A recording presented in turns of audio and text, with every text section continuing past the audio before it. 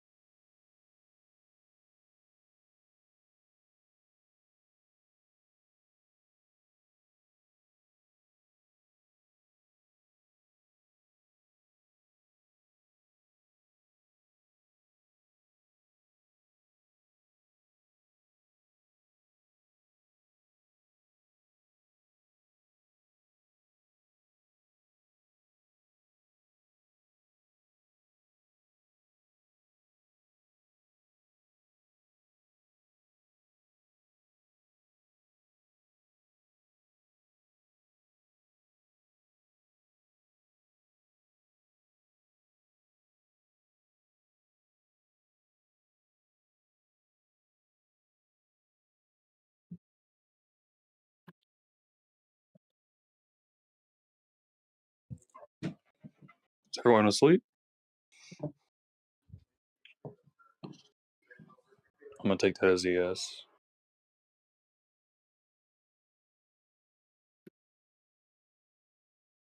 Nah, Yeah.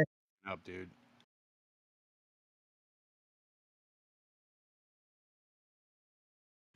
You need that cup of coffee before you start. I'm speaking. Where did I put it? I made it, but I never drank it. Where is it? Shit, I'm glad you said that.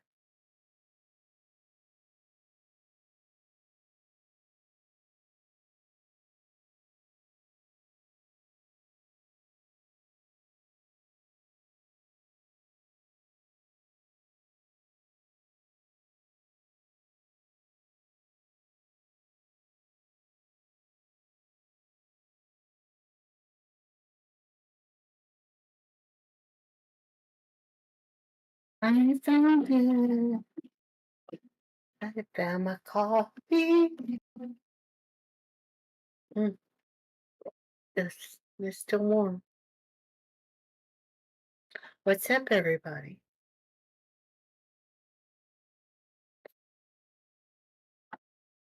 I have found that the world is flat or round depending on where you go and where you stand. Isn't that a unique concept? Like right now, it's flat in my world because the floor is flat. But if I go somewhere that has a hill, it's kind of sloped. And then I would say my world is round. But is it round or is it just sloped in places here and there? Not sure.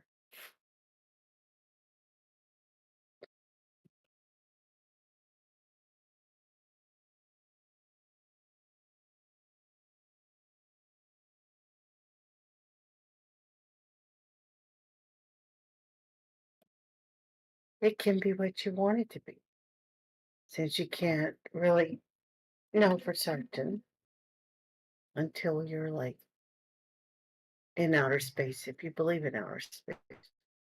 So you can just decide what you want to be true. That's what I do any given day. This room is very full not to have anyone talk. Is my mic messed up? Or am I talking over someone?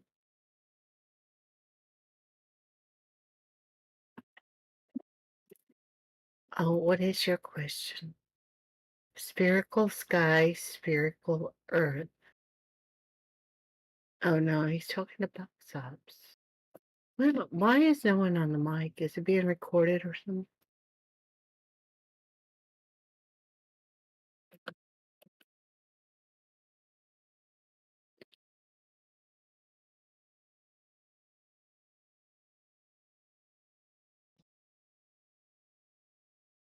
This is not fun. Yep, I thought looks it like would. Flat Earth died. I thought it would be fun, but no one wants to talk, which makes me very melancholy. Melancholy Holly is very melancholy. Well, whatever one they That's do. not an adjective. Anyway, Melancholy is an adjective. It's a noun, but I made it an adjective because I'm melancholy Holly, and I can do that. damn. Thought that was illegal. Just like I can make the earth flat or round. I just wave my little wand. Which one do you want it to be today? I would like it to be a sphere, but we're still, on a flat Earth. It's just the sphere is huge, right? And we're just melting a little puddle into I our think local sun. I think it's conical, like a cone with a circle bottom that points up to the apex, which would be heaven and God. Yeah, you got it. You got it. Make it happen. Or not. It's just as plausible as any other theory. Yeah, equally plausible, I mean, you can't predict anything, but sure. Why not? I mean, you have the wrong model, then you're gonna send planes the wrong way, no? Mm, I don't know. Planes go the wrong way all the time.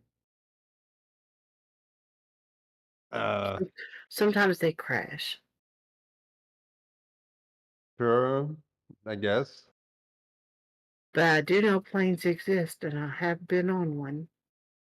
I mean, I'm confident in saying that the people that made GPS know how the Earth truly looks like, whatever that may be. Well, I think they know what the land looks like and the water looks like, but I don't think they know the shape. I mean, I'm very doubtful they could make GPS work if they didn't know. Oh, it would work just as well if it was flat. Sure, but either way, they know. How does GPS work? Can you describe it? I can, but it's going to involve satellites, so a lot of you are going to, leave No, already. no. No, but either way, Satellites are cool. all Go I'm ahead. saying is, Go- let's go say I don't ahead. know how GPS works, right? But the people that make Well, GPS how do happen, you surely know they know about the GPS shape, works right? the way you think it works? If you don't know how it works, then I why don't, do you think right? it works the way you think it works? No, I'm just saying those people that make GPS, they surely know the shape, because otherwise they couldn't make working GPS, right? That gives us the right direction. So, do you know what they did to make GPS? Well, sure, but Okay, describe it. Okay, I mean, GPS is based on satellites. Different satellites in your view, they continuously send a signal of their position and timing. Based on the differences in how you receive that information, you can triangulate your position. And why doesn't this work on a flat Earth? No, you could, on a flat Earth, you could have balloons or whatever. I'm not saying it wouldn't work on a flat Earth. I'm saying is, whatever those people, Wouldn't work because whoever space those doesn't people are, exist. they must surely know, because they would have to account for the shape of the Earth, whatever it may be, whether it may be flat or whatever else, right? On a flat Earth without gravity, we would still not have the atmosphere we have right now, and we'd not have able to circulate satellites around the Earth. Yeah. So on a flat They, Earth, they tell you there's they're not, not satellites, they're balloons. And sure, satellites you could have as these balloons, emit their position and time, and you could triangulate your position as well. You'd still have to know, the shape of the Earth, kind of, because otherwise you couldn't map on it and you couldn't, do any routing. But, yeah, like GPS only works if the people that built GPS, know the shape of the Earth. also, if you look at schematics, how, GPS trackers or whatever the fuck you would call them. But they could be work. lying to you, man. They They're could be coherent lying to about you. They're coherent about the round Earth. They would not. It's The just model what the we math use today says, would but, not work on a flat Earth. Right, but maybe they're lying to you about the true model they use, right? Yeah, but that means that they will have a fully functioning model that they use on a round Earth. They just don't use it, and they, have a hidden model which they can use Yes. instead. Right. That isn't Exactly. coherent whatsoever. Well, I mean, it's not It's like likely, saying, but oh, it's definitely coherent. we have all of the technology to go to the moon, right? We have a plethora of coherent schematics for the spacecraft aircraft that went to the Yeah, moon. I mean, they put a bunch of They work just into fooling you, decided not to do it because they didn't want to. They had the ability to, but they were like, nah, fuck this shit. We're gonna shoot this shit on Earth instead. Yeah, it's ridiculous, but that is the position. Like, flat Earth. Like, they would be lying to you, and they would come up with all these, coherent but still, fictional schematics just to fool you. Yeah, of course. I mean, realistically, right? If the Earth is flat, more people are in on the Earth being flat than people, Yes. like more people would Indeed. know that Earth is flat. There's lying. Most people would be like true flat earthers pretending to be globers to convince other people to believe in the globe. Yes. Which, Exactly. again, ridiculous, but yes. But no, I'm sure these guys on this server, they got it, bro. They figured out the matrix and they have escaped. They're the true, they're the truth seekers. Yeah, no, they'll tell you that they don't even know what the shape of the Earth is, and that they're actually not claiming that it's flat. Even though we're in flat Earth and everything they're saying is, flat Earth talking Topography points and exists. so on. Hey, exonaut. Yeah, topography does exist. Oh, there you go. Yeah. So, Yeah. So yeah. I can tell there's a local hill, but I still don't know or claim to know what the shape of the Earth is. No, like. Yeah. Well. Okay. Well, flat's not a shape. Flat most definitely is a shape. I don't know what you're talking about. It most definitely is not. Can you draw? Can you draw me a flat shape? Yes, Or I can draw many flat draw me shapes. the shape. Draw me the shape flat. Yeah, flat is a property of shapes. Then.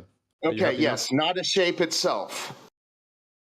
Okay. Awesome. Good that Okay. we, Okay. So good you that we don't need nailed to that act down. like you don't need to act like the intellectual giant if you think flat Right. was a shape 10 seconds ago. Right. It's called a Terror. plane shape, actually. You got me there. Yeah. You You know. get I my do gold know. star. Yeah. I do know. Do you know what the shape of flat is? Because there's a word to describe flat. It's called plane. A plane Yeah. shape. Has a Planar. flat Yes. We surface, live on a topographical plane. but you don't. What the overall shape of the Earth is, unknown. Mysteries abound. Unknown mystery. Not really. Mysteries abound, right? It's a Yeah. sphere, Nobody. actually. No indications either way. No, Could be banana shaped. Could sir, be a torus. Exonaut, hold on. Your G equals GM divided by R squared, I guess that is confused. Oh, The I'm confused. dude, the current science claim or pseudoscience claim, whatever you want to call your high priests on TV scientists, they're claiming oblate spheroid, pear-shaped, not a sphere. You're So completely correct. billiards It's ball, a sphere. Indeed. pal. The billiards ball they showed you on TV is not what they're claiming it to be any longer. It is, though. It's just slightly oval. It isn't, though. It is. Yeah, it most definitely is not a perfect sphere. And It's not as a you perfect noted sphere, yourself, but it's like a sphere. nobody's claiming that. So yeah, like, what are you guys even have like a talking problem. about? I mean, You guys have a problem. All why the is that a problem? pictures. Don't. Yeah, you guys have a problem. All the pictures from space show billiards ball Earth. So could you look Yeah, up because actually on that what scale, do you know the like what the deviation between the You oblate guys will be spheroid and the okay. perfect You sphere listen. is? You two. You guys will be okay. You were duped by some cinema. Did you guys? What happened when you guys found out about Santa Claus? Did you guys cry about that? Boring. Is it just you want to make an argument, or I you mean, just No, your want I'm to? just inability asking. to I'm just perceive asking, pal. I'm asking. Did you your take not an the inability argument. to news of perceive Santa Claus this science hard? isn't an That argument, is bro. like Just because you literally don't not an argument. understand science doesn't mean you have a valid argument. You misunderstood a G. scientific claim. We're No, you talking use that about as an argument. G. We're talking about geometry, not science. You're completely correct, but you mentioned them. Okay, so I mean, you I'm guys talking can get about off your both. high I horse. don't know if you. You What are guys these can get off arbitrary your high restrictions? horses, okay? Happy to talk about both. So actually, could you solve this equation for me? I think that would be very interesting to say. Yeah, we're trying to figure out a shape, not science, guys. You have So the shape. No, but you mentioned science in your statement earlier, right? You said the mentioned general science. consensus has shifted, and now scientists claim that it's a spheroid or not a perfect no, sphere. the modern day pseudoscience communicators are claiming oblate spheroid, So you pear mentioned shaped. science, and You're at the your bottom. misunderstanding Go of ahead, the talk general over me. consensus is not an argument. Just because you don't understand what they mean by that claim, isn't a No, valid argument to say that pictures from Earth, from Okay, space, I'll are ask you, fake. G. So you can clear it up for me then. Isn't something that's oblate spheroid or spheroidal pear shaped? Is that the same thing as a sphere? No one has claimed that the Earth is Okay. shaped like a pear. Could you Oh. find me one credible source, scientific source, claiming the Earth is Well, no, you shape won't of a find pear? a scientific source for that, but you will find many pseudoscientists Okay. claiming that. Yes, could you Yeah, I could you mean, show what's me the one, problem? actually? Who are you arguing then? You're arguing with people that you already can tell don't present the most coherent case I'm for not like arguing with spherical anyone. Earth. So I'm not you're arguing with just anyone. I'm coming in to no. tell This is you called your shadowboxing, guys' right? This is scopes are called misguided. shadowboxing. No, this is shadowboxing. You're conjuring up a straw man of the position of like globe Earth, and then you're Okay, your trying to argue projection against is that. noted, sir. Right? Your projection is noted. Awesome. Not as awesome as you think. Fine. Yeah, you I guys are don't left care. in a conundrum. Okay, listen, you're left in a problem. We were given billiards ball Earth for decades. We were Who was shown given it that? on humanity, sir. Okay. Why is that a problem though? Like you can't make Because now simplifying you guys, assumptions. because I'll tell you why it's a problem. What about Because why you guys go have ahead, plenty of go pictures ahead, of flat get Earth? it out, get it out. Oh, I'm looking at the flat Earth right now. Would you like me to take a picture? I'm outside. Hilarious. It is hilarious. So, what's the problem here? Exactly. problem That's what is- I'm asking. What is the problem Okay. with like people showing I you will tell you the simplified problem. things, Since you don't and know then the if you problem, I'll ask tell you the them, they will problem. happily tell you that they're not talking about a perfect sphere. Okay, well, every What is the image problem we've here? ever been given, every image humanity has been given by these space travelers is a billiards ball Earth. Like it or Okay, not. what does science predict that will look like? Does it predict it would Science? obviously look like not a We're sphere? talking about What is the geometry, deviation? What is the what's the expected Okay, there you deviation go. according to Globe Earth between the perfect sphere and the oblate spheroid, right? What is No, the they're very expected vague deviation? about it. They're very No, vague they're about not. it. They're not vague like about to it at say all. They can chubbier. specify it precisely. Okay, so can you show me those specific oblate measurements in the billiards ball Earth images that we've been presented for the decades? Again, you would have to know, what the expected deviation is, and then you can maybe see whether you're expected to see it on a The picture of images, that the scale anyway. the any, because the images we've been given are billiards balls.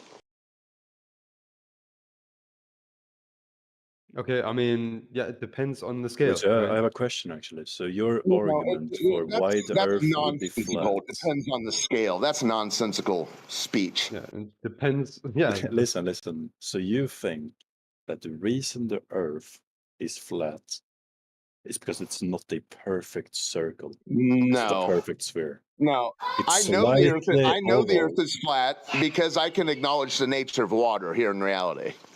Of water. So you don't believe in gravity, do you? What, space time? Okay. You guys need to get your story together, okay? Because you guys have been left with a lot of buzzwords, You say a lot you of know the wild Earth is goose flat chases. because Go of ahead. water. Go ahead. You said the Earth is flat because of water. So what exactly about water on Earth makes you know that the Earth is flat and not a sphere? Well, what do you know about the nature of Earth? Since you're the one that's confused, you're the one that thinks it's forming into a sphere. So I gave you a formula actually calculating dropper I don't care. distance Yeah, I on can give you a Earth that's I can give you a coherent formula. with gravity as well, right? So we take Okay, dude. we Space take the time. radius of the Earth, which is 6,300 kilometers, and then we apply that to a formula, which I did. Okay, well, I you can would give you easily get the this mass for coherent I can with give you the my name mass as for well. Superman. I can give you I the don't think mass there's for any math for Superman's Superman. flight capabilities, his leaps and boundings abilities. I don't think there is any math to explain. Oh, sure Superman's there flight is. ability. Could you Sure give them there to me is. as well? I would love to take a look at them. I'll post it for you. Thank you. Now, when I post that math, does that mean that Superman exists? No, not really. I would like to see if it's Okay, coherent not or not. really. Not really? Guess again. Maybe could you show it to me? No, I'm just asking you. If I show you the math for Superman's flight capabilities, his leaps and boundings capabilities, Yes, if you can show me the math and the math does is that mean coherent. Superman exists? Yes, if you show me the math and the math is You coherent. guys, I hate to use this term, but you guys are bricked. And I So wouldn't if have come you- in here. listen, I wouldn't have listen, come in if here, you but your show me guys' the math- listen. Your guys' If you show arrogance. me the math and it's coherent to reality with any sort of predictive Then Superman capability. exists. Yeah, if you show me the math, it's Okay, coherent to you've reality lost- with any you've lost sort the of plot. predictive capability, then yes, sure. but Okay, I'm well, not going to be able to you've do lost that. the plot. You've lost the plot, sir. No, because you haven't, Math you do haven't not given me the create math. reality. It's a way to explain it, huh? Like if I say the Earth is flat or the Earth is round, Yeah, you I can can justify it using math. you can explain how much you wish the Earth is a ball as much as you'd like. That's what you're left with. Explanations. Yeah, there's also proof as well. You can watch a sailboat go over the Okay, horizon. like You what? can do a laser Like what? experiment. Give us some evidence of this water ball Earth we've seen on TV. I just gave you some. Could you refute? Could you coherently refute Okay, the my math. formula? Okay, thank you. The math. Thank you. Could you coherently refute it, or are you just gonna say no, it's wrong? What can refute what? So I gave you the Your formula, and I gave you a little picture of what the different numbers stand for to make it as All right, let coherent me for look you at as your picture. possible, like 5th grade shit. If you can coherently dispute it, tell me exactly what's wrong about it or why it's incoherent, or why it doesn't match reality. Let me look at your pictures. Hold on. Thank you. If you can tell me why it doesn't match with reality or anything wrong with it, then sure. Well, if it has anything to do with the globe, what you do is go to the nature of water. No, you're running from the conversation. Could you coherently disprove the You formula I you're presented? saying, Why is it wrong? Okay, hold on. Okay. G equals GM divided by R You're stuttering. big 2. You're stuttering. You're telling me this image you've shown me of North America, right, and the tip of South America, correct? That's what you want me to look at? No, I wanted to look at the formula below Okay, the image. I'm looking at your drawing that you've put over this Earth. Yes, Is that's this an a explanation depiction of the what water the ball? formula stands for. Dude, use your ears. Is this You're what you running believe to be a from the representation? conversation. My You're acting lord. deliberately stupid. The picture is a Okay, demonstration projection of noted. where the numbers come from. It Is this shows a you. representation of what you believe the Earth to be? This Yes. circle you've shown me. Okay, let me ask you a question. Are you ready? I think so, but you're still not disproving the formula. Are you? Okay, You're let just me running ask from you the a question, conversation. pal. Like grasping Dude, onto every I'm straw. not gonna listen. I can't disprove your wishful thinking. Okay. No, because you know But it's I'm gonna coherent to point. reality, or you just don't understand it because you have the Okay. cognitive Well, let me ability of a explain. 5-year-old. Let me explain to you what I do or don't understand. Then, so this image you've shown me. So on the other side of this globe, you're telling me the rest of South Africa, Europe, Asia, Africa, and Australia fit on the other side of that? So I'm going to ask you this very simple question. It's going to show No, your I'm going to ask cognitive you a very ability. simple question because you showed me a cartoon. You told me this cartoon was reality with R's on it and D's on it and H's on it. So what So does the you R tell stand me. for? Could you tell me what the R stands for? Yeah, that's the 3959 thing you've got embedded in your head. You tell me what the love the A D. stands for. You You love tell the me what D. the Yes, H that's stands the for. 3950, the height of whatever, I don't know what the purple line is, but the height of the purple line. So you don't understand what the meaning of the picture is. It's not a demonstration to say, oh, this is what the Earth exactly looks Listen, like. pal, I know that the picture is a demonstration of your wishful thinking, and I'm asking you, on the other side of that globe, does the rest of South America, Europe, Asia, Africa, and Australia fit? Yes. No. Yes. In your dreams or in reality? In reality. Okay. Yes. Good luck. You still haven't disproved my math, bro. You just kind of ran from the conversation. Well, I I asked told you that listen, coherently pal, disprove it. Why is it not the accurate to nature reality? of water, And you're like, listen, oh my the god, you have nature, this picture the that you've drawn nature, on. the nature of Come on, man, do water. better. I've done as good as I need to do. The nature of water ruins all of your dreams that were on a water ball. What is the nature of water? Could you explain that to me? Well, you're telling me that it conforms around a sphere. Does that sound natural? Yes, correct. Yes, it sounds Okay, natural. Yes. using what? Space-time? Gravity. Space-time? Gravity. Oh, space-time. Gravity. Yeah, you got to Okay. define what you're Thank talking you. about when say Thank want you you- for grab. exposing your Why won't he chance. acknowledge G the equals current rhetoric GM of the squared globe? to radius Yeah, squared. say how about when you say gravity, what do you mean? Can you articulate that? Gravitational force, right? So when very, very large objects exist and they pull things towards them. Old Okay, rhetoric.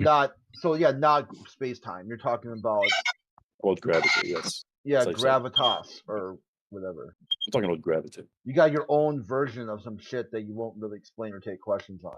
I'm talking about gravity. Yeah, which is a force apparent to you, right? Yes, a gravitational force, yes. There's You no can such thing as a explain. gravity force. Yeah, You there's got gravitation and gravity. Yeah, there's gravity vectors and whatnot, but there's no gravitational force. I just posted a news article today about that they believe that this core of the Earth is leaking helium. Okay, leaking helium up to the surface. So there is no gravity force vector affecting this helium that's leaking Could you out of show the me? core. Could you show me that actually? Because I'm like 99% certain you saw some headline on Twitter. You haven't looked at anything, or you completely what the article was saying flew over your head because you didn't read it. No, hold on a second. You're 99% sure of that, so I want to buy in. Okay. Yes, I would like to see the article. How much are you wagering on this? That you instead of reading the article and understanding that, you used some subjective worldview. I would like to see what you read so I can see what it says. But before I do a fetch quest for you, I need to know what the failure consequence is. Because you use your worldview. Hold on, dude, listen. Don't start jumping in, okay? I will do a fetch quest for you. But once you realize that you have egg on your face and everything you just claimed about me is objectively false, what is going to be the consequence? Will you evaluate if your I'm worldview? objectively wrong, right? Yeah, will you evaluate your worldview that you don't know really anything anymore? That your worldview is so broken and so shattered. If your article disproves that gravity is not a thing, then yes. Yeah, it's not my article. I always. What did I say? Repeat back to me what the article said. That helium was leaking from the Earth, or the core of the Earth. Yeah, and which way does it go? What did you say? Which way is it going? Upwards. Upwards. It's going away from the core.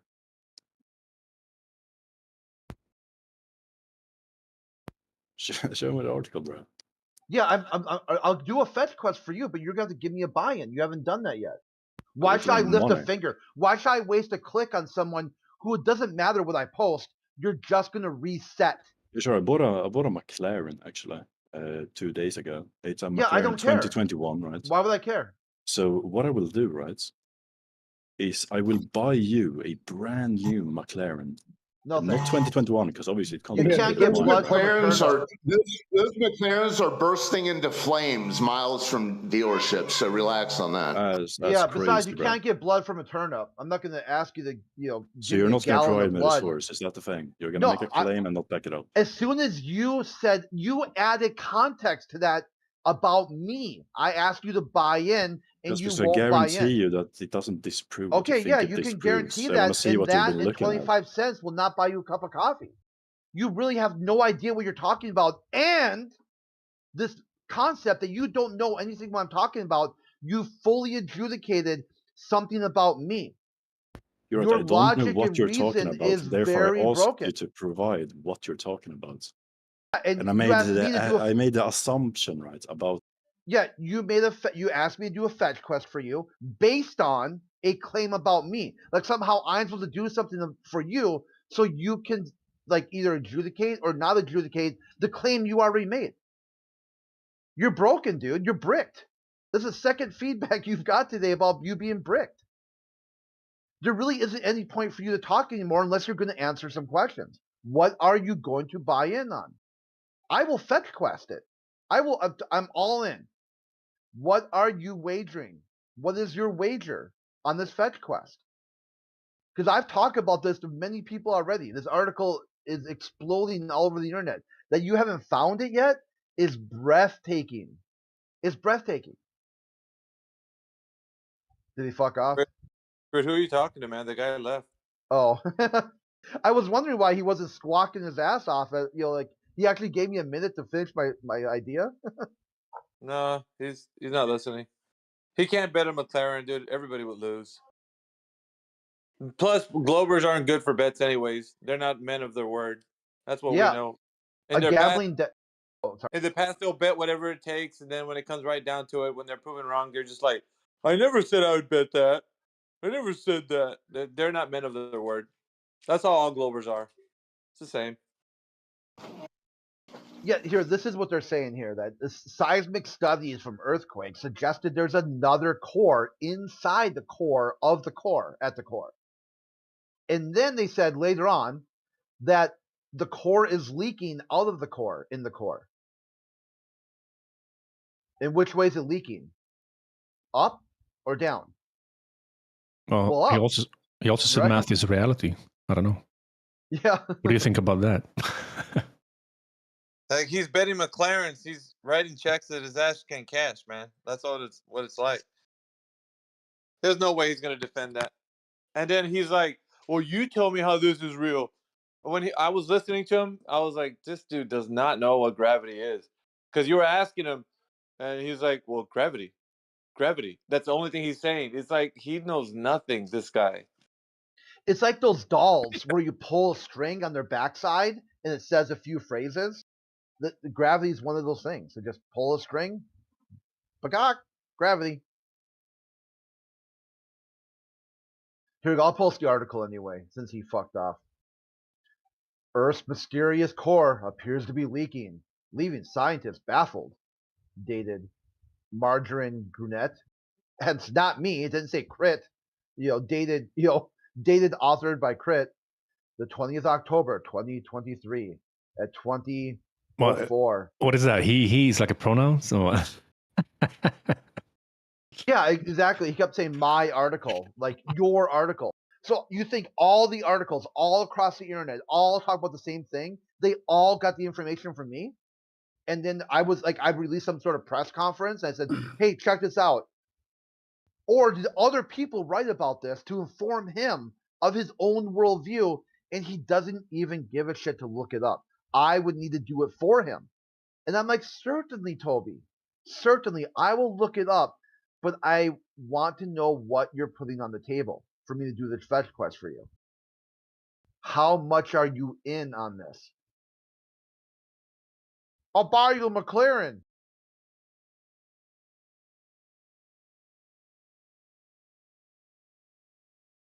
Yeah, it's a bunch of bullshit. They won't do it. There isn't a Glober that can stand up to truth. Not that I've seen so far. Yeah, They all fall side. Clowns. bunch of hoes. Dude, I seen Different area codes. I seen Capricorn 1 today. You guys seen that shit? Yeah, that's a pretty good movie. That movie's sick, dude. It's okay. I mean, it's good for the context of the conversation, and it's like okay in a movie just in general. It's pretty fucking accurate, huh?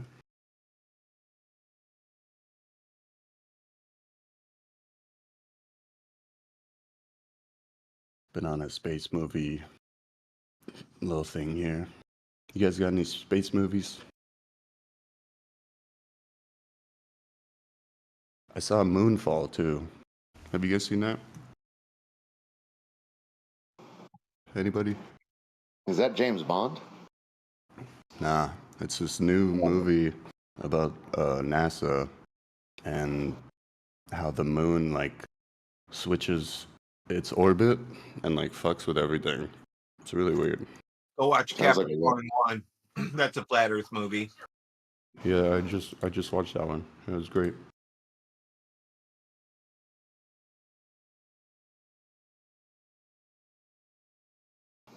There's there's a movie called Solaris, I think. It was from the 70s, and then they remade it in the 2000s.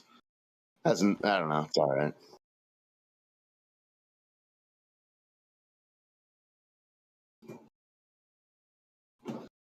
Yeah, that's what I don't understand. The globe enthusiasts, there will always be sci-fi literature in movies.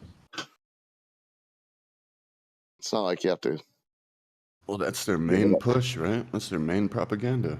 Yeah, well, that's what I'm saying. Even after it's exposed to be just fairy tale, you can still enjoy the fairy tale. Yeah, 20 Leagues Under the Sea, Journey to the Center of the Earth. Oh, yeah, those are all even... that shit predates anyone talking about, like heliocentric ball spinning monkey religion. Dragons, people love those.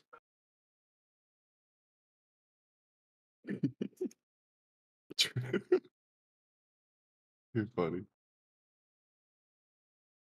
People love dragons. Dragging these nuts over globe.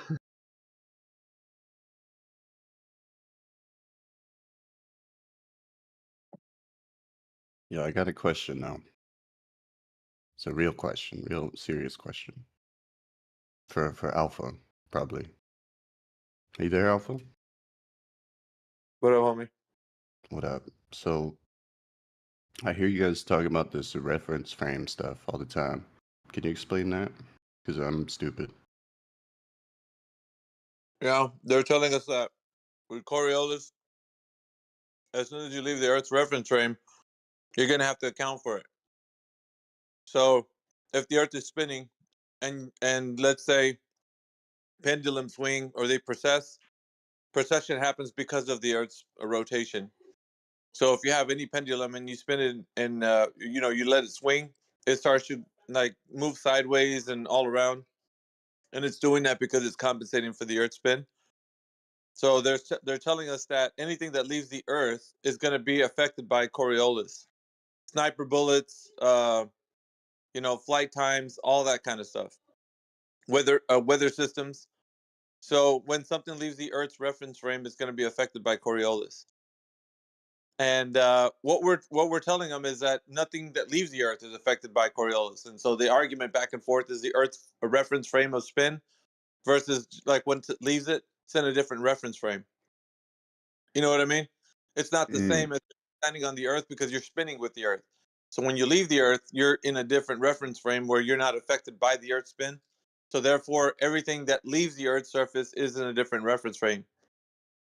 And it's called the inertial reference frame because it comes from inertia, right? From the Earth. Yeah. So that's part of the understanding. But then it gets a little bit like mathematical with like the spin. Well, that's But just it does. like throwing their model on them, right? That's like because It's more. Coriolis is like pseudoscience, right? It's like even the Yeah. science community doesn't know what's It's going on. called. Yeah, it's called an apparent deflection. It's Coriol because the actual term of like what it is.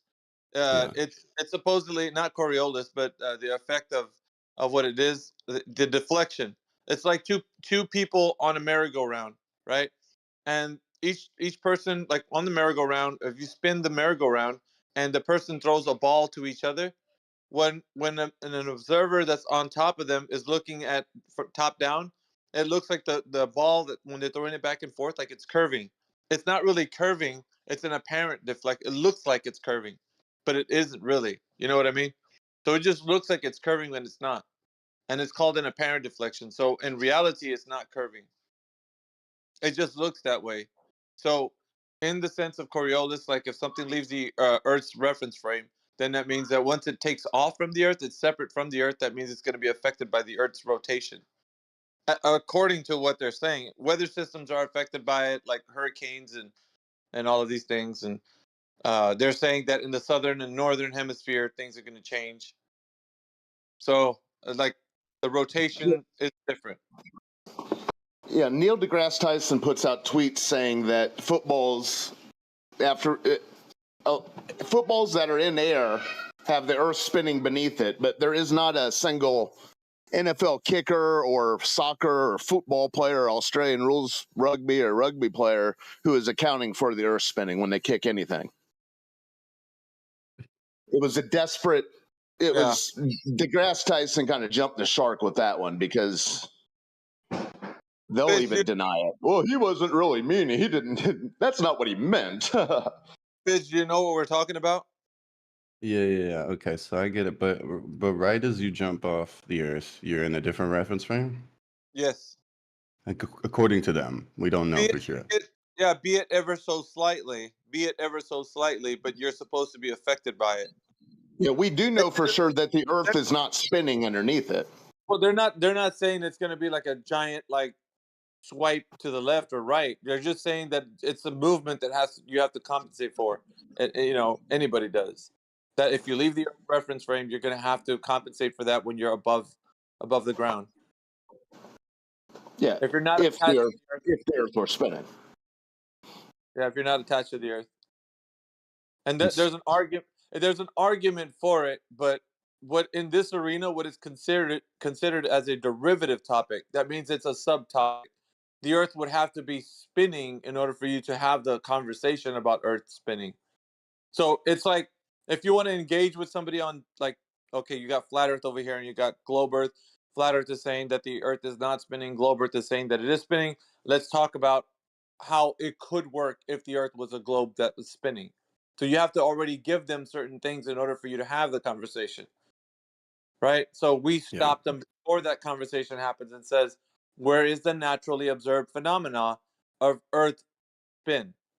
So before it becomes a conversation to have with someone, you can stop them short by saying, okay, if you want to have the conversation about Earth spinning, before you talk about Coriolis, I need you to present to me anywhere you can naturally observe the Earth spinning. Because it has to be a naturally observed phenomena for you to vary and manipulate pendulums and spin them around and change that and have things go up in the air and say, okay, I see that moving. Now I know it's because the Earth ground is moving.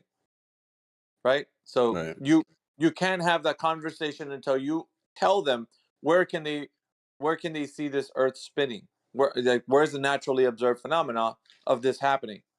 Because if the Earth is doing this, then it could be observed doing that. And watch them kind of squirm when you ask them that question. They're going to say, no, we don't need that. We could just see pendulums. And you're like, no, I don't want to look at a thing. I need you to show me the Earth. The Earth is what I need to see. Because you're saying the Earth is doing something. If the Earth is doing something, I need to see that something. Right?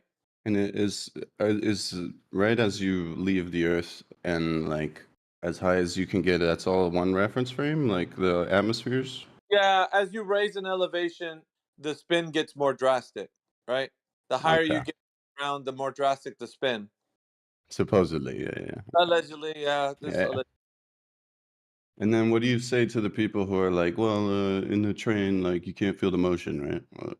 Yeah. Well, so in order for that analogy to work, you'd have to understand.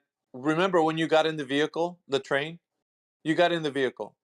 So in order for you to understand that that analogy even fits close, you have to have gotten into the vehicle, gotten out of the vehicle. Because with any vehicle, you get into the vehicle and you understand you're moving at some point, right? You're like, I got into the train. The sentence itself is logical. And I know that parallax happens because I can see the trees that are close by and in the mountain in the far distance. So I know that I'm moving faster. The trees that I'm close to are moving faster than the mountain as I'm going down the countryside. So you can make a logical statement out of this. But if they say it's like a getting into a train, then you're like, so when do we get into the earth and then get out and get back in? Because the comparison here is a vehicle you can get in, right? Yeah, I see what you're saying. So That's a good point. the analogy falls away because they're not able to provide. It needs to be correlative. Like you have to use an analogy that's similar. Like you can't use something that's not similar. And also, the hypothetical would require that there be no acceleration, deceleration. Right? The analogy in this case is like you don't feel speed, but you need them to understand speed is not what's in question. How did we get to the velocity that you say that we are? Because then you would have to first start off with acceleration, getting to the velocity. Once we achieve velocity, then remain at the velocity, and then say the analogy fits because you don't feel speed, right? So you can't get there because in order to get to that point, you have to achieve velocity to get there. So there's a lot of there's a lot of things wrong with that whole analogy because number one, it doesn't fit because you have to get into the vehicle, which we didn't do that to the Earth. Number two, you have to achieve acceleration to get to the speed that you're at with the Earth is spinning. You can't do that. So there's no way that you can make that fit the car or train or plane example, because in every instance you get in a vehicle, you understand that there has to be acceleration to achieve the speed that you are, you know what I mean, like cruising speed or whatever. Yeah, it'd be like we were if we were born in the car. Yeah, we wouldn't. Yeah. Yeah, I see what you're saying. And you've never experienced acceleration or deceleration. And what's even worse is that when you ask them according to the paradigm of the Earth being a globe, the Earth does experience acceleration and deceleration because its orbit around the sun is not a perfect circle, right? So as it's going around the sun, it does go through an acceleration deceleration process. So yeah, so you do start feeling some type of acceleration deceleration, like, so that is allegedly the thing that they propose. Every glober that knows what his paradigm's about would be able to say these things. There's no escape. Like you have to stick to the what we're saying though, researching the topic of the Earth being a globe, we've looked at all the little nuances of this argument. So there's nothing nowhere nobody can take us that we don't already know what it says. We're at the end of every single argument, already been able to destroy every single one. I mean, it's nice that they try to come up with new ideas, but I'm sorry, that's not how you play this game. This game already has rules that are set, which means that the main scientific consensus has already told you what the Earth and all the lore about the Earth is like. So you either get with that program, or you can wax yourself philosophical talking about what you think the Earth is. That's not what we're here for. We're here debating a topic that they're telling you it's like, because like no glober comes in here with their own mindset of like, I think the universe is this. No, you got that from somewhere. Somebody told you. You were at school or you barely learned something and you just saw it on Discovery Channel and you're parroting it like you know what you're saying. You don't know what you're saying. And most of these, like the previous guy that was in here, I don't know if you were here or not, Fidge, but he sounded like he knew what he was saying, right?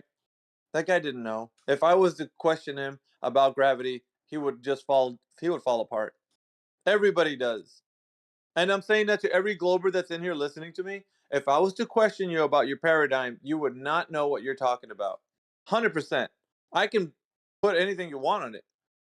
If I was to quiz you on the little nuances that you don't know about, you think you're, yeah, I can talk about the globe. No, you don't.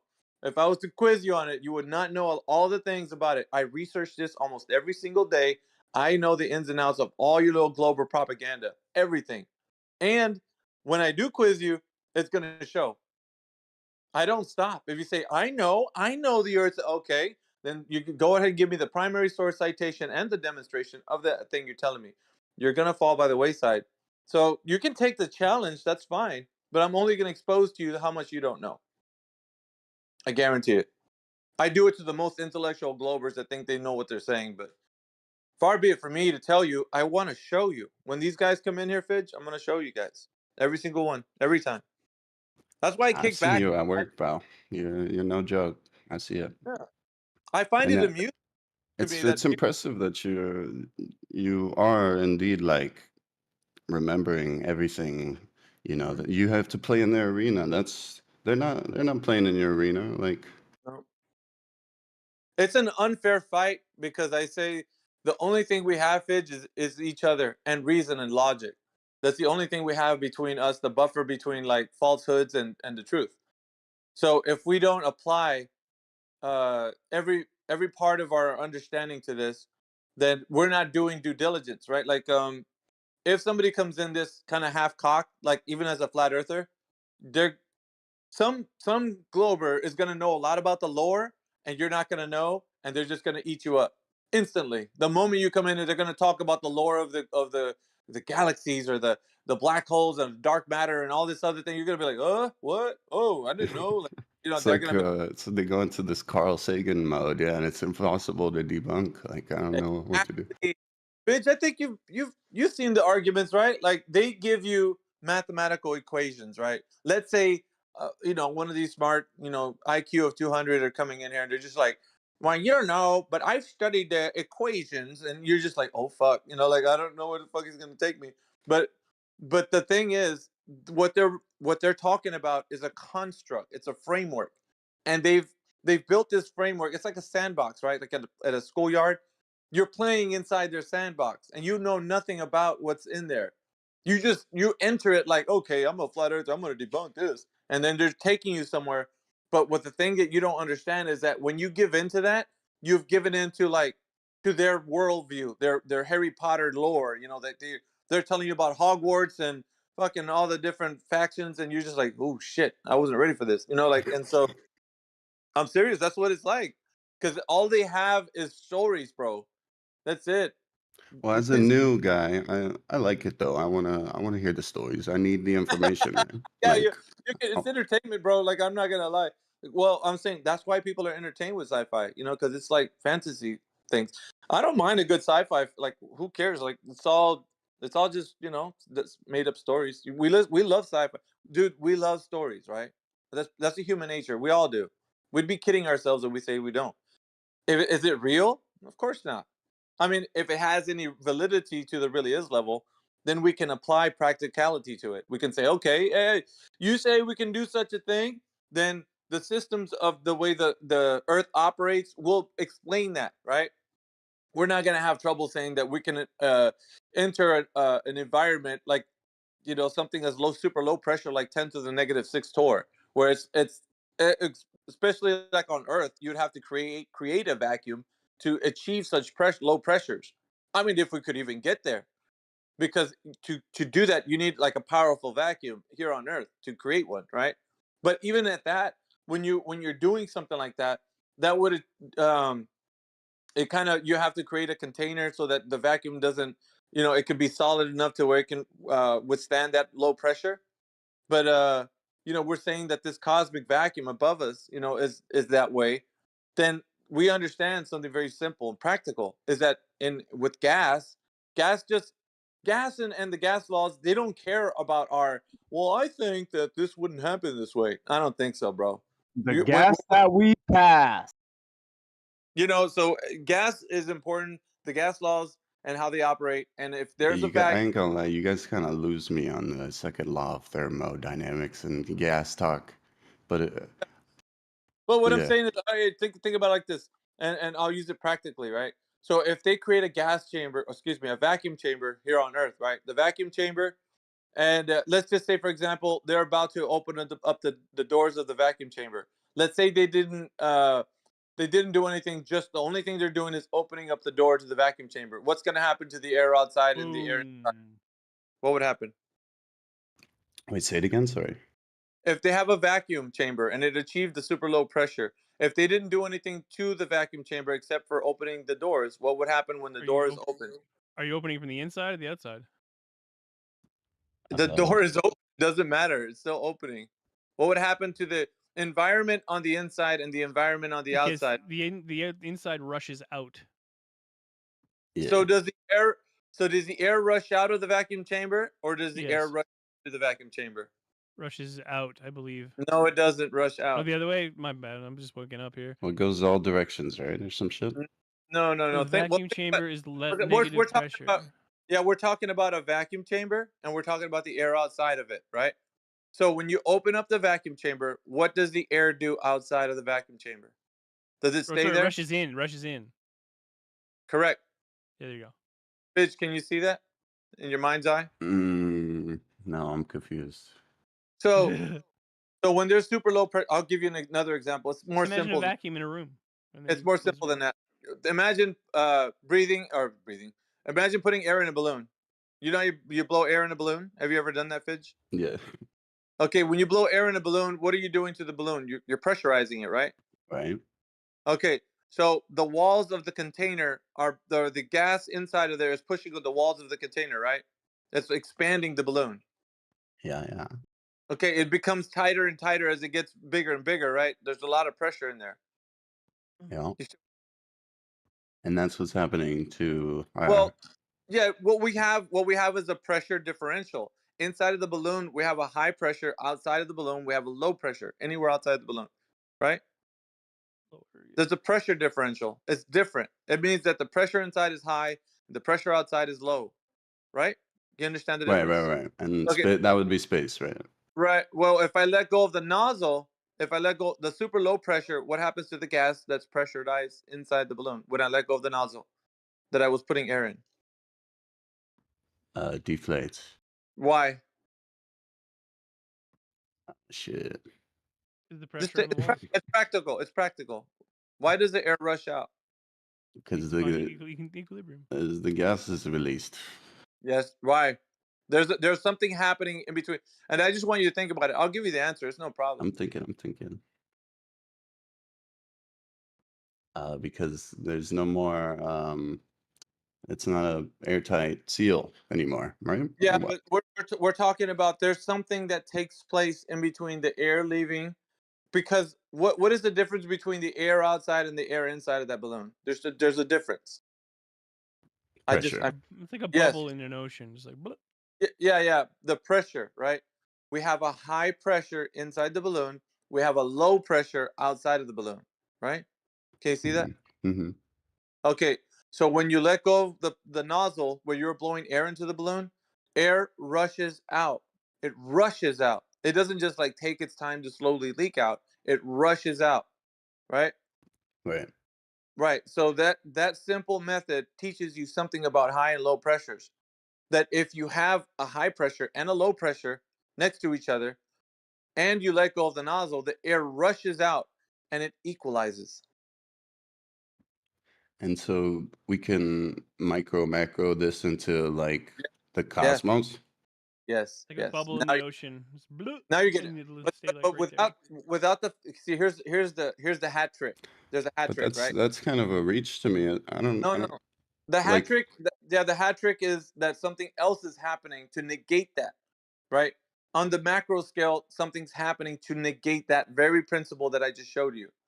Because entropy, that's okay. So entropy is just what I just told you: high pressure to low pressure, hot to cold. This is a natural process that happens. It's a law of nature. Now, this is a law of nature that we can't negate until you have the globalists telling you how it can be negated, right? So they're saying words like gravity is negating the gas pressure to leave the Earth system because the Earth is an open system where matter and energy can go back and forth. So, in the sense that you're on top of a ball that has gas pressure, they're saying it's not like a balloon because the walls of a container is okay. So, I'll say it this way: the walls of a container define gas pressure because without that, you can't have force per unit area. You can't have that inside of a container. So, inside of a system, force per unit area is only achieved by the pressure that's exerted on the walls of the container. No walls of a container, no pressure. So gas pressure, yes, gas pressure is defined by the walls of its container. But in the case of the globe, it's not defined that way because obviously they're going to say the Earth itself is a container, and these will say the Earth is a container. Like the atmosphere. Gravity is a container, but what we understand in just practical understanding of the law of thermodynamics is that you have to have a container to contain the gas. Otherwise, the gas pressure, because gas is not like liquid, okay? And Yeah, it is. no, they're not. They might be considered fluid because they have fluid motion, but they're not considered the same. They're not equal because each one is categorized in a different area, right? Liquid is liquid, gas is gas, solids are solids, and we can put them in different states. So the different states that they're in would categorize them differently. Now, gas moves in omnidirectional. Fluids move down with a downward and also outward vector, downward and outward vector. Gases move in every direction. They don't. Some of them are heavier than others, though. Yeah, but they still disperse, which means they still have omnidirectional movement.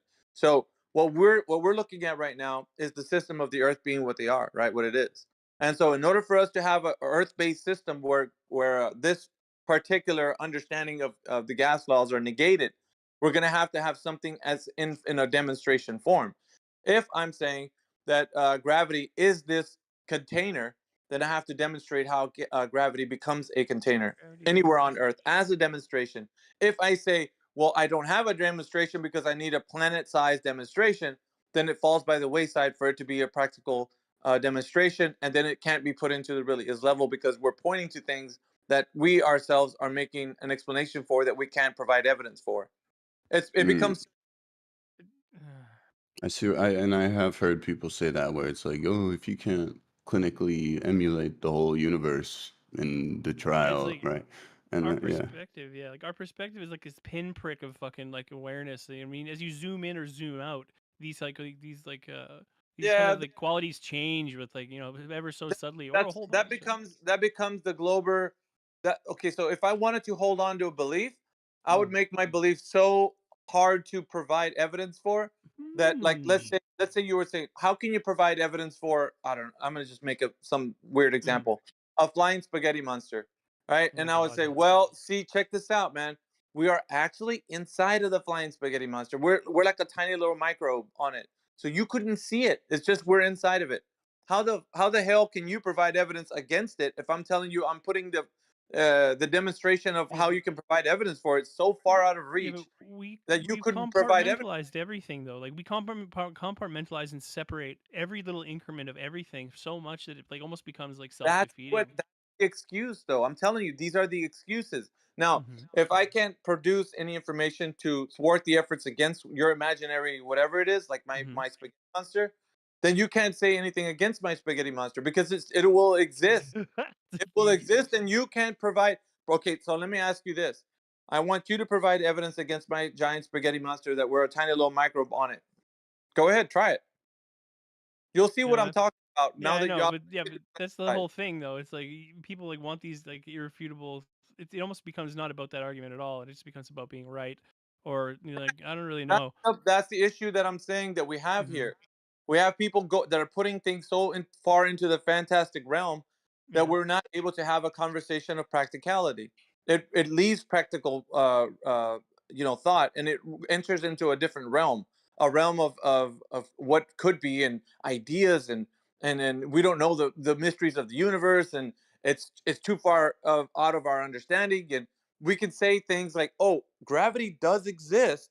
It's just that in the cosmic scale, we can't understand what's going on. Really, we're just tiny little pea brains and little pinpricks and little tiny. Yeah, we've heard it all.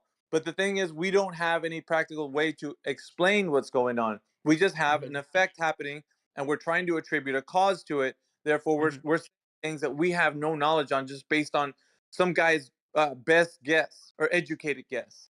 Let's So say. like, what are you saying then? Like, what do you like? What do you want? Well, it's very simple.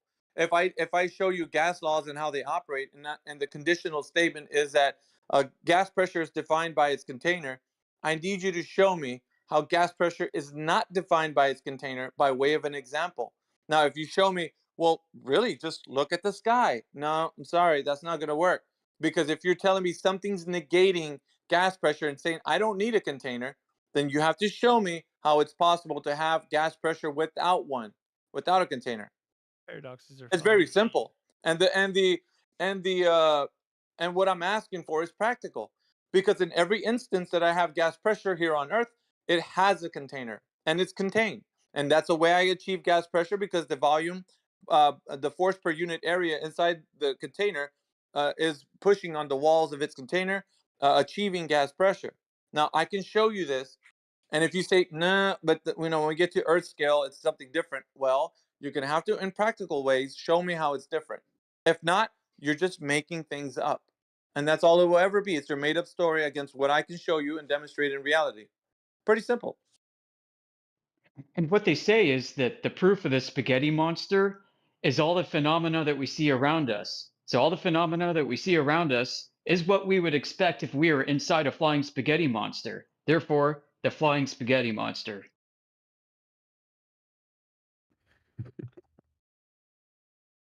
I like that. Yep. I'm at the end of every argument, gentlemen. There's nothing that any baller couldn't throw at me that I know that they can't take me. And so do you just get into like standoffs with like PhD guys about gravity though, or do you like make do they? Listen, cosmologists, PhD, astrophysicists, it does not matter. Every single one lives in a Harry Potter realm. Everyone, all of them. They can't come back to the practical and practical reality. They always have to take our conversation out into mythical realms. You know, ball planets that exist far out from our reach, and Earth-like planetary protoplanetary systems. How things are, and really, I'm telling you, Fidge, it's smoke and mirrors, brother.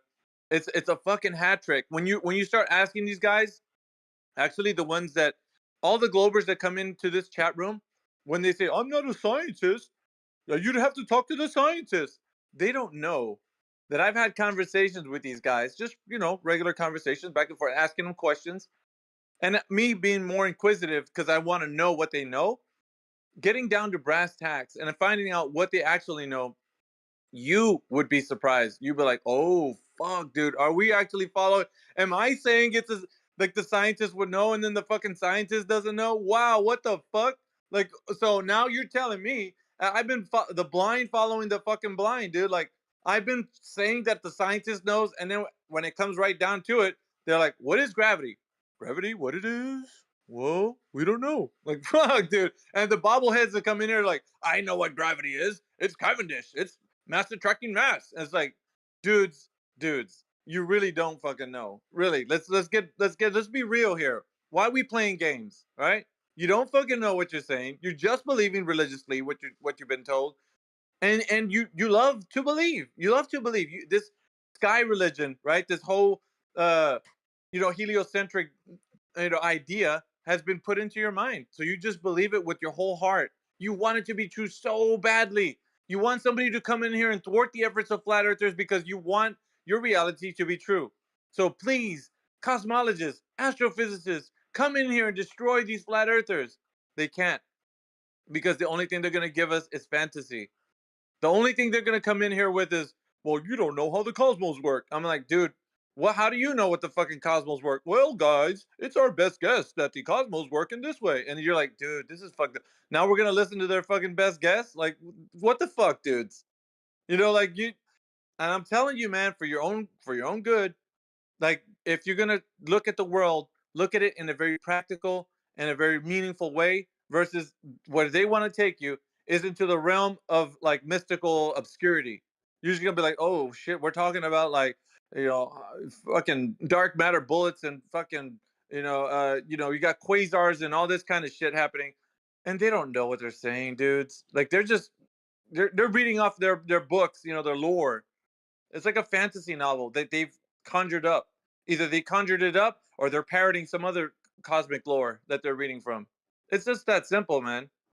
Getting right down to brass tacks, they can't tell you what practical reality is, or they conflate it, or it's an amalgamation of like, well, we got this gas law, we got gas laws, right? And then we just apply it to the cosmic scale. And it's like, yeah, how are we doing that, bud?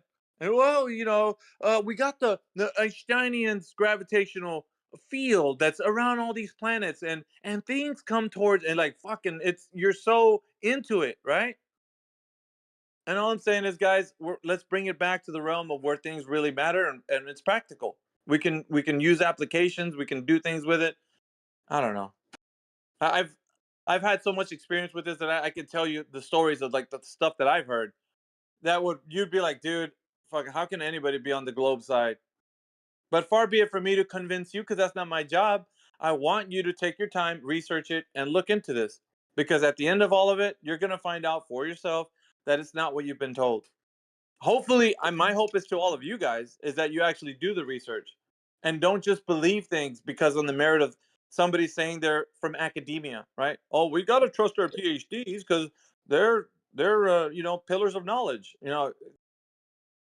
Granted, they might know some things, right? I'm not going to negate that. But when they get into the fantasy lore of the globe Earth, I mean, that's where they lose you, because they don't even know what they're talking about. Anyway, Your own heroes of cosmology even openly admit that their Copernican preference is based on a philosophical principle. Yeah, ask anyone. They'll tell you that. And it's because flat earthers point this out, it triggers them.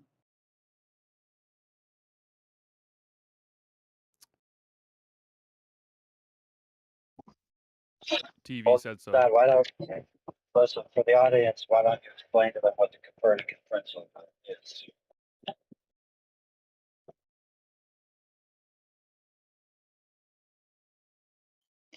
It's the standard notion of heliocentrism. Copernicus theorized, unlike others like Tycho Brahe before him, that the motions that we see in the heavens is explained by the planets, including Earth being a planet, orbiting around the sun.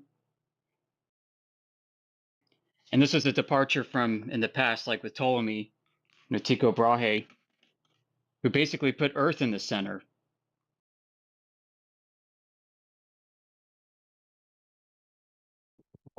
Right. So the principle known as the Copernican principle is the axiomatic devotion to the philosophical conclusion that the Earth is not the center of everything.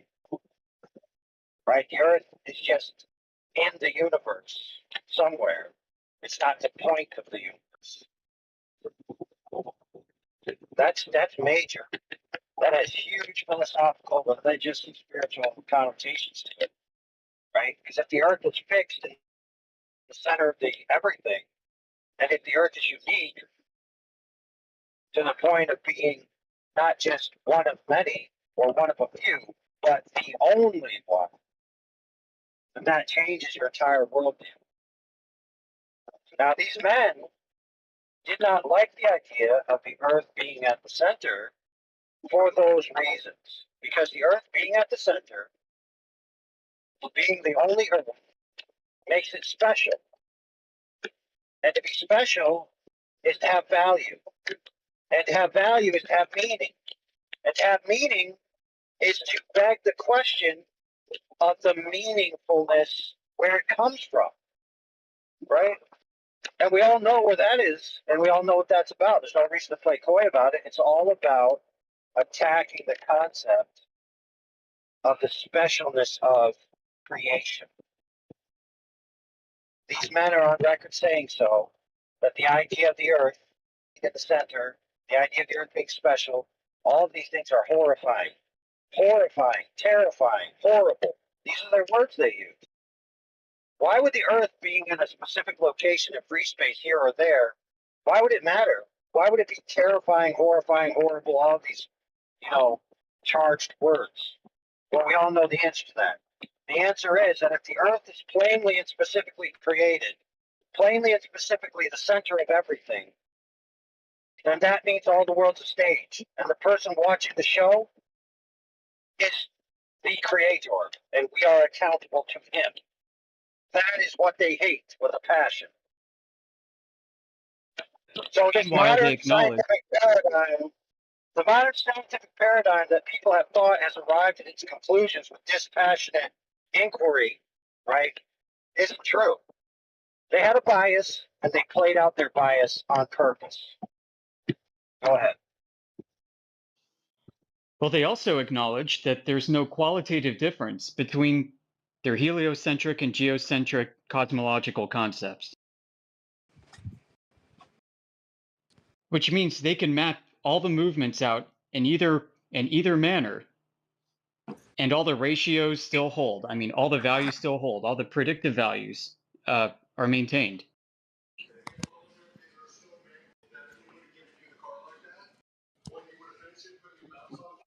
Yeah, absolutely. So it's just a philosophical choice. So, for example, you could tell a child, hey, child, you are a cosmic accident of sequential dominoes that farted out of a Big Bang's asshole that exist in a small corner of an insignificant sector of an insignificant zone of an insignificant galaxy in the insignificant corner of the insignificant universe. You're basically no different than sand on a seashore that the tide comes in and takes it out. That's about your value in life. That's who you are. You used to be slime, then you were a monkey, then a monkey farted out, some Neanderthal, then Neanderthal farted you out. And you're just a pile of cosmic accident. Or you're specifically created and designed and put exactly where you need to be in a world that was designed as your home on purpose. Those two ideas of who you are and where you are apart beyond all measure. They are diametrically opposed. Evolution is so funny. Heck yeah, it's funny. Dude. You should research the evolution of women's breasts, and that will make you laugh your ass off. I'm sure it's sillier than Scientology. It basically has to do with how like baboons and monkeys, their butts get inflamed when they're in the rut or mating season, and their asses are nice and plump and big and round and pink. So basically, these evolutionist retards say that, well, women eventually wanted to be mated from the front rather than behind, so they developed front butts on their chest to look like asses, so that dudes would want to bang from the front rather than the back. It's fucking ridiculous, dude. That is ridiculous. You telling me at a certain time women didn't have breasts? You for real? For real? Hey guys, what's going on? I just came back from a minute and stepping away. We went from Copernicus to what? Ass and butts? Well, we're just mocking some of the evolutionary stories of how we arrive at the structures in the biological kingdom that we have today, and their stupid excuses for why they exist. Yeah. I remember watching a video of like Darwin's theory of evolution.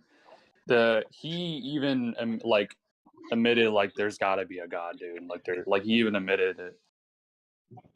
I remember there was I was watching a video about it, and there was like him like writings of him like saying like there's got to be a god, which I think is funny.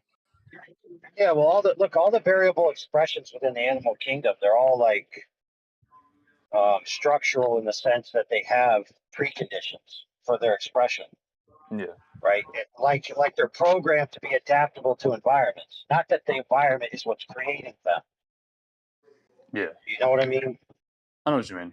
It's like feral hogs. You could take a pig, right, and you could put it in the wild, and in a couple generations, even sometimes I think they said within one generation, so the very next children that they birthed were basically feral, and they grew tusks, and they basically kind of look a little bit like boars, right? It wasn't that the environment created that. It's that was already innate within them, and the environment triggered that expression. Yeah. Yeah, the same goes for humans. In whatever environment that we are, we're so resilient that we already have it built inside of us to actually adapt to our environment. That's what we have. It's not something that evolution has done. It's something that we already have within us. And some people can go to extreme environments and survive, and some cannot. And it's not survival of the fittest. It's just what's built within inside of us, each and every one of us. We're all built differently.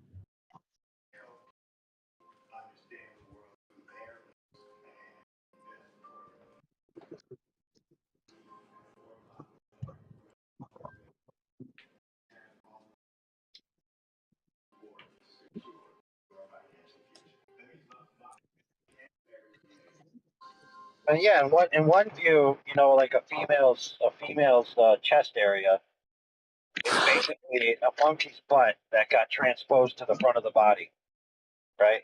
And in another view, the female is chiseled, right, by the sculptor of God himself for the purpose of the glory of a man to enjoy the aesthetic value of her beauty, right? You have those two dichotomous ideas.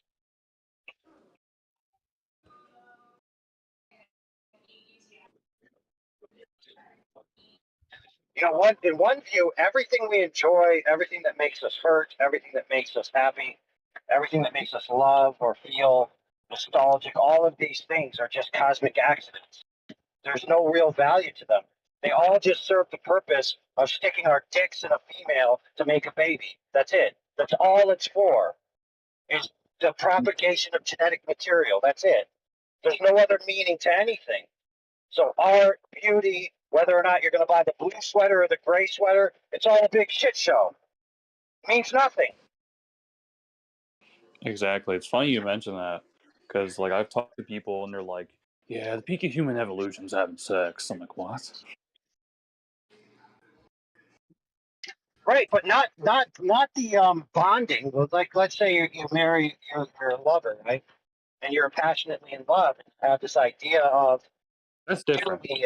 and all of these things. Okay, no, it's not different. Let me explain it to you. They're saying that all of that, which is actually the real meaning that you put into it, right? All of that is just an illusion to serve the dick juice in the pussy hole. That's all it is. All of that is the worthless, meaningless, trivial shit pile that serves the true purpose, which is just the nut juice. See how stupid their worldview is? All of the things that actually have value or mean anything to us are basically reduced to nothing. To absolutely nothing. Exactly. Like their worldview is like, oh yeah, just like have sex with a random girl and that's it. That's peak of my evolution, Yeah, Lose love them. is not a sensation. It's beauty beyond the senses. friends. It's not a sensation. Yeah, I agree.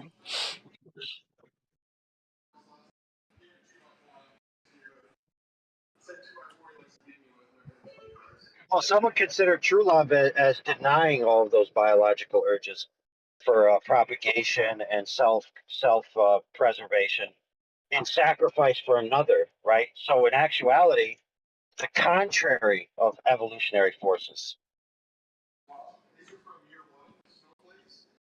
So instead of serving yourself, you sacrifice yourself.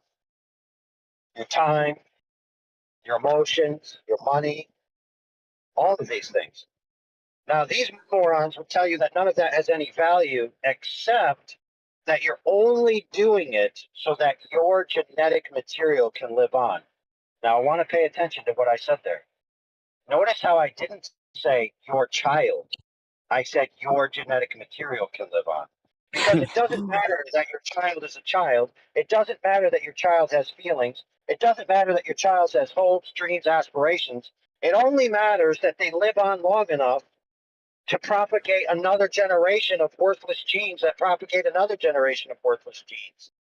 None of any of the content of their lives, whether they won the pro-am, whether they passed the math test, whether they learned how to be selfless, and do extra work to make up for the one kid that had to go homesick, all of that shit is bullshit in their worldview. It's meaningless. It's worthless. The only thing that matters is that your child survives long enough to nut up in another female so that your little genetic worthless piece of shit material can continue on another generation. Freaking the most retarded, bankrupt pile of dog shit world you could ever fucking believe in. And quite frankly, anybody who believes that is fucking retarded on their face. I apologize for my strong language. But you know, when you look at a child's eyes and you say, oh, you're just a piece of genetic material, and I only care about you because I want my genetic material to be propagated into future generations, even though the future generations are going to die heat death or when the sun goes supernova. So your whole life's fucking meaningless. Oh, by the way, I love you. Yeah, like I totally agree. Like that's a dumb worldview. I also another thing they do is like just thinking that love is just like chemicals in their brain. And that's it. Like it's such a messed up worldview. Like I just don't get it.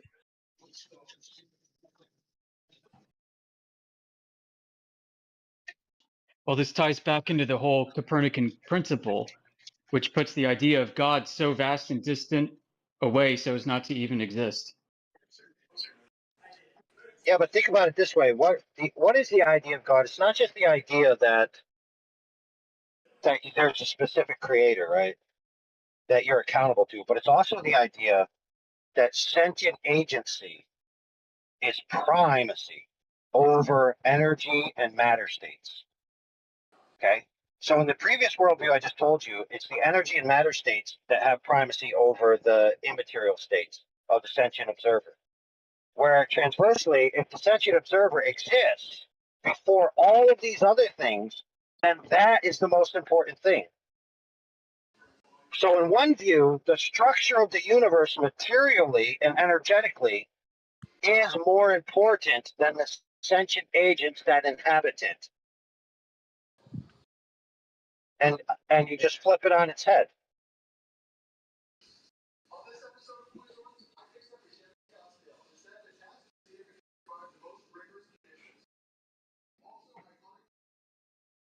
You know, like you polish your stupid sports car that you saved up all your life to buy, right? When you're having your midlife crisis, you can finally afford it and finally have the nerve to buy it. And you think you've accomplished something because you have a car that's 30 years old, right? And you think, oh, wow, this is going to make the chicks like me and my friends be jealous of me. And I've made it in life that I've got this stupid car. I'll finally be right? happy. Yeah. Meanwhile, your children are a train wreck of a shit show because you never put anything into them, right? Yeah. But you have your stupid car. Oh, I've made it in life. Yeah, exactly. And then, 10 years down the road, your car gets totaled by accident, like a tree falls on it. And then your whole meaning in life is destroyed because now you don't have your iconic expression of your latent loss of masculinity, right? You're like, oh my goodness, my card's gone. No, I'm not a man anymore. Yeah, I always found it so weird. Like, it's usually like Americans. They always like are so obsessed with their cars. But it's only Americans too, I feel like.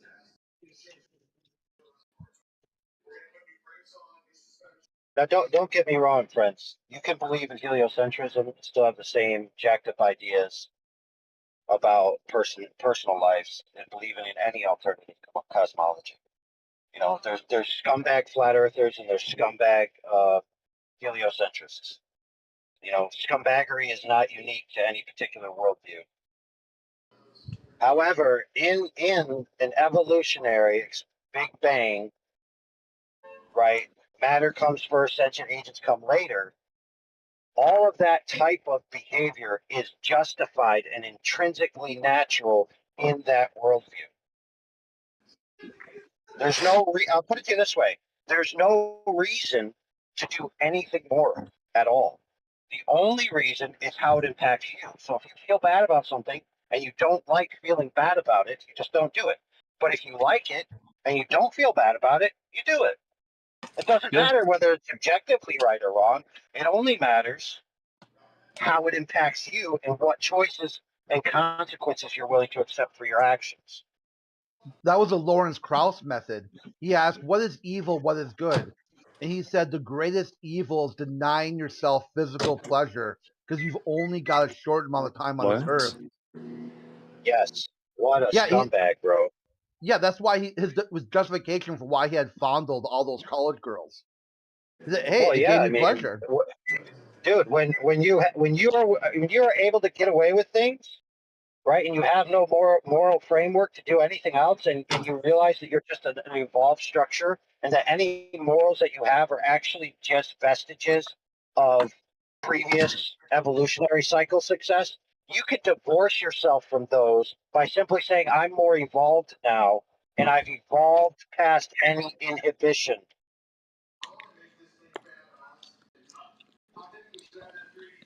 Yeah. His ambition was to touch on fun college girls. That was his ambition, or the peak of it.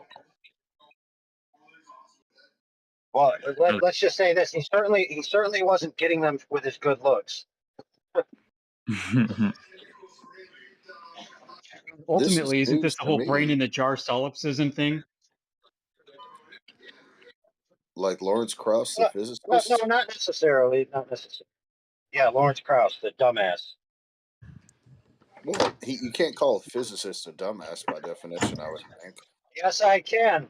He is so stupid that he at one time said that if you take all the positive numbers and all the negative numbers and add them together, you get zero. And because zero is the culmination of everything in that way, because of a force of gravity, you could have something from nothing. That is how stupid this retard is, brother. Well, I guess whoever gave him his PhD needs speaking to, I suppose. No, I mean, dude, you could be a stone cold retard and have a PhD. Well, no, but wasn't he a tenured professor as well? Yeah, do you hear what happened? You could be a stone cold retard and be a tenured professor. Dude, yeah, they almost defrocked him. He barely got away with his PhD. The University of Arizona said, if you don't just walk off into the sunset and don't fight anything we're about to give you, then that's where we'll leave it. If you battle even one punishment for what you've done to these young girls, we will go after you to the ends of the earth. No, landmine. Next time you're at a university, you'll notice that most of the people employed by the university are completely out to lunch. Yeah, so I wanted to say something real quick. As a high value male, I've noticed something. I'm gonna bring this up, kind of what I talked about yesterday. There's something known as a dimensional plane.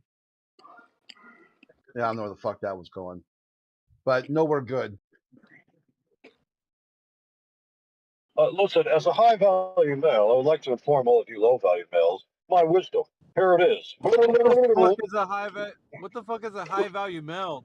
I And don't why know. does somebody call themselves that? Like all cards HVM. on the table, this guy has repeatedly made passes at me, tried to get me to go on dates with him. So I don't know what the fuck he's on about, but I know it's gonna be just as cringe as normal. Well, dude, how could you possibly pass up a date with a high value male? I know, right? It must be some genetic flaw.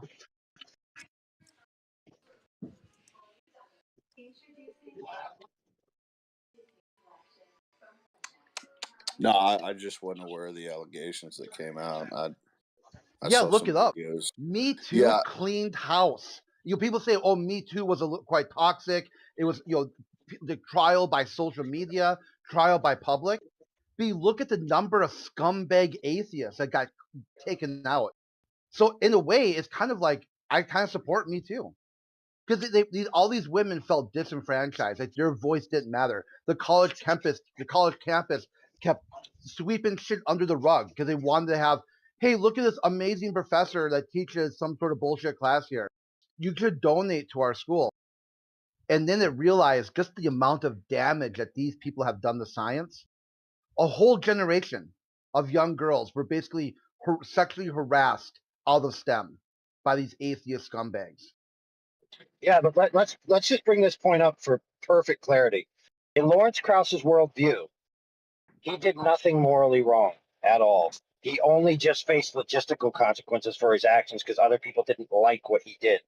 In his worldview, he can go to sleep at night and say, I did everything right because I did what I wanted to do.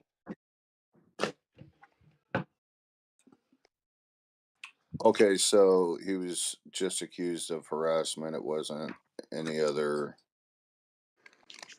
Okay, I wanted to say real quick, I'm sorry for entering the room like that. I won't do it again. Yeah, no problem, dude. I Could just I now kind of bring up- I saw that you were gonna. I felt the presence of a massive cringe meltdown. All right, well, I have those sometimes, Crit, but I really want to bring up a genuine point. I would like to hear your takes on this. But do you believe in something known as the dimensional plane? Oh, for fuck's sake, dude.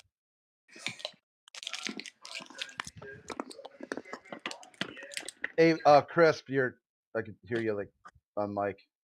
Oh my bad, I'm eating chocolate. Yeah.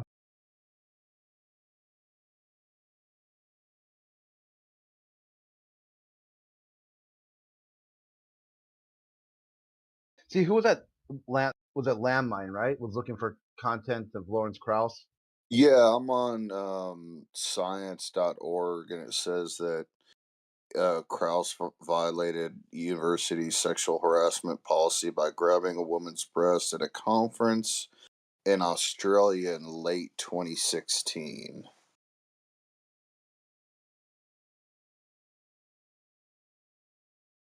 That's sexual assault, isn't it? It would be sexual assault in Australia, but I think, again, the wording was it violated the university's sexual harassment policy, which I'm sure is an umbrella policy that not only covers harassment but also assault, I would assume.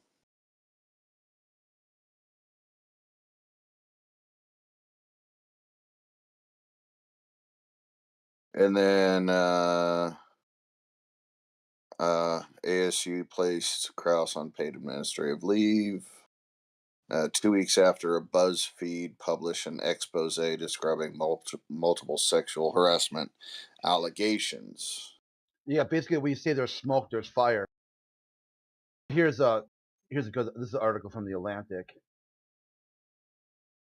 Let me post that again.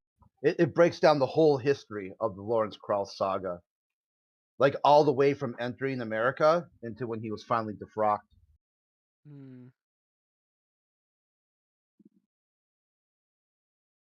See, at this time, the early 2000s, people were somehow putting these so-called like scientists and astrophysics up on the pedestal. Like there was a concerted effort to not have people really be idolizing athletes and singers and stuff.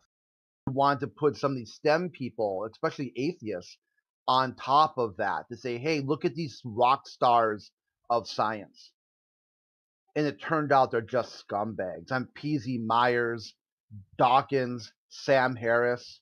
I mean, these guys have all David Silverman. I mean, the American Atheist Committee or whatever, ACA, is done. I mean, there hasn't been any movement on it since David Silverman went down for sexual harassment and embezzling money.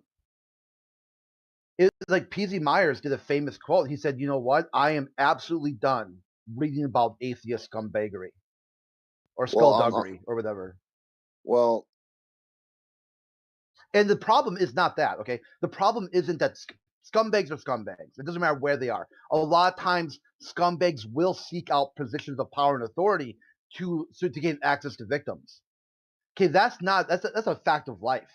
The problem is you've got these like cringe neckbeard fedora wearing atheists who think these guys did nothing wrong at all. That's the problem. The problem is the silence that people should have, like people in the atheist community should have tarred and feathered these guys. But instead, they drop excuse after excuse after excuse, and then finally just drop the big ball and say, there's nothing wrong with sexual harassment. I mean, it's a consensual relationship, for fuck's sake. You're like, holy shit. Keep you away, keep you away from other people's daughters and sons, because that is fucking degenerate. Did you see what I posted in side chat from the science.org? Yeah, the quote there. Yeah, it said that she did not feel victimized, and she also stated that the OAI investigation did not merit the man losing his career. So that's from the anonymous victim. Yeah, look at the one I had posted here. Yeah, Lawrence Krauss grabbed breasts at the meeting. He groped other people's inner thighs. He once told an employee he would buy her birth control because it would be an inconvenience for him to go on maternity leave. He then suggested within hours about a student's attire and suggest that he should have a threesome with the two students. What that's functionally normal for you? Yeah, it's shocking that it's shocking that Krause's eyeglass frames aren't birth control enough. Oh yeah, I know. No, you have to understand that I don't imagine you have just a second, real quick. Sorry to interrupt you. Imagine you've got a daughter who busted her ass all the way through grade school, junior high, high school, top marks, AP classes, college entry exam, maxed out the ACTs, maxed out the SATs, gets into a prestigious school like Arizona with an astrophysics department, and being constantly sexually harassed by one of the professors there, to the point where now she's got some mental some trauma. She's gonna need some trauma-based therapy, and drops out of the program, comes back home, and doesn't know what the fuck to do with the rest of her life. And you're gonna be like, oh, whatever. He was just trying to get his rocks off, and since that. I don't think I ever made that argument. No, I'm just saying, just picture what it would be like to be a father who did the best he could to get his daughter to go after her dreams, only to be basically sexually harassed out of the workplace. They always talk about there's a lack of women in STEM. I wonder what's going on. Yes, scumbag atheist professors who keep sexually harassing them. You get rid of that. You get rid of those guys, and women will be at least equal, maybe even higher in STEM fields.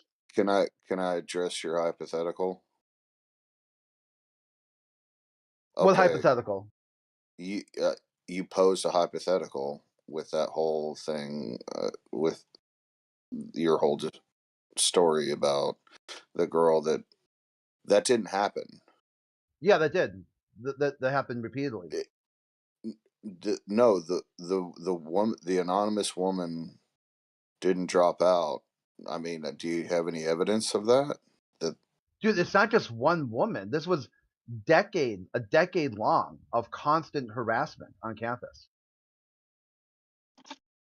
This wasn't the first shoe that dropped. You can need to look at the articles I posted. He had been over the course of time, had been banned from other campuses for sexual harassment. It just didn't finally drop until they actually had sexual assault on the table. And then the Arizona State couldn't ignore the problem anymore. They had to look at the elephant in the room and realize they had a serial predator on their staff. Yeah. Well, he considered himself a high-value male. Well, Yeah, he you know, considers himself I'm a not. bald pond scum. I definitely don't want to be in the position of an apologist for someone that is sexually harassing, groping, / assaulting women. The only thing that I don't like is trial by media. That's fair. Yeah. That's fair. But check it out. Check it out. The overarching moral of the story is that in his own words and in his worldview, whether he did that behavior or not, if he did it to himself, he's entirely justified. That's the overarching position that we were trying to get it clear. Oh, his philosophy on determinate, or his world. Yes. His philosophy is that any pleasure that I get that I don't have to face consequences for, or if I'm willing to accept the consequences, to deprive myself of that pleasure would be evil. So to get that pleasure would be good. So in his worldview, illicit pleasures are good things. Right. Well, that just sounds like a narcissist. I mean, that sounds like someone that has not multiple personality disorders, but a lot of different personality disorders. There's a lot of comorbidities that, whatever, the dark triad or whatever. He definitely sounds like a bad individual. You're the one who got offended at him being called a scumbag, and you said, "Well, he's a PhD." That's how this started. Yes. No, I didn't get offended. I don't. I'm sorry. You said that you can't really call someone a scumbag if they're a PhD. That's sort of No, he reacted that way to the word dumbass. He reacted that way to the word dumbass. Yeah. Okay, dumbass, not scumbag. Yes. Right. Like I can say someone that's morally repugnant to my ethics might be smarter than me in the field of astrophysics. I mean, that's all. And Ken Jennings is a Mormon, so.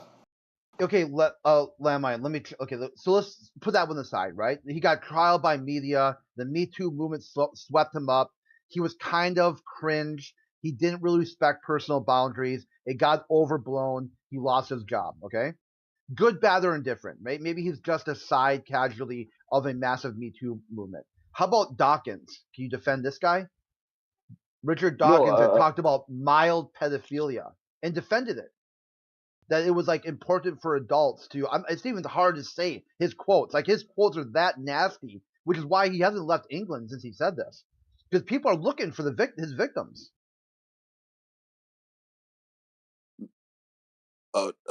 Again,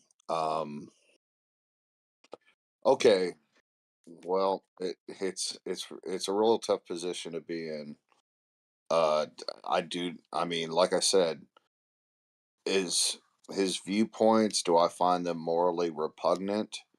What is a society? What do we do with people that have morally repugnant worldviews if they do or do not act on them? Yeah, that's the thing. If they act on it, that's a problem because now you have a victim. If they just say it, then that gives people a warning about what these people are about. So that's like number one, does Dawkins have victims out there? Probably. Have they come forward yet? Well, no. But good thing he let people know that he views children as budding sexual beings that he wants to teach and talk to about biology and all kinds of weird shit. Like, don't make sure he's not in the room alone with them.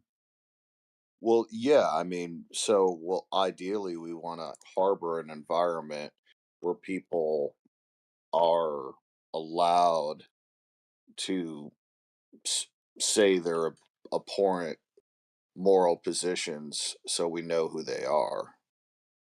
Like, if you know what I mean, if more people get, like, what is the old saying? It's like, open your mouth and prove what an idiot you are, or something around those lines. You know what Yeah. I mean? Yep. So, yeah. Mark Twain. Mark Twain said that.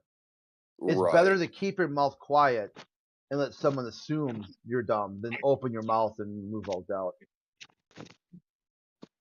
So you're making an overall case that basically the the atheistic movement, the people that have these Nietzschean, narcissistic, nihilist worldviews, it leads to down to a pack like down a path of debauchery, basically. Well, no, because inside their worldview, they don't see it that way. The rest of society sees it that way. But their worldview is unable to adjudicate what is right or what is wrong. It's just all shades of gray and whatever they can get away with. That's what I'm talking about. Inside their worldview, it's hard to find out what they're really going to comply with. And if It's they not know hard. It's impossible. yeah, if they know they won't get caught, who knows what the fuck they would do? I mean, really, they're capable of anything.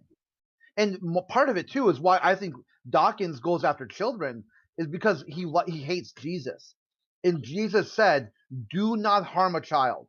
If you harm a child, you got a better chance of swimming across the ocean with a millstone chained to your leg than getting to heaven." That's the ultimate evil. The ultimate evil is harming an innocent. And so he's like, "Hold my beer." Well, let me say it Well, this way.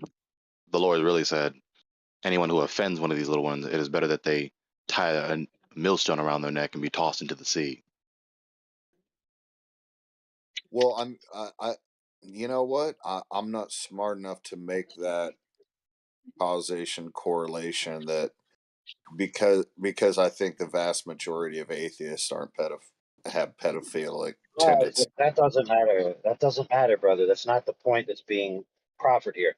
The point that's being proffered is if your worldview has no measure of moral objectivity and all morals are just in flux 100% and basically just constructs of previous cycles of humping and having kids, right?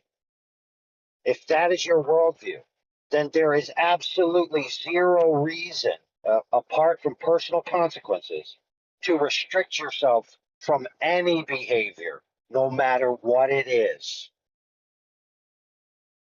Oh, well, yeah, I don't think I've run into anyone like that in my life that doesn't have that Hey, doesn't have. they wrote a book about it. The Four Horsemen of Atheists. It's actually ironically titled The Four Horsemen. They wrote a book explaining exactly what their worldview, what the world would look like if they took charge. And it is fucking scary. Yeah, I'm happy they called it. Dawkins did it, Oh, go ahead. Sam Harris. Dawkins did it, Sam Harris, and Bennett, right? Richard Christopher Bennett. Hitchens. Oh, And Hitchens, yeah. Christopher Hitchens, he actually, I watched a lot of his debates back in the day, and funny enough, one of his arguments was he was asked, "How would you know the difference between right and wrong in a atheistic worldview?" And he basically made an evolutionary kind of argument that what the Greeks called the inner daemon, the inner art, the internal voice in your head that, when you do something wrong when no one's looking and you know it, that same feeling that you get when something comes out of your mouth and you're like, oh, I wish I wouldn't have said that. That was mean to that person. Yeah. Let Like me explain that basic software what has kind of it could possibly argue that that's evolutionarily built into our It software is. programming. Here's the problem. Yes, you're correct. But here's the problem with that. Hold on. No, well, okay, just one more sentence. All right, And the we'll hurry up. reason for that is because our human survival has been based off of cooperative behavior. Correct. So once you say what you just said out your mouth, and you're an evolutionist, you must recognize the reason why I'm feeling that this is right or wrong is because I have a vestige of prior cycles of progenation success imprinted on my present state. These are only valuable in the sense of progenation success. If I divorce myself from the goal of progenation success, these feelings no longer serve me. Therefore, I can reject them. Oh, I would argue that it has a lot more to do than just reproduction. I mean, for instance, It doesn't. like, well, We're what about talking, look, hold on before you what continue. about Before you continue, we're talking about within this worldview. So you can't borrow from another worldview. You have to keep it consistent within this atheistic evolutionary process worldview. Oh, okay. I was, and like I said, there were consequences, physical consequences, sometimes even murder, for acting what was considered morally repugnant among your tribe. Is that Correct. So once you say that, same sequence applies. You say that out loud to yourself. You recognize that the reason why these consequences occur is because other people find these behaviors displeasurable for the goal of species and community progenation. You then tell yourself, I'm not interested in that goal. Therefore, if I'm willing to accept the risk of the consequences that the other less evolved primates will pose on me, and I'm logistically able to avoid them or overpower them, then these feelings of what is right or wrong no longer serve me. So I'm going to do this thing regardless. Yeah, that's pretty powerful. I mean, it's an overcomplicated way of saying what would one do if one could get away with it. And that's a question I suppose everyone has to ask themselves. Correct? Yeah, that is part of it. Yeah. See, this is why first wave atheist was so powerful, because Voltaire said, even if you could prove there's no God, you would still invent a God just to make sure your human rights are protected by some sort of supernatural being. That you're not harming the person, you're harming this eternal life that you should have. So even Correct the me if I'm wrong, atheist has, Fred. yeah. Correct me if I'm wrong. Who is the philosopher that articulated that, given that we have washed up the sea, wiped away the horizon, we now have to make a noble lie? Who was the philosopher who said that? Oh, was that Voltaire? I hope not. I can't remember. I thought you were trying to make Someone a can point. type it in the search engine. The noble lie, philosopher. I thought you were trying to make a And point about Voltaire, whatever. But okay. yeah, but it's in tandem with what you just said. It's right on top of what you just said. Because along with throwing God over your shoulder, like you just articulated, someone would invent a God, but not only would, but need to. Because with society now, in general, tossing the judge of all the earth, the supreme omnibenevolent blesser of all those who are just, and the avenger of all those who are victims of the wicked. Now you don't have that. Now you need that. Humans cannot tolerate They pretend, they strive, and they persevere to pretend like they do. They can't. That's why the atheist or whoever else tries to be God, be it the state, be it the so-called scientists, be it whoever. Once you toss away another God, someone immediately tries to, as it were, fill the power gap, the noble lie. You have to substitute the entire meta-narrative of the Bible with something else that'll establish a coherent worldview to make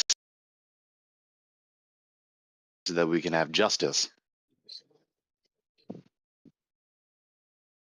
That's asinine. When your worldview provokes you to deliberately contrive a so-called noble lie, which is a disgusting paradox, irony on the face of it. That's why he said it that way. Yeah, but hold on, friend. Hold on. The nobility of the lie is consolation to the experiencer. So here's what I mean by that. When you are a person devoid of any moral arbitration and your ultimate decision is whether or not this just logistically serves me or not, right? You still have all of the vestiges of the feelings that in that worldview were created by the progenation success of prior cycles, right? So you still have to live with those feelings, right? And so to help you assuage the guilt, which is the feeling that people feel when they do moral wrong, what they tell you is this elaborate lie that don't worry, guilt is not real. There is no guilt because there is no law, because there's no lawgiver. You live in a cold, indifferent world where there's no ultimate justice, there's no ultimate sense of retribution, there's no karmic debt that you're stacking up. You are a rock, and when you die, you will return to being minerals. Don't worry about it. You can sleep at night. Rest assured, these feelings of guilt are irrelevant. And that is what soothes the people that truly embrace this worldview, like Krauss, to go to bed at night. They say, yeah, I could go to bed at night. I'm just a rock. There is no God. There's no one to answer to but myself.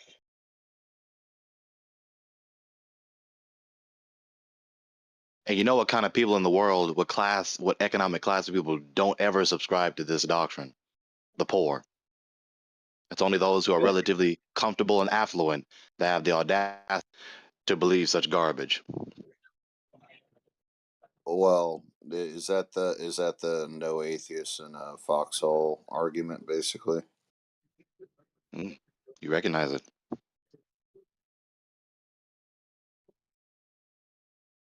Yeah. Well, don't get me wrong. Look, atheists of high caliber understand that the religiosity of mankind is ingrained in our psyche. Now they will account for it by it being a useful tool, progenation success of previous cycles, right? So people, when they establish a religion, they can use it to control other people, to set standards, set boundaries on relationships, to make sure kids are taken care of, and this helps continue, to the next generation, right? So they understand that this is intrinsic to us. It's part of who we are. But what they do is they create an elaborate schema to negate that within their own mind and within other people's minds. To be like, okay, this isn't real. It's just a tool. It's just a useful psychological tool to control people's behavior because controlled behavior is better for reproductive success. But again, all you have to do is remove yourself from the onus of being responsible to that cycle of success and just say, wait a minute, if this is just all cycles of progenation and I don't care about that, why should I care about any of the things that are just tools for that purpose? Well, Earth is not flat. We all know that. Why are you like that? Yeah, hills are not flat. Prove me wrong. Why are you like that? That's PD. That's PD, by the way, guys. He's from Yeah, 24. hills are not flat, guys. Earth is not flat. Yeah, but shut up talking.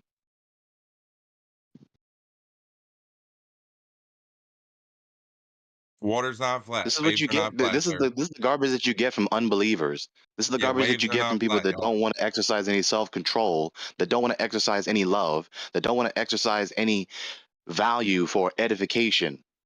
This is what you get. Garbage like Well, I'm in that. heaven right now. I'm in heaven Is right he still now. doing it? Yeah, I Genesis mean, listen to this 1:20. garbage. Is he You doing ever seen a anything bird? for anyone that is any good? Anything? Yeah, Is he I'm in doing the any good firmament, right y'all. now? None. And he thinks he's going to keep making his point by continuing to do the very depravity that I'm exposing him for doing. I mean, it's exhausting. I thought Reprobates. give him some. I don't know. I was thinking give him some space because he's just gonna keep coming back.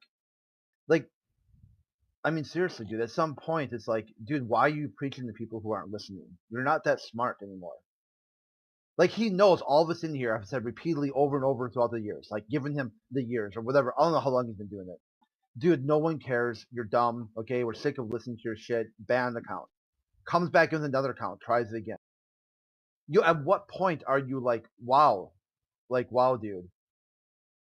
See, it makes me think like he must be. If it's a LARP, then it's a hard. It's dedicated. You know, that is dedication. You know, Humans are dedicated to fallacy, to falsehood, to vanity.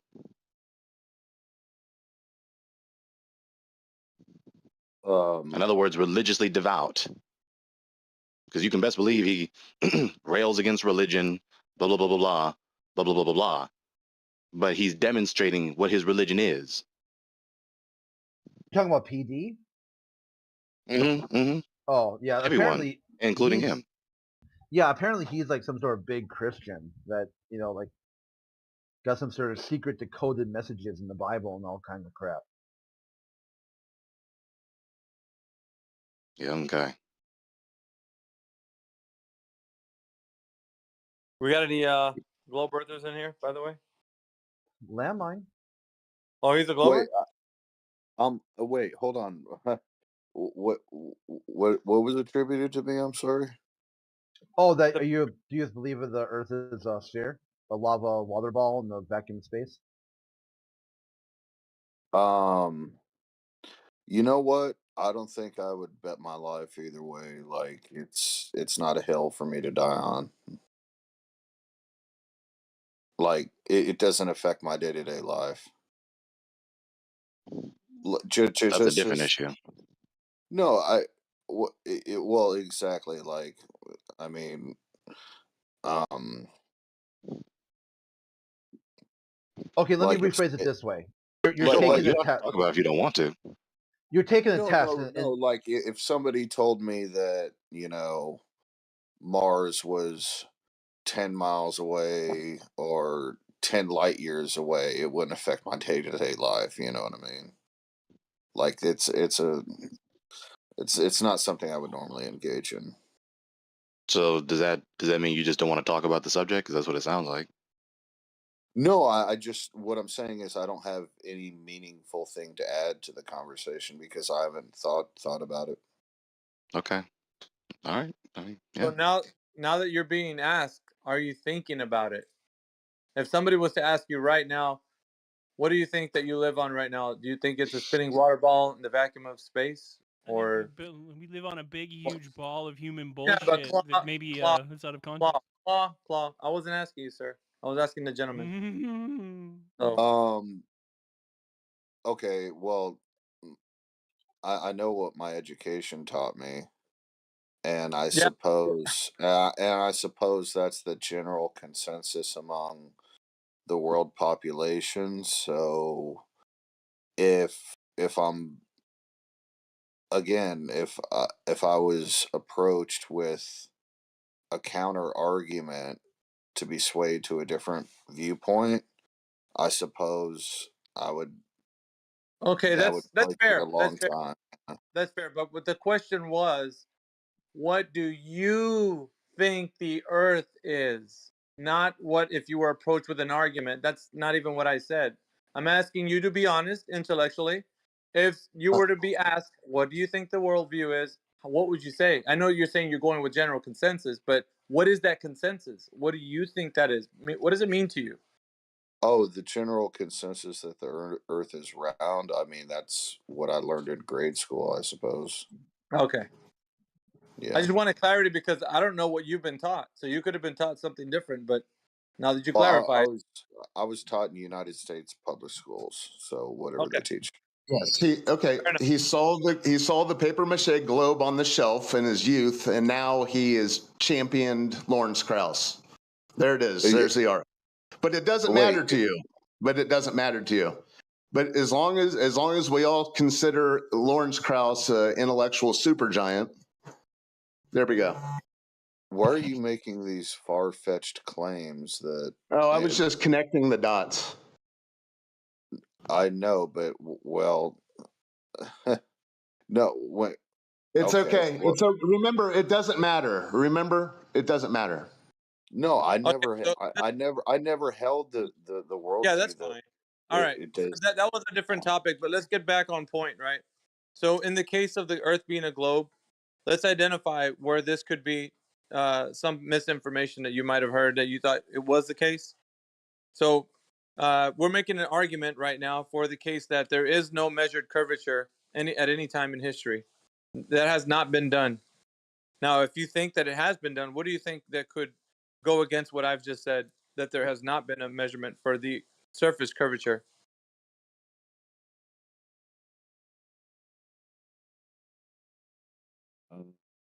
If you could think of anything, that would be great. What that we don't have the scientific instrumentation to prove or disprove that theory, or I'm confused. Yeah, so, Like, without confusing you, let me state it really simply. You know how the Earth is a ball? Has anybody measured the ball? not that I'm aware of. I think it's only been calculated, like mathematically. I don't think there's actually been any measurements that I'm aware of. All right. Well, that would be Is it, correct. Nobody's ever measured the globe. They've calculated. Okay. But the thing is, this is the worldview that in the academic system they've been propagating, and that's the issue that we're having. You know, in this room, we're going over the facts. They haven't told us how to measure it or to investigate this. They've only said, if you're gonna go out and look upon the Earth, you have to assume that your senses do not operate in a manner of which you can detect any of this. You have to. There's something else happening that your senses are unable to perceive. Like you can't see the curvature from the Earth. You have to get really high in elevation. You can't feel the spin of the Earth. It's like a really smooth car ride that you couldn't feel the velocity. You can't feel speed or velocity. You can only feel acceleration. So they're saying you've been on this ride, so you can't feel it moving. Right? Your senses can't detect that. And furthermore, you're flying around in a cosmic vacuum when you look up at the night sky, the Milky Way galaxy, and that. There's a lot of stories and lore attached to this idea, but we're just given stories. We're not given how to know the information to be validated. We can't validate any of this information. At least not you. The astronaut can, but not you. Well, yeah, I was about to make that question, which, I mean, couldn't we look? Like I said, I'm spitballing here. Couldn't we look at satellite orbit trajectory and see if their trajectory is based off a circular orbit?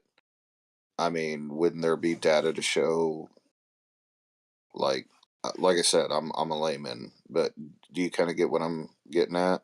It's like when you look at a flight path, you could say, oh, this went left here, it went, turned 10 degrees here over this amount of time, and we can pretty much postulate.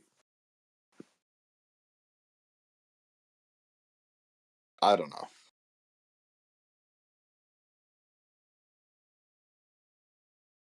I mean, it's not something that we could measure on the ground level, right? So, Well, the thing is, the problem is they're saying that we can see curvature, but we can't measure it.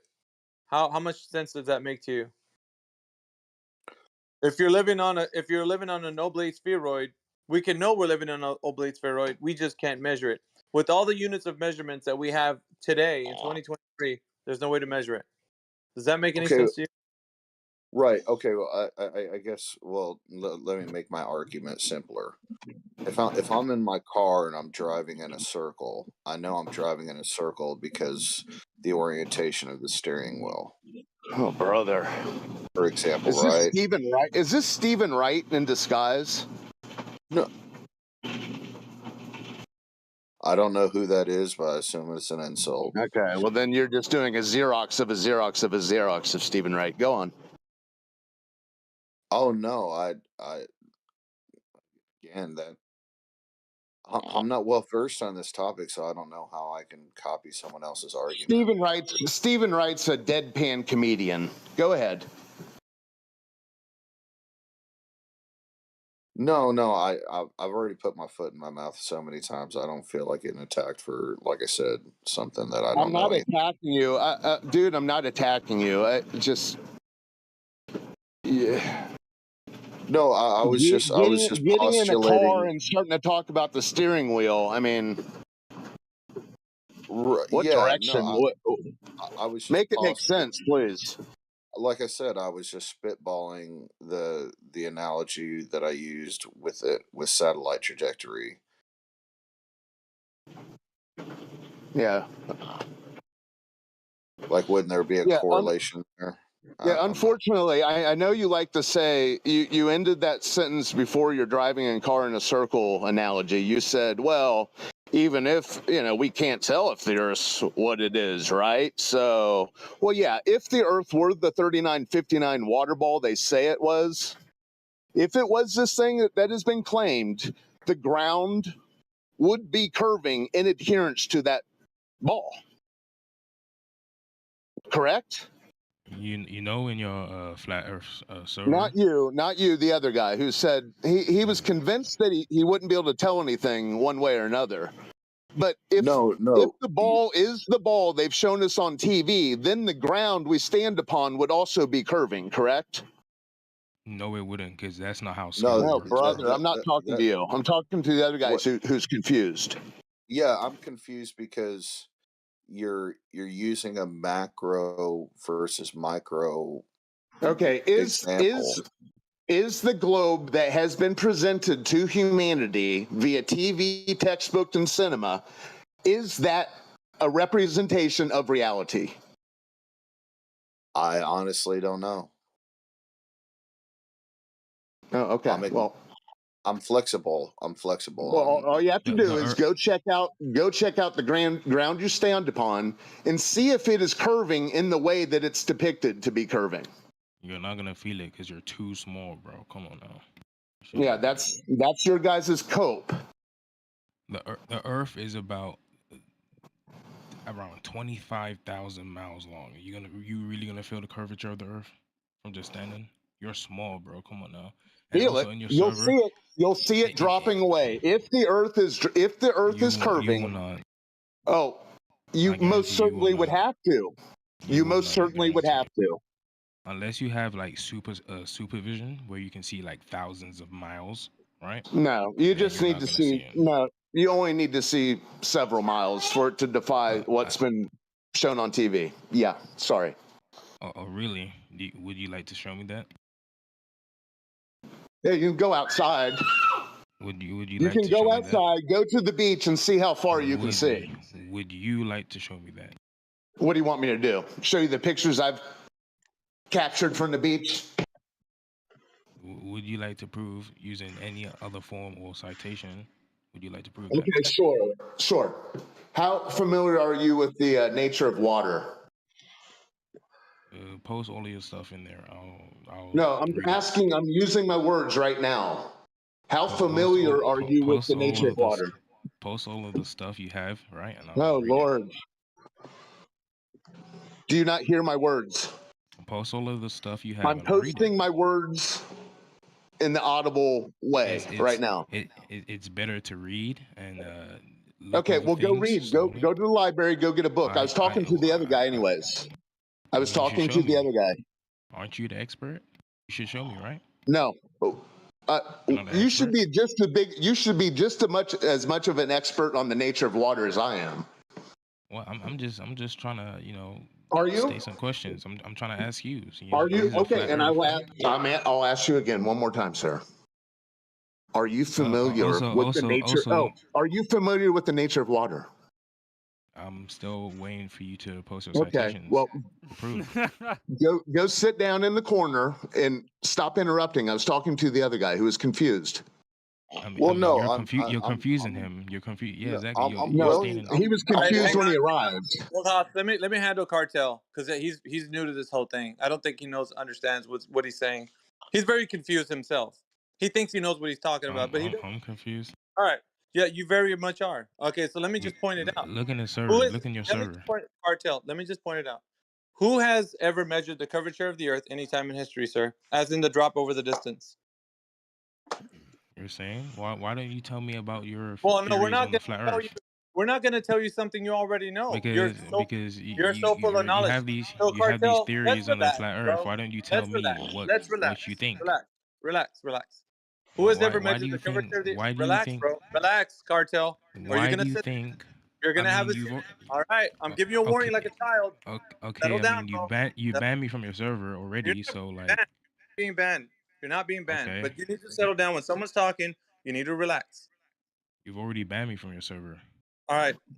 Since you don't know how to relax, you're going to relax. I told you, if you don't know how to stop talking like a child, you'll be sat down on timeout until other adults finish talking. It's up to you. We don't have to treat you like a child, bro. But if that's the road you want, that's the road you're going to get. Now, you don't know how they measure the curvature of the Earth. I'm asking you a question. How have they ever measured the curvature of the Earth any time in history? I need you to respond, sir. Now that I'm done talking, I want you to go ahead and provide the answer. Since you know, right? Now, all the audience and the people listening on YouTube are going to listen to you. Give an answer, and hopefully you know, right? Because you do know. So go ahead and give your answer, Cartel. If you go up at a high enough altitude, you will see the curvature of the Earth. If you go up to a high enough altitude, you will see the curvature of the Earth. That's not the answer to my question. I'm asking you a simple question. Who has ever measured the curvature of the Earth? Cartel. Once again, so that you don't lose the plot, who has ever measured the curvature of the Earth? Cartel. Please respond. If you mute me again, I will not. I will just go to a different debate because you're just muting me when I'm not even speaking. Please answer. I will just go to a different debate because I don't care. I'm not. Yeah, you're welcome. Go to a different debate. You're not ready for this one. Skip along. I'll wait for the next champion to come in here. Yeah, he's not the one. He definitely isn't the one. That was hard to listen to. No. It's simple.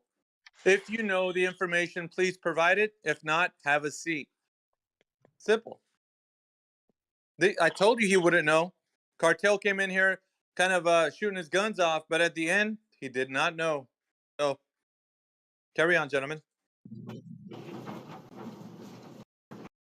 Yeah, no, I was just gonna ask a question. So, do you see the problem, Landmine? Though you've convinced yourself that, well, even if it wasn't a globe or was it, I wouldn't know. So, well, what does it? Does it matter to you, or does it not matter to you, Landmine? No, I'm here to learn. Okay, well, Like, if the Earth, listen, Landmine, if the Earth were indeed flat with topography and all that stuff, would you even want to know? Well, I think it would be Do you want to revolution. know whether? Would you like to know whether or not the 3959 water ball is a myth or not? Wouldn't that be revolutionary? Like, shouldn't everyone know? Well, you said it didn't matter. You said it wouldn't matter to your day to day. So I don't know. What is it? Revolutionary, or it doesn't matter? No, it's just interesting. I thought it today. Yeah, it's interesting that 10 minutes ago, before the other guy came in here smoke screening, you said it didn't matter. Now it's earth shattering. So which is it?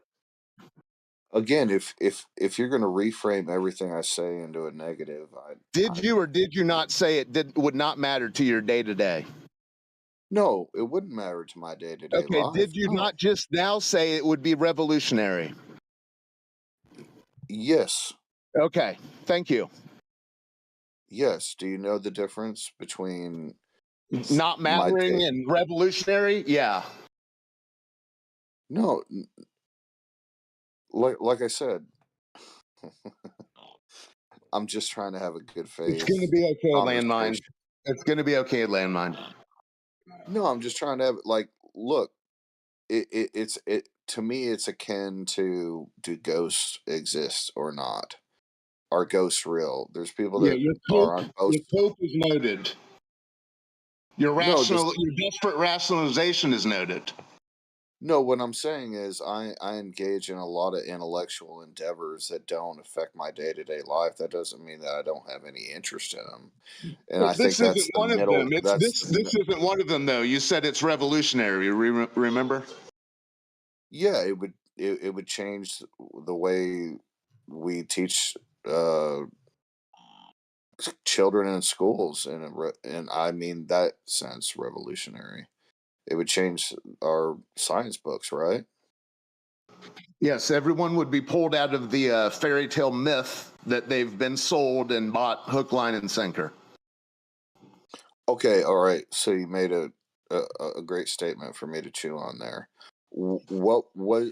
It's the same thing. It's the same thing as when you're a child, you realize Santa Claus isn't real.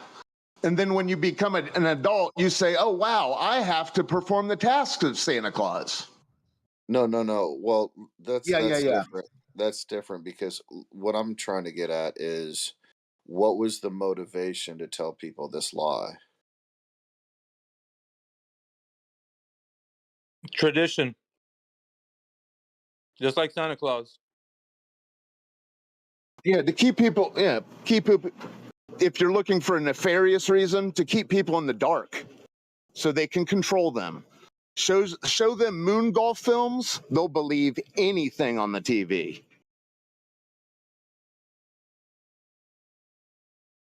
So it's just a manipulation tactic. That's the end goal. Well, you have to ask them. Well, think about it like this: you don't think that's true? All right, give us evidence for the Earth being a globe. Then prove us wrong. If you can give us right, so here's the evidence, right? I'm trying to understand the argument. So the evidence that it is the fact that you don't have any evidence to back up the claim that the Earth is a globe. That is evidence that they told you something that you can't put into reality. Therefore, it is a story because you can't back it up with any information that proves it true. So it's just a story. And that's evidence that what they're telling you is a story because there's no evidence you have against it. It's a myth, it's a story. That's the evidence that you've been told something that is not true. It's a story. It's right there on its face, can show you that you don't know what you're talking about.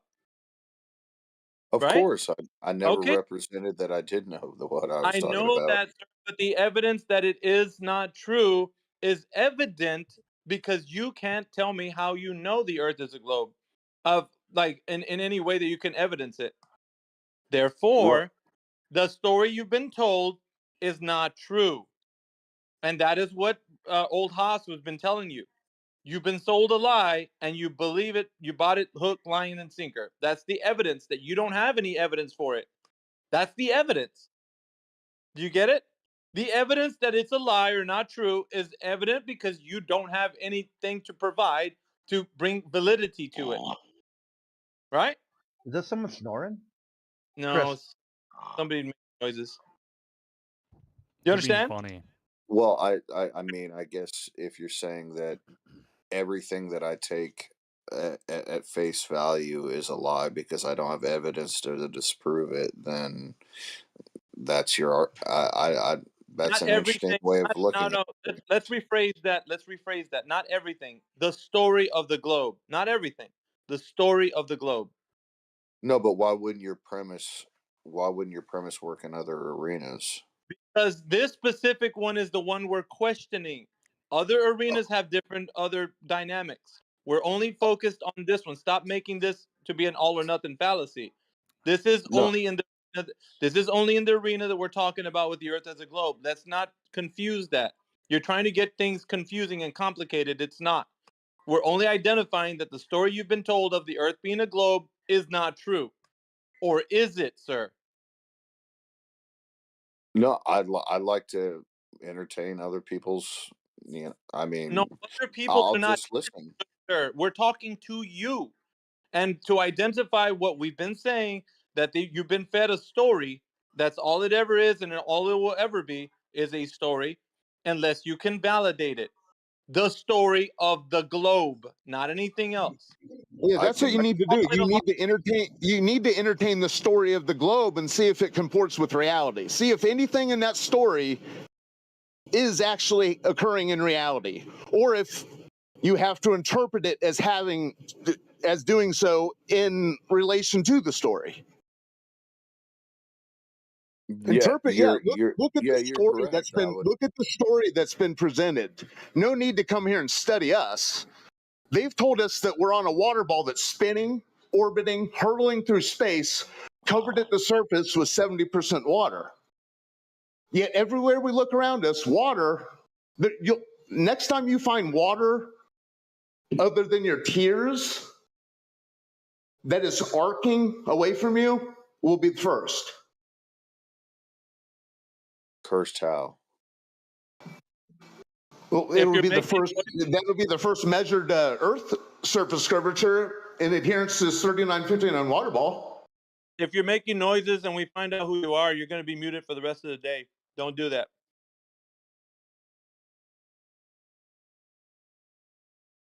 No, I'm totally willing to concede the fact that I took on face value.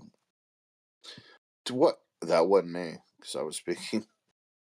But Pause the conversation, sirs. Pause the conversation. We'll find out who it is, and then we'll deal with the muting them. Just hold on a second. We're gonna find out who it is. Can somebody put in the voice in the text channel who it is? If you see them on the YouTube, then let us know, and then we'll go ahead and mute them for the rest of the day. They're like a child. They're like kids. You have to mute them. Yeah, we're not gonna have this disruptor coming in here.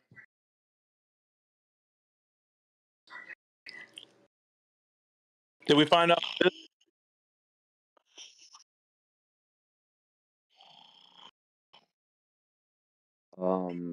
It looks like Timbo Slice lit up.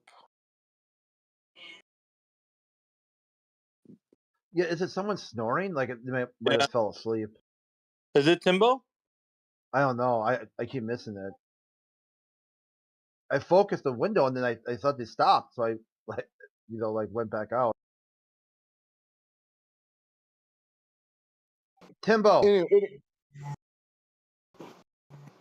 Hey, and anyways, Landmine, you aren't the first to come here and say, well, it doesn't matter. And then turn, yeah, someone is snoring. Yeah, it's Timbo. His halo lights up when it happens. Thank you, gentlemen.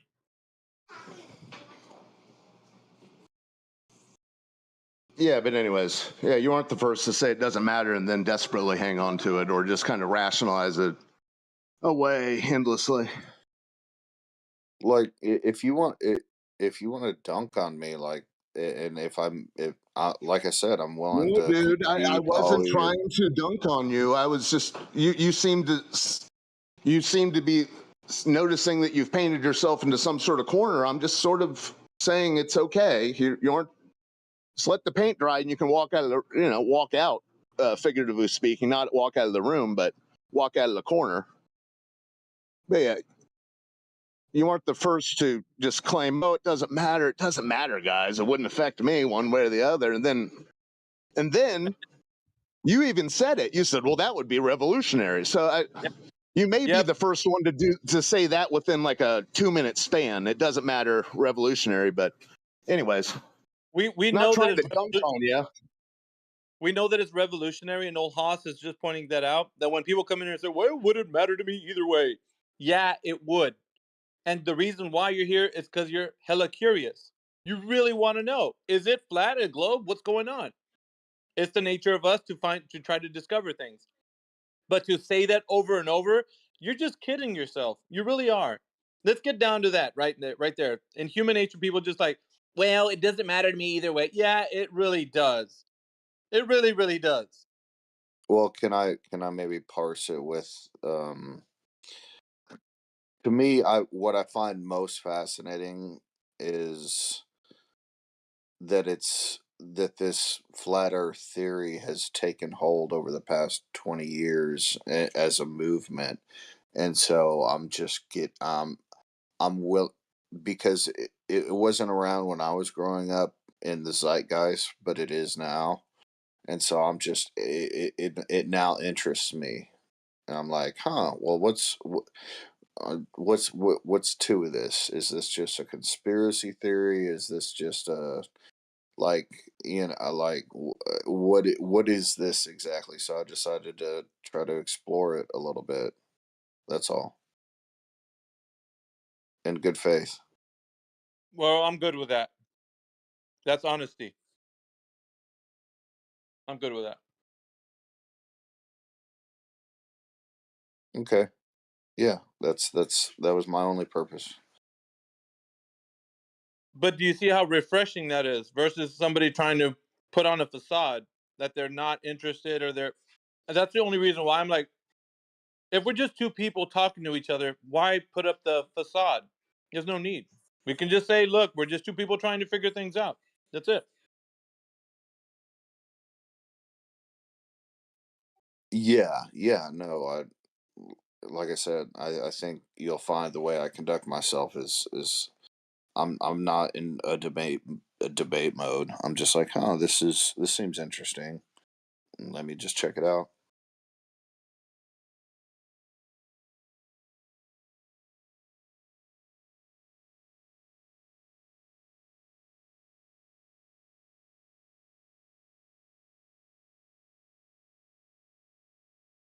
So I mean that's what I'm saying. I have more questions than I have statements to declare. Like, you know, The way. what would flat Earth? What would be the application, like the scientific applications, the repercussions? Like, is there a overall philosophical? Is there like Yeah. a philosophical drive behind this movement to bring this truth Well, to light? I mean, Because do you yeah, kind of get? it's a bit deeper than just most, right? I would say like this: the implication philosophically would be our epistemology, right, of the creation of the world. So now you have, I would say it this way: it's a the dichotomy of creation. Either nature created itself by itself, or there was a creator who created all of creation, right? It's a dichotomy in the sense that is, but in the mode of truth, it would only be one. There can be only one truth. So either the idea that nature just spontaneously made itself because for no apparent reason, or nature has very much of intent and intelligent design in it. So do you understand? There's a dichotomy here, and in order to parse that out, we have to start to investigate the roadmap to each one. Right? One creator. What would a creator do to create creation? Intelligent design. Things have code. Matter exists because of a will of a creator. Things like that, and it's not just random accidents that are it just been burped out into existence. Let's say. So we start to ask the deeper questions, right? Why are we here? What is this all for? And that sort of thing. So it has implications once you go one way or the other, right? I mean, wouldn't you recognize that on its face from the dichotomy of creation? Yeah, I see your point. Yeah. So with flat Earth, right, and the conversation, we're identifying this place is very unique. It is unlike anything else, and so cosmologically, I would say it this way: we are the floor of the universe. The ground you're standing on, that's the floor of everything that there is. The sky above you is all that there is. There's no other planets you can go to. There's no other worlds. There's only this world that you're in. And because the things in the sky are unobtainable to us, we are in a closed system. We cannot go to those other places because you're inside of a closed system. Okay? Right. And so the idea of space and galaxies and all that thing are just man's interpretation of what like a story, basically, because they're thinking about what the cosmos can be. And many ancient stories, lineage of stories, like they would depict a cosmology where we are the center of the universe, and you know what I mean? Like they don't have the heliocentric ever expanding cosmology. That's very unique in the cosmological aspect, because every ancient culture understood that we are the center. We are unique. We are something different than the things we see in the sky. So in that sense, there has been nobody other than just the idea that the Copernican heliocentric cosmology is in play. Every ancient culture understood that we are the center of all of creation, and so it leans more towards a flat Earth idea, that ancient cosmological aspect, versus this new idea that the Big Bang is basically a new kid on the block, right? If I'm not mistaken, you guys can correct me on it. I think his name is Georges Lemaitre, the guy who invented the Big Bang Theory. And he was a Catholic priest, I believe. And you could even look up the name and search him out and find out who he was. He's the father of the Big Bang. So in concerns to that, this is a new idea, right? This whole cosmological Big Bang, abiogenesis beginning, as where did all things come from before the Big Bang, and sort of everything was kind of put together by people waxing themselves philosophical, has no real practical understanding behind all of it. Now, some people might argue that the cosmic radiation background gives more credence to the fact that we're actually, a Big Bang cosmology. But then again, there's no evidence to back up that or support it, other than people thinking that that's what they're detecting when they're up looking at or detecting the cosmos, radiation in there. There's a lot more mystery than there is knowledge to support the case that the Earth is a globe, right? So we're now kind of torn in between: should we believe people, man's mind, or the physical and natural world that you and I understand? Because there's real world kind of practical implications. If I say something can negate a law, let's say, like the law of gravity or the law of gases, then I have to demonstrate to you how that's possible practically. And if I can't do that, it doesn't matter what cosmological worldview I have, I will not be able to put it into the really is level. So if I say that the second law of thermodynamics is negated by the fact that we have a globe Earth with a gravitational pull that's attracting the gases to the globe Earth, that negates the fact that I need a container to contain gases to achieve gas pressure, then I'm going to have to show you a demonstration of such. So I would have to demonstrate to you how a gas law that we understand is a conditional statement to say that gas pressure, in order for you to achieve gas pressure, you need a container. That conditional statement can be negated simply by me saying that gravity is a container. In which case, I'm going to have to demonstrate to you and everybody else that gravity is a container. And I can't point to the sky. I have to show you how it's negated practically. So if I can't do it practically, then I don't have any evidence. Therefore, my idea is going to go by the wayside, because I can demonstrate a container giving you gas pressure. However, if you say gravity is a container, I can't demonstrate that. Does that make sense? Yeah, it makes sense as far as to be quite honest, it's a little above my head as far as the limit of my intelligence goes. Like I can pick up a little bit of it, but again, it's I'm not smart enough to, you know, conceptualize all the theories that you put out, but I appreciate your effort though. That's fine. I mean, it's not it's not a fault of your communication. It's a fault. It's a fault of my computational power. Well, I would say it this way, man. Just over time, give it time. We're not in a rush to do this. There's no. I'm not. It's not a sprint. It's a marathon. So over time, if you're more inquisitive and you want to know more, all you have to do is just maybe stick around for a few sessions or whenever you got time. Just pop in here and listen. I mean, honestly, you've contributed enough, but um, I would say listen to the arguments unfold on both sides. You have to. It's a part of the learning process. If you don't do that, then you're not going to know what the other side is actually saying. And they have to, in other words, you have to let them give it their best shot. Like come at them with all the information you can to support your case.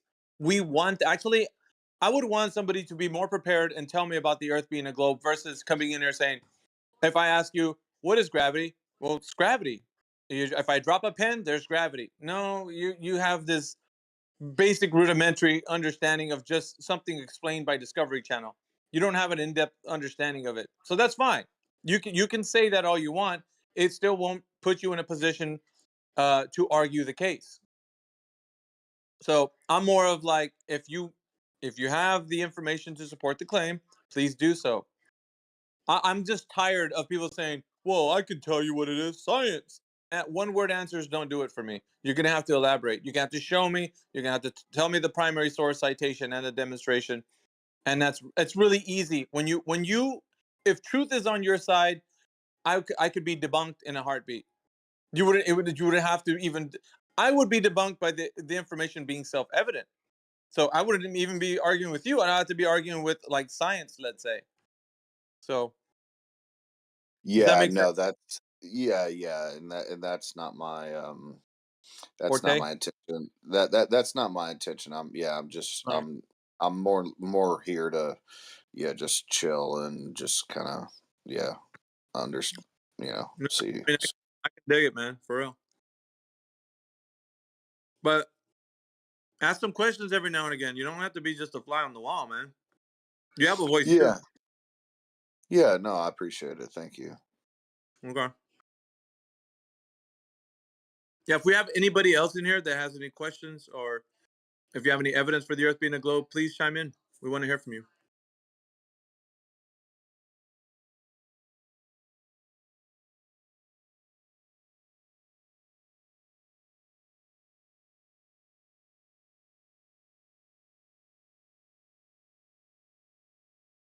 You're lighting up, Car. What's up, brother?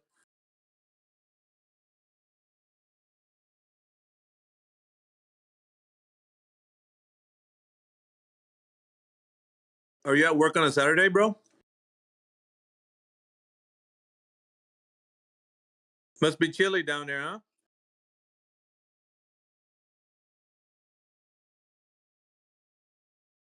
Car's probably digging some kind of holes over there. He's always laying foundation.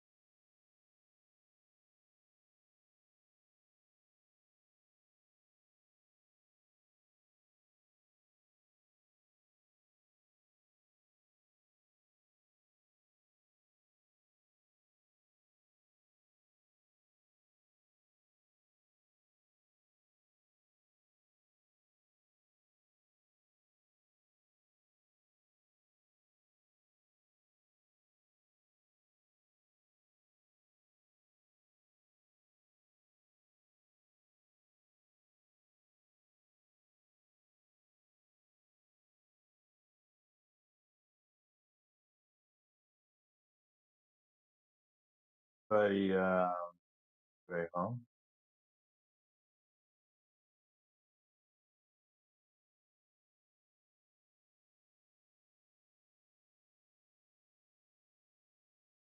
Everybody here. Yo, Hey, it's like 18 people in here. No one's saying anything. I know. What's up,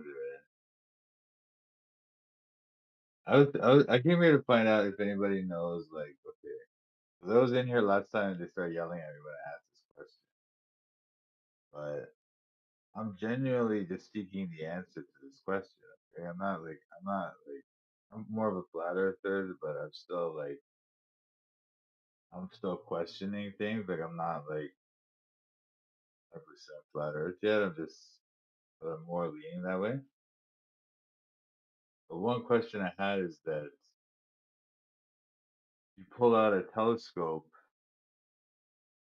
point it at where the sun was right after it sets, will you be able to see the sun? Yeah. Does Don't they do anybody? those like Yeah. things with like from a high altitude, like a plane? Do they see it? I mean, I've seen a couple things on TikTok, but I don't know if it's an optical illusion or some shit. Yeah.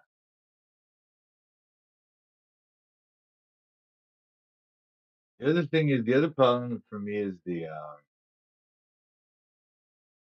flight from Santiago to Sydney. Supposedly, there's a direct flight from Santiago to Sydney. I don't know if it's real or if it's fake, right? But they advertise it. I think Qantas advertises it. So if it's direct, it's going to be way too short of a flight if it were the round Earth map that most people use, you know? I mean, I seen a video of like, I think it was a flight from Australia to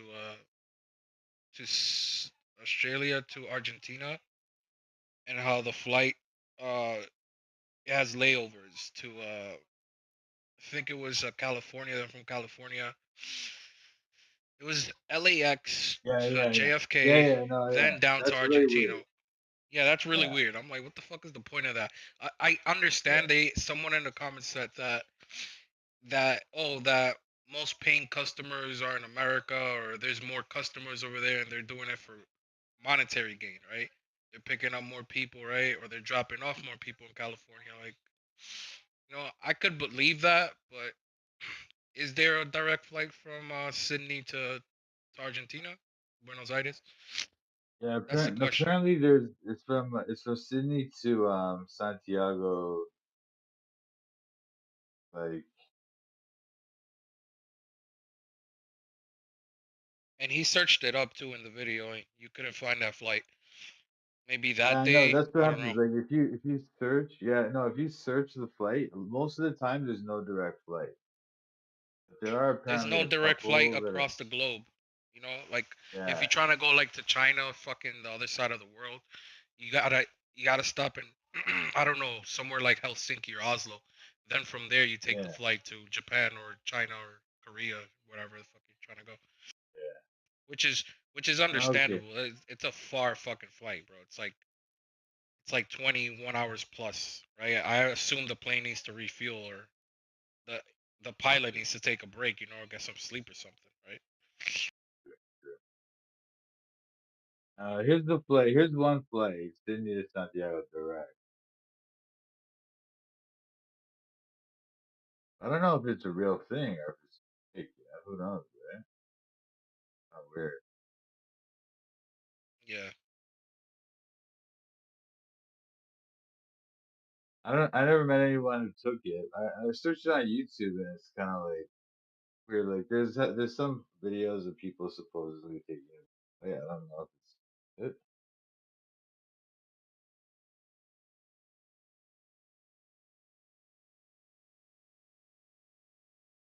Those are the big things for me. Like even most of the other things I could believe they fake, you know. But this thing, I'm just curious as to why niggas can't go beyond the quote unquote ice wall, right? Nobody's allowed. Nobody has ever been there apparently. Like what's beyond that, you know? Is it just Antarctica? It's kind of confusing because we don't have any real evidence. We just have people that have been close to like the 40th line, I think it's called. And that's all we have. Then you got people that are like, it's like old maps of like outside the ice walls, and like there's different lands. That's where Atlantis is. That's where a lot of areas are. It could be. Yeah, but these are archaic models. I don't know why they would say that and how they had the means to map that out, unless they got it from someone else, you know, that came from or it's just outside that. speculation. Or it could be speculation. Exactly. Yeah. That's the thing. Like, yeah. Tough.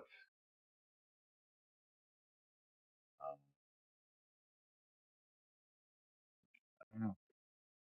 I feel like there's an overload of speculation, and people are like trying to connect dots based on speculation, and they arrive at, oh, so the Earth is flat, or the Earth, there's more land outside the ice walls, you know. I think we should just stick to one model and just, you know, like dedicate research to that specific thing. Like I'm curious about what's beyond Antarctica. I'm very curious about that. Yeah.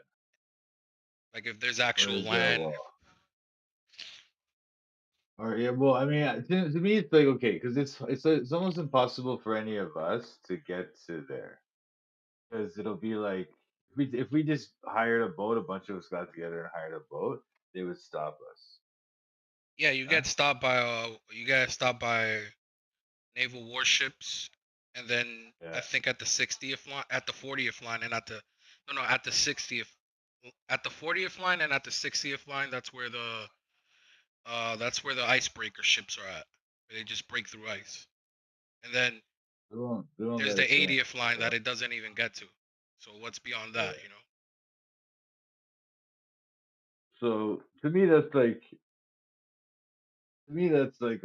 hard to figure out at this point. To me, the big thing would be, can we show that there's no curve over long spaces? Like, no, they've got some pictures of stuff, photographs of stuff that's far enough away that it couldn't be on the round Earth. I don't know. As much as that information has gotten out, like nobody cares, you know. I mean, I do consider the fact that everything we like record or everything we take pictures of comes from a lens, right? Now, could we perceive it differently if we see it in like firsthand experience? You know? That I don't know because I haven't been to outer space or I haven't been beyond the ice wall, right? Or Antarctica, right? That's the problem. We haven't seen it. So should we believe it? That's what causes the arguments.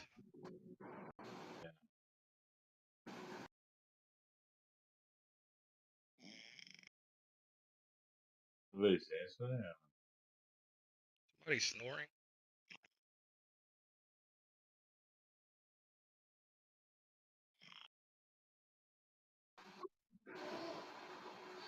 Did you ever go on the server, the 24/7 Flat Earth server?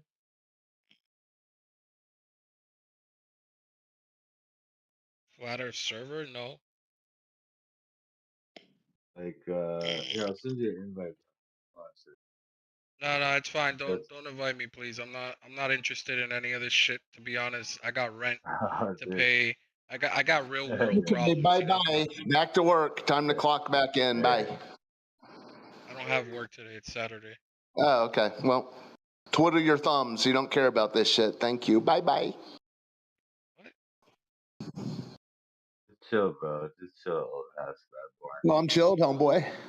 He doesn't care. Let's save us all the time. Someone's rambling who doesn't care. I don't care about joining a Yeah. server. Okay. Well, bye. Goodbye. Yeah, the other server's still there. Yeah, things. Yeah, well, I was just gonna recommend that because it's got a lot of good reading material available there. So anyway, hey, Old House Radburn, are you kind of like an old school guy in this thing? Old school. This, are you like, do you know a lot about this flat Earth business or not? Business. Would you say you know a lot about it? Yeah, no, here's the thing. I was my whole life I was enamored by the NASA's presentation of the entire fairy tale. I mean, NASA's not really trustworthy. You don't care. nowadays. Time out. You don't care. Yeah, but that's not flat Earth. That's talking about NASA. No, he was asking me how old school I was. Well, I'm so old school that I remember when the VHS set collections of the Moon Golf and Lunar Dune Buggy, VHS Betamax, when they were selling those in the middle of the night. The collections of the NASA narrative that gets us all to think we're on a spinning water ball. Well, okay, hey, bro. I think you guys forget that we were not only indoctrinated with the myth, but speaking for myself, I liked it. I thought it was cool. I thought it was cool that they took moon buggies up to the moon. I thought it was cool that Alan Shepard golfed on the moon. I thought it was kind of cool that the possibility existed that we'd all get sucked into a black hole. And now they're telling us, hey, we're inside of a black hole. How cool is that? Okay, yeah, but I actually grew up in the world where people actually did point to ships on the horizon. You know, this was the world when only books existed, so everyone weren't on their cell phones, but people actually did talk about these things. Oh, look, the boat's disappearing because it's going over the horizon. Well, I always thought about that when I was a child, because what was odd was where we were making these observations, there was land beyond these boats disappearing. So this is decades before the whole flat Earth conundrum that you globe believers have been faced with now. So yeah, when you look back at reality and compare it to what the myth was and how the myth was sold, how the myth was introduced, how the myth was passed along in the name of intellectual advancement, it's pretty fascinating. So yeah, Escuela Vieja. Okay. So we're not global believers. We're just asking questions because You're outer space. I wasn't. Don't take it personally. I was just talking about outer space enthusiasts. Because I'm sure when these people were telling me that boats were going over the curve when I was young, I'm guessing you probably weren't even born yet. And people were saying, people were saying boats go over the curve before I was even born. Yeah. People were saying that since Aristotle, but my point is, I'm just saying, like, I like flat Earth, but still some questions I have. That's fine. I don't know what you think about this. So no, I have questions maybe too. you know. I have questions. No, I'm not. I may know the answer, but I'm not omniscient. Oh, I know. I don't expect you to. But what do you think about stuff like the direct flight from Sydney to Well, Santiago, what I think about it is when you introduced it. Remember the word you yourself put in front of it? That it might not be real or something, or what? You said supposed. Yeah, it's supposed. Yeah, exactly. Okay, there you I've never go. been on it. I agree with you. I agree with you. Yeah. What do you think about Rudolph the Red-Nosed Reindeer? Yeah. Well, you the know thing what I'm is, I don't saying? want to just Because Rudolph the Red-Nosed Reindeer. Here's the thing: people forget that they say, "Oh, impossible that Santa Claus could go all those places in one night," but people forget about time zones.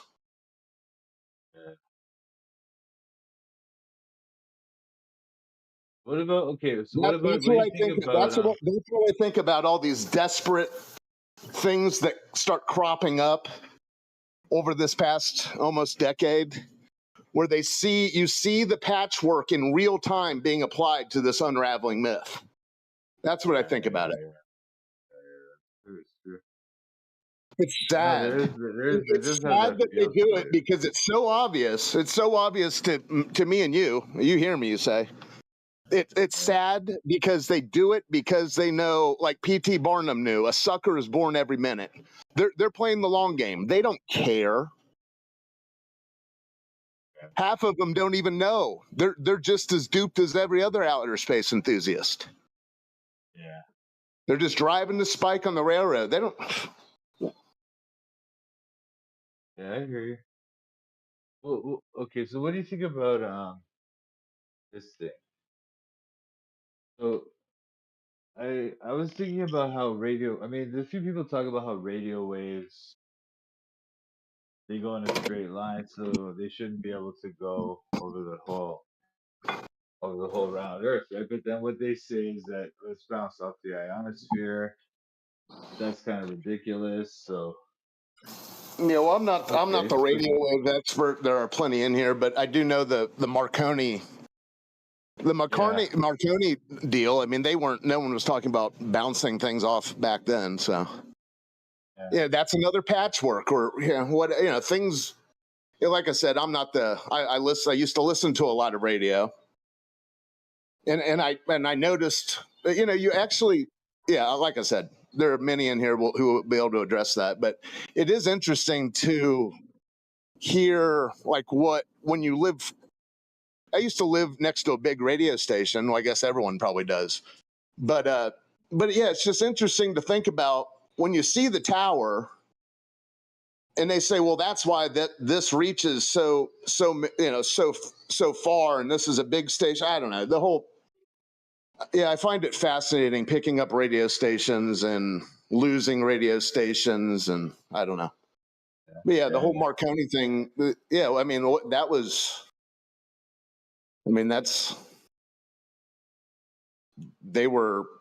like a direct line, correct? yeah, it seems impossible, right? Then I was thinking about what about like if the radio waves thing is true because it's a straight line, then what about like a telescope? If the sun is just moving over the flat Earth and it disappears because of perspective due to our line of sight, can't we pull out a telescope and just look at it? You know. And so there's some photographic evidence that's very interesting. Like you'll see a sun setting. It's just going behind the horizon. Then you pull out a telescope, and it's above the horizon, which is very Well, yeah, interesting, I've right? actually captured that with my cell phone camera a few months ago. Oh, okay, that's cool. Yeah, that's cool. Yeah. Not even attempting to. I was photographing or cell phone picturing, digital imaging the sunset. And the sunset, you could see it with your bare eyes. You could see it through the phone. And, 3, 4, 5 minutes later, I had my phone out maybe to take another picture or whatever. Yeah, that's a good snore he's got going. Where he gets good sleep. Yeah. That's good. Anyways, but yeah, you know how like when you look through your viewfinder of the cell phone at dusk, it looks a lot more light through your cell phone. But anyways, I pointed it at where the sun set, and there you could see it. You could see the sun I had watched it set completely, and I said, I said, take a look at this. Am I dreaming or? But yeah, it is interesting. So, I mean, who knows? I mean, the sun's a weird thing because I remember a day. Well, there's no need for a preface of the story, but on a day where there's not a cloud in the sky except for like little wisps of the smallest clouds. Yeah. What's funny is if the sun finds itself behind one of those, it feels like it'll be 110 degrees out. The sun goes behind that little thing, supposedly a 93 million mile distant star. I know, right? That's true. It'll get cool. You'll be cooled off for, fractions of a second. So, yeah, I don't know. Yeah. It's very weird, yeah. No, it doesn't add up. The whole 93 million miles away sun, it doesn't add up. It doesn't make any sense. And there's photographic evidence of that too. Like you see stuff like the hot spots that the sun creates when it's like, if you're in a plane, you take a picture of the sun over the clouds, it'll create like a hot spot on the clouds underneath it. You know what I mean? On the clouds directly underneath it. Yeah, just to continue on, when remember that photo that I mentioned getting after the sun had set. Well, you could see the sun in the camera, and you could see a white spot, a hot spot on the ocean surface, like directly underneath where that was in that image. That reminded me when you said that. But yeah, I could send that picture, and I've sent it before. Problem is, it wasn't a film. It would have had to, I guess what I need to do is start getting a tripod and making these longer, whatever, films and zooming in, zooming out. But yeah, you can see the light on the ocean surface directly under the sun that's already set, lit up. Amazing. You reminded me when you said that about the clouds. Yeah. Hey, bro, I gotta run, but can I add you? Do you mind? What's that? I gotta run, but can I add you? Yeah, that's fine. You're wait, I forget who you are now. Oh, you're all hot, old hot. All right, thanks, buddy. Nice to meet you. Yeah, have a good one. Day, okay? Later. Later.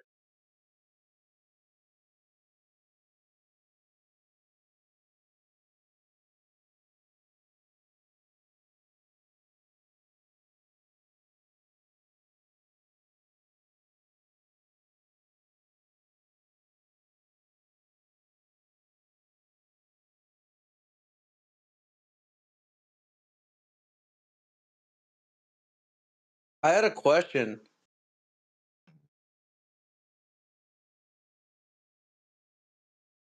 Anyone there can answer my quick question?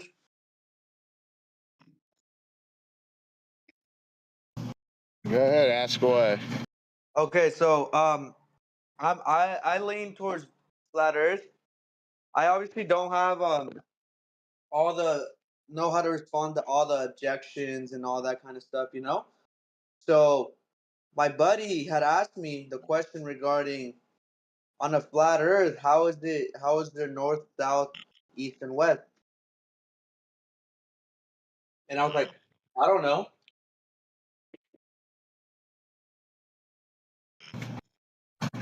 The magnetic compass is derived from magnetic north. And the directions that we're going to look for, the cardinal directions, are going to be dependent on that. Uh-huh. Okay.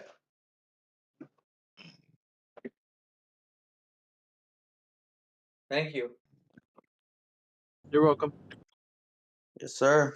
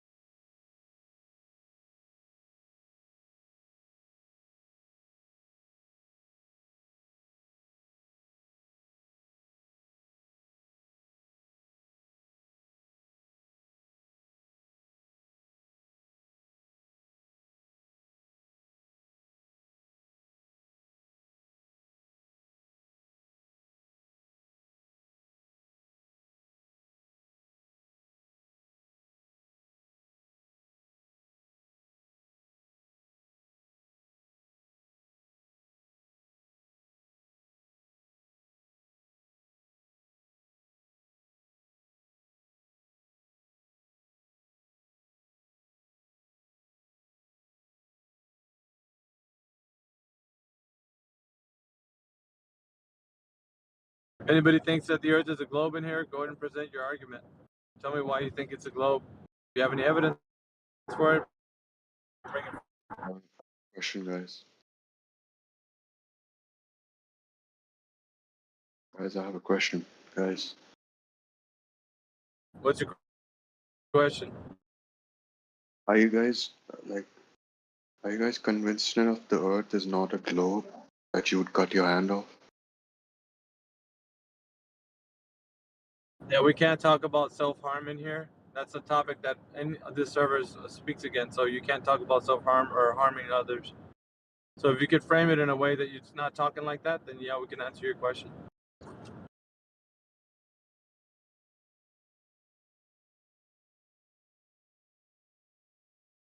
I'm surprised you're not banned by now.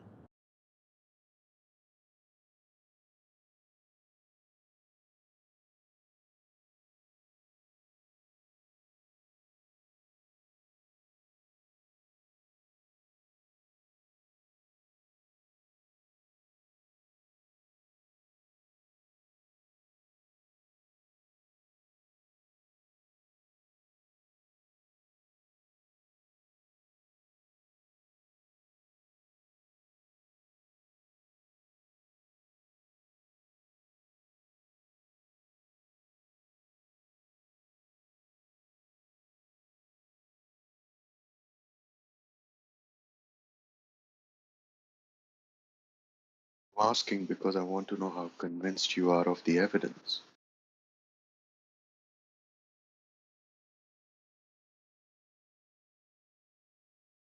The statement is true that the Earth is not a globe and that the Earth is not curving anywhere. So if the Earth is not curving anywhere, then what is it?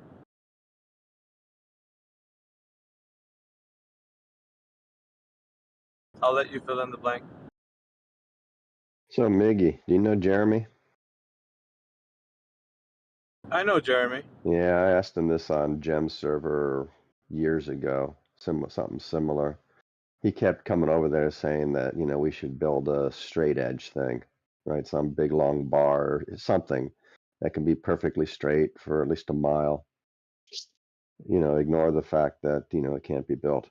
But, and I said, so let's say there's alien race somewhere or someone with technology, and they would flip this thing on, this bar would extend perfectly straight above this lake or above an ocean, whatever you want to put it. But before they turned it on, you had to place a bet. And that bet was, if you bet that it was going to show divergence from the straight edge, and you bet it would, you get, several $1 million. But if you bet wrong, they take your family from you, because Jeremy loves his family, right? As any decent person would, and Jeremy's a decent person.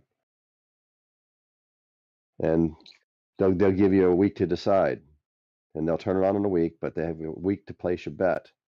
What do you go home and tell your wife that you bet?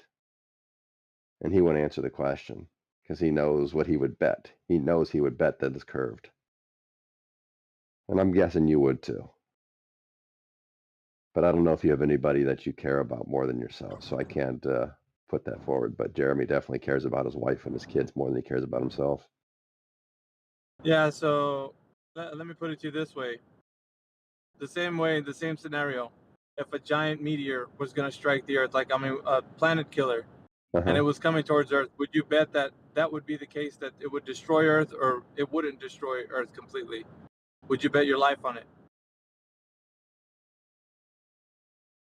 What do you... You're putting a hypothetical scenario that has no relation to reality, in that if that were the case, right? So if you're going to do something in reality, it has to be about reality. You can't do something that hasn't been done by anyone. If you can propose to do something, then what you would have to do is construct such a thing to put into reality. And if it's not able to be done anywhere, then you would understand that it's nothing to do with reality. No, but what it gets at is the... Your hypothetical scenario falls short of it being realistic. So it's not realistic, therefore I can hand wave dismiss it. Unless it is something that we can do in reality, then I would say let's go for it. But if you can't do it in reality, then why bring it up? It's a non sequitur. Because it gets to what you really believe. It gets to what you really believe down deep. No, Exactly. it's I not think it about belief, does. Scott. What you believe is that the Earth is a globe based on other men waxing themselves philosophical, and you're happy with that, and that's fine. It's You just not just like true. any other adult, that believes that the Earth is a globe are believing in fantasies for adults, just like any good story. So that's fine. You can believe anything you want, just like the concave earthers, So that's what just like I'm the hollow asking earthers, you. just like the people that think the Loch Ness monster is true. All that stuff. You're in the same category. So you can't depart from that because you're married to So it. That's so fine. so so so that's what I'm asking you. How convinced are you of the evidence that the Earth is not a globe? Would you be willing to chop your Hey hand off? Scott, I'm on the move, but it sounds like you just turned different voices. Are you using a voice changer, Scott Mackey? It's a different guy. Oh, okay. So there's two Scott Mackeys. Is that right? No, Oh, so why did you answer for him? Are you sharing because a community brain? I was asking Are you you a sharing a question. You didn't community brain? answer. Are you You didn't passing the brain answer a around? Is question. someone else wearing the fucking brain of the outfit? Because now we Possibly. got somebody speaking for Scott Mackey, where I was talking to the guy. When I That's was talking to interesting. you earlier and you didn't answer the question. Because it's a retarded question. Why would It's anybody not talk about something retarded, like that? because if you Yeah, knew because anything about first of philosophy all, and it's self. science, you would understand what I'm saying. First of all, knucklehead, it's self-harm, and anybody in this server talking about harming themselves is already going to be in violation of their rules, right? Right? Would you be willing Are to you chop disagreeing my with the hand off? TOS? Yeah, you need to stop talking about that, or you will get banned by server policy, not by me. The admins of the server will take care of you. You have a choice. Pussy. And I'm not. Pussy. I didn't listen. The rules are already made up. So you Pussy. can keep going, and you're gonna get yourself in trouble with the server. Pussy. And I'm telling you to relax on that. You can use Would you be another analogy. okay? Here's another one. How convinced are you of the evidence that the Earth is not flat? Would you be willing to put all your assets on the line, all of it? Yeah, Earth is demonstratively flat. It's practically used as flat. It's navigated as flat. What are you talking about? Would you? Okay, fine. So, if you, Yeah. are you convinced enough to put all of your assets, everything to the last dime on the line? Ah, I love the challenge, but think about it. It goes both ways, doesn't it? So are you willing to also take that same bet that you're willing to put all your assets on the line? Like if you In a had a farm heartbeat. to bet in a heartbeat. All right, I love Yeah. that. So let's prove who's right and who's wrong in this simple exercise, shall we? Let's prove who's right and who's wrong. Let's go into the exercise. No, sir. No, there's no take back. No, because you haven't given an answer. No, You haven't there's given no an take answer. back. He said So yes. we're You gonna find haven't out. said yes or no. We're gonna find out the answer You're together. insulting Let's us. find it out You're together. insulting us. Let's You're insulting no. us. You're You're insulting us. scared, He aren't said you? yes. You're He scared. said You're scared. yes. He said Let's go yes. find Now out. what's your Let's answer? find out. Now what's your Let's find answer? out. Let's find Yes or out. no? The answer will reveal itself to everybody that's What's listening. your answer? Yes You're or a grown no? adult behaving like this. What the fuck? Yeah. So let's go to the What's exercise your together. answer? What's your answer? I asked you a simple The answer will be question. clear. The answer will be clear after you and I are No, discussing. just say yes or no. Yeah. No. Let's do this for 10 You're more not. minutes, I'll guys. just. We'll get somewhere. I'll just you're gonna go through this assume. exercise. I'll just assume either you're not willing to do it, and here we hence you're go. not convinced of the evidence. Thank you. You guys Nope. give yes or no ultimatum. It's our turn now. Come on. All right, so I don't know who's talking in the background, but we can barely hear you. Here's the thing. At the end of this exercise, you and I will both know the clear answer. So there will be no distinction between who knows and who doesn't know. So it's either you're willing to go down through the exercise and we're both going to find out who's right and wrong, or you're not. You're too scared to go down the exercise so that you're going to find out. So the answer will be self-evident to everyone listening who's right and who's wrong, right? I'll play. So I'm going to unmute you if you're still in here. Oh, you left. That's fine. Isn't the idea that I'm more right than you are right, and that's what we go by? We don't go by who's ultimately right. Nobody knows that answer. No, that's not the answer. The answer is what is self-evident. How unfortunate. It's not about who's right and who's wrong. It's about what is demonstrably true. You have to find out because based on everybody your has IQ. opinions. No, it's not, dumbass. It's based on what is evidently true. IQ has nothing to do with this. It has nothing How do you to do with this. evidence something in a brain without having the IQ enough to see it? Here's the thing: if you go out and see something, let's say you go look at the You horizon, see and the something horizon, simple because you have a simple dude, mind. can you shut the I fuck see up so I something can finish complex talking? because mine's You're gonna complex. be sat down like a fucking child if you want to. If you don't want to have a back and forth, you're gonna be sat It's down the like a internet. dumbass You only can kid. mute me, dog. I know. That's why you're not gonna have a voice, dumbass. It's up to you. You can have a conversation like two adults, or you can walk out of this I'll listen conversation. I to don't your give a fuck. spiel. It's in the All right. conversation, dude. So it's simple. Whenever you go out somewhere and you see something that whatever it is, it doesn't matter. And then I say something contrary to what you are saying, right? You said, hey, look, the sky looks to me, the earth at this place, I call that the horizon. And if I was to just tell you, well, I disagree with you. I don't think the horizon is where the sky meets the earth. I think it's where a duck meets the sky. And if I say something stupid, you're gonna be like, what the fuck are you talking about? Like, that doesn't make any sense. And I'm like, well, that makes perfect sense to me. Because a part of my epistemology is that fucking ducks are a part of the earth, so therefore ducks meet the sky. And what I said makes sense. You fucking idiot asshole globers are saying things asinine and to the effect that it doesn't make any fucking sense to what our known reality is showing us. Therefore, it has nothing to do with fucking IQ. It has your perception to reality or your epistemology of what you think is true. So you Which are is based on incorrect. your You're IQ. not correct. Okay. Say again, because If I I was get, talking when you spoke. oh yeah, you don't want Say this again? smoke. You don't have any fucking smoke. You're full of fucking smoke. You're blowing smoke You up want me to go at someone's you, ass if you're not or doing nothing else. okay, that's a lot of gas you're speaking. You want me to go at you then? You don't have. Okay, go at me, dude. Let's see what you got. What do you got? Okay. So I take a blind retard and ask him what's evidenced by his observations, right? And then I get a very high IQ adult and ask him what is evidenced by their observations. Don't you understand by virtue of them being a blind retard versus intelligent, there's going to be a skew? You think we see the same You're thing when we fucking live on this stupid, dude. planet? You're fucking stupid. So guess Planet. which What person you fucking are, planet? dude. What Guess which planet? person you are What in that planet? story. Yeah. So Trust me. you're making hypotheticals up, considering yourself to be Oh, a secret king. Well done, dude. You're a secret not king. just the average There you go. intelligence. I'm not blind or retarded, though. You're a secret king. Yeah. Did you pat yourself on the back when you thought of that example? Fucking I'm eating retard. food. I did on the I'm fly. eating Swear to food. God. Hey, check this out, man. Are you 100% Yeah. sure you're eating food? Are you 100% sure? No, but it tastes good, so I'm just gonna keep doing Oh, it. you fucking solipsist. Get the fuck out of here. I don't want to hear Hey, how you Newt. don't understand. Your fucking epistemology is dog You shit. don't even idiot. know where you're at. You That don't shit even fire, know if bro. you're eating food. You Fuck don't know you. where you're at. You don't know if you're on Discord. You don't know Yeah, what's going dude, I'm in a on. You fucking don't know if like little reality is turbine real. ship, dude, going through the matrix, Okay, so eating you're slop. mentally Ah, ill, you bro. fucking So you're mentally dumbass. ill. Yeah, you're mentally ill, bro. If you Hey, don't Newt. know Yeah, that you're online, yeah. he Hey, was Newt. saying that he's like you're the retard. That's like the fucking pot calling the kettle black, you dumb I dipshit. am smoking pot too, bro. It enhances the flavor of the food. Swear to God. Apparently Hey, Newt. so, bro. Yeah. Hey, Newt. Newt. Everyone. Hey, Newt. Everyone in the NBA. Hold up. I'm speaking to Newt. I'm on the move and I Yeah, can't see man. names. What the fuck, dude? Yeah, You're a it's the fucking champ, big bro. ass.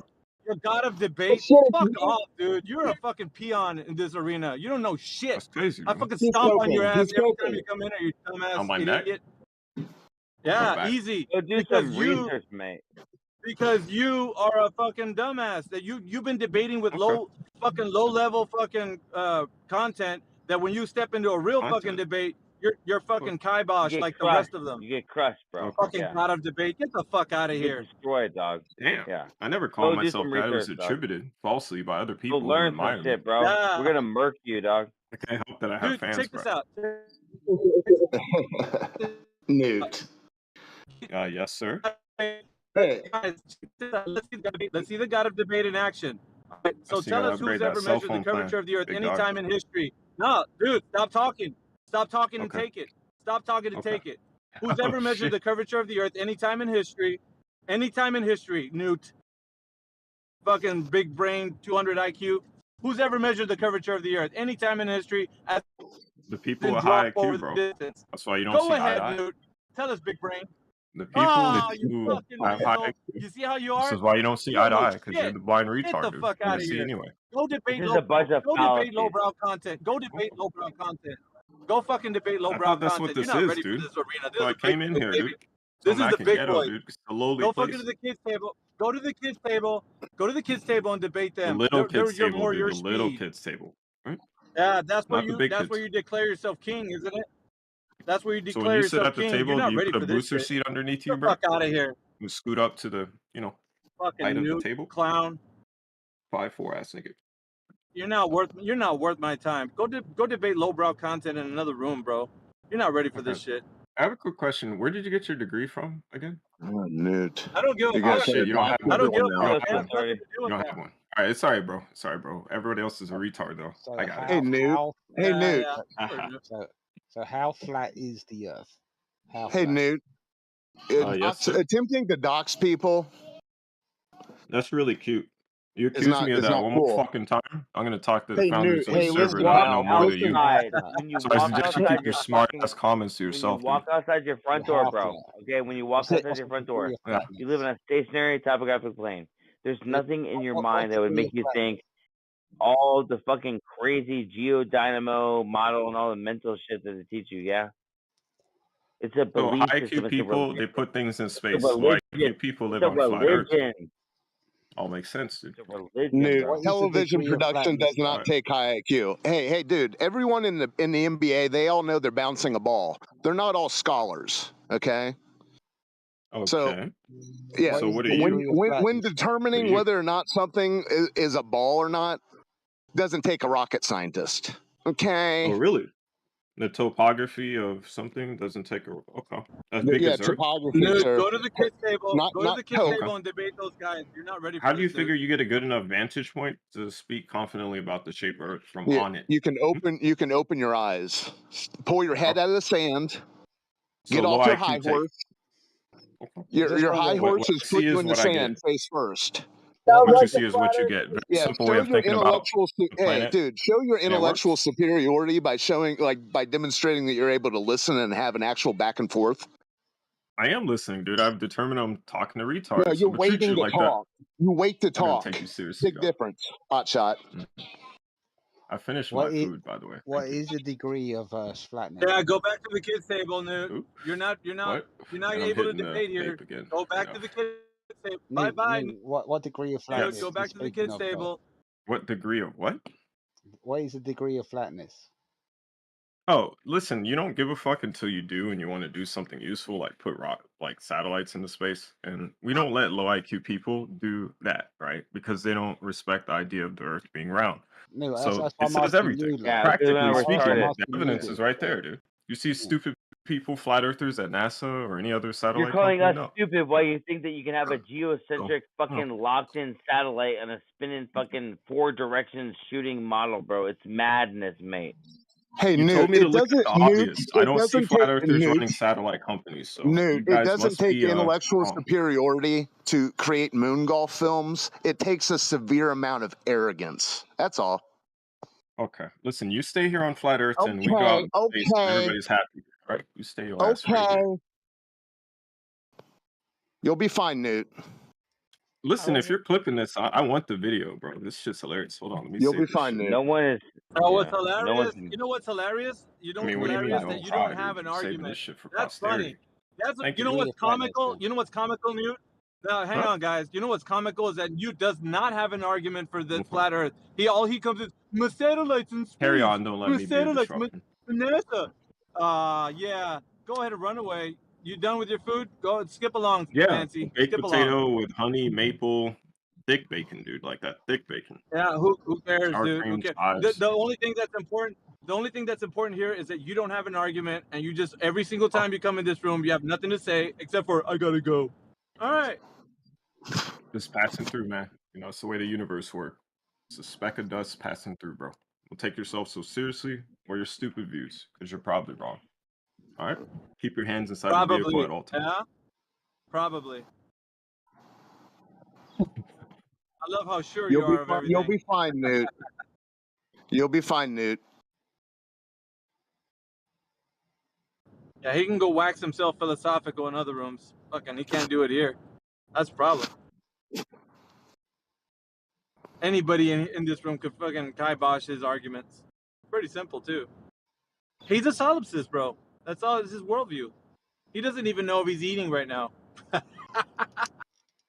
Where are you, bro? Are you on Discord, bro? I don't know where I'm at, bro. It could be a brain in a vat, dude. Okay, nice talking to you.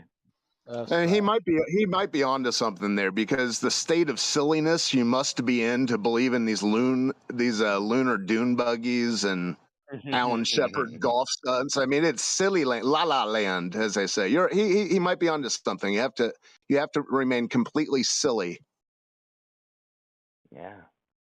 Hey, but hey, listen, think about it. Life is a lot better when you live in La La Land. If you don't know the Earth's flat and the government's trying to murder you, like, it's pretty good life. Yeah, there's another word. There's another phrase for that. Ignorance is bliss. Yeah, the joy of possibly being sucked into a black hole any moment. Wait, the government's trying to murder me? I didn't know about this one. Oh yeah, I can't talk about it here.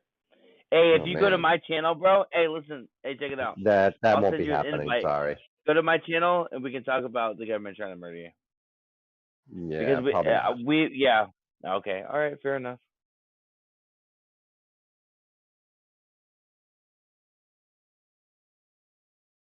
I mean, I guess it could be argued they're trying to get people to laugh themselves to death with these moon golf reruns. Yeah, let's change the subject, How bro. often do you see these moon golf reruns? I haven't seen a moon golf thing in since Alan Shepard. 50 years? Yeah, since Alan Shepard graced the television screen. So where do you see these moon golf reruns? No, I got the Betamax collection. Okay. When they used to advertise it on television. Cool. It's the same one. It's the same one you've seen. And then the USGA. Since you asked, Scott, the USGA just put out an article a couple years ago to reaffirm this myth and telling us where these balls landed and showed us the soil sampler club and the glove he used. So yeah, they're keeping up to date on the story. You might not be up to date on their efforts, but I can post the USGA link if you'd like it.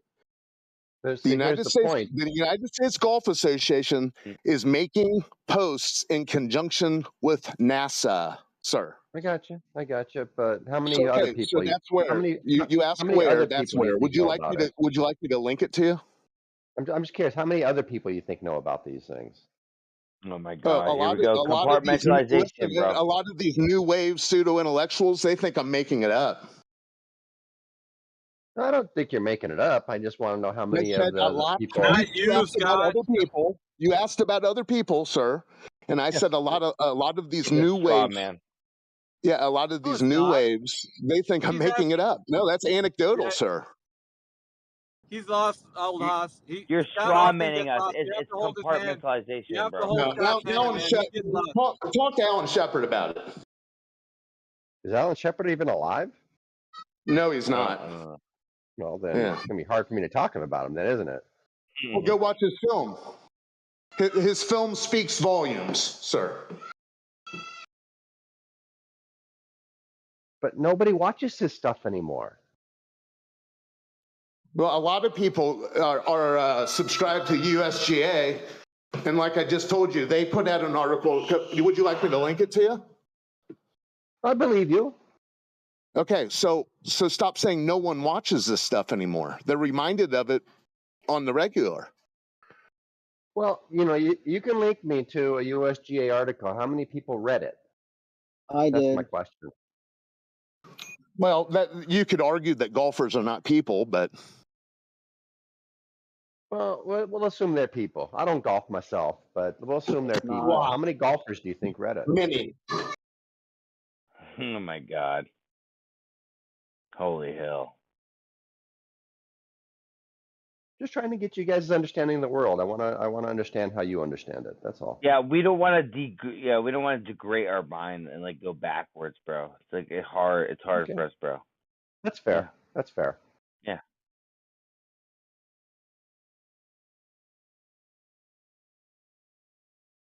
If you all don't want to share, I'm not going to try to force hold you. on. Do you believe in the globe? Do you believe in the globe, sir? Yes, I do. Okay. Can you explain to me propulsion in a vacuum, denying the third law of thermodynamics? Go ahead. I could explain propulsion in a vacuum easily, but I can't do it denying. I can't do it You're about to denying get the your third law of Nobel. You're about to get thermodynamics a because Nobel it Prize, doesn't. bro. You're about to get a Nobel Prize, bro. I want to hear it. I don't think I'm about to get a Nobel Prize for this. It's been done a long time ago, and so I'd be like the 17,000th person to do it. No Nobel Prizes in being the 17,000th. It's probably the 17 millionth. You're in a delusion, brother. There is no propulsion off nothing. How do you have gas pressure and a gradient? Yeah, with no container. Impossible. It's never been proven or shown a gradient without a container. Yeah? Well, can you show that? You all refusing to look is not the same as it never being shown, right? We agree with that. You understand that we would all be dead if there was no container, yeah? I understand you are Gravity incorrect. is an effect. Gravity is an effect. It's not a container. Do you understand that? And at the same time, it doesn't matter. False dichotomy. I mean, like, the model's trash, right? But I'm just going off of your model. Gravity is an effect. It's not a container. Okay? So, what's your point? Do you not understand that you need a container for a pressure gradient? Prove it. There's millions of experiments, bro. Like, can you go to Walmart and buy a propane? Can you bring me propane without a tank? No, Yeah. proving. Yeah, I can. Hold on, proving that you can put a pressure difference inside a container does not prove that you need a container for all pressure. There's no Okay, experiment Scott, you done ever fucked on up. Earth. It doesn't You done fucked up, follow. dude. It's illogical.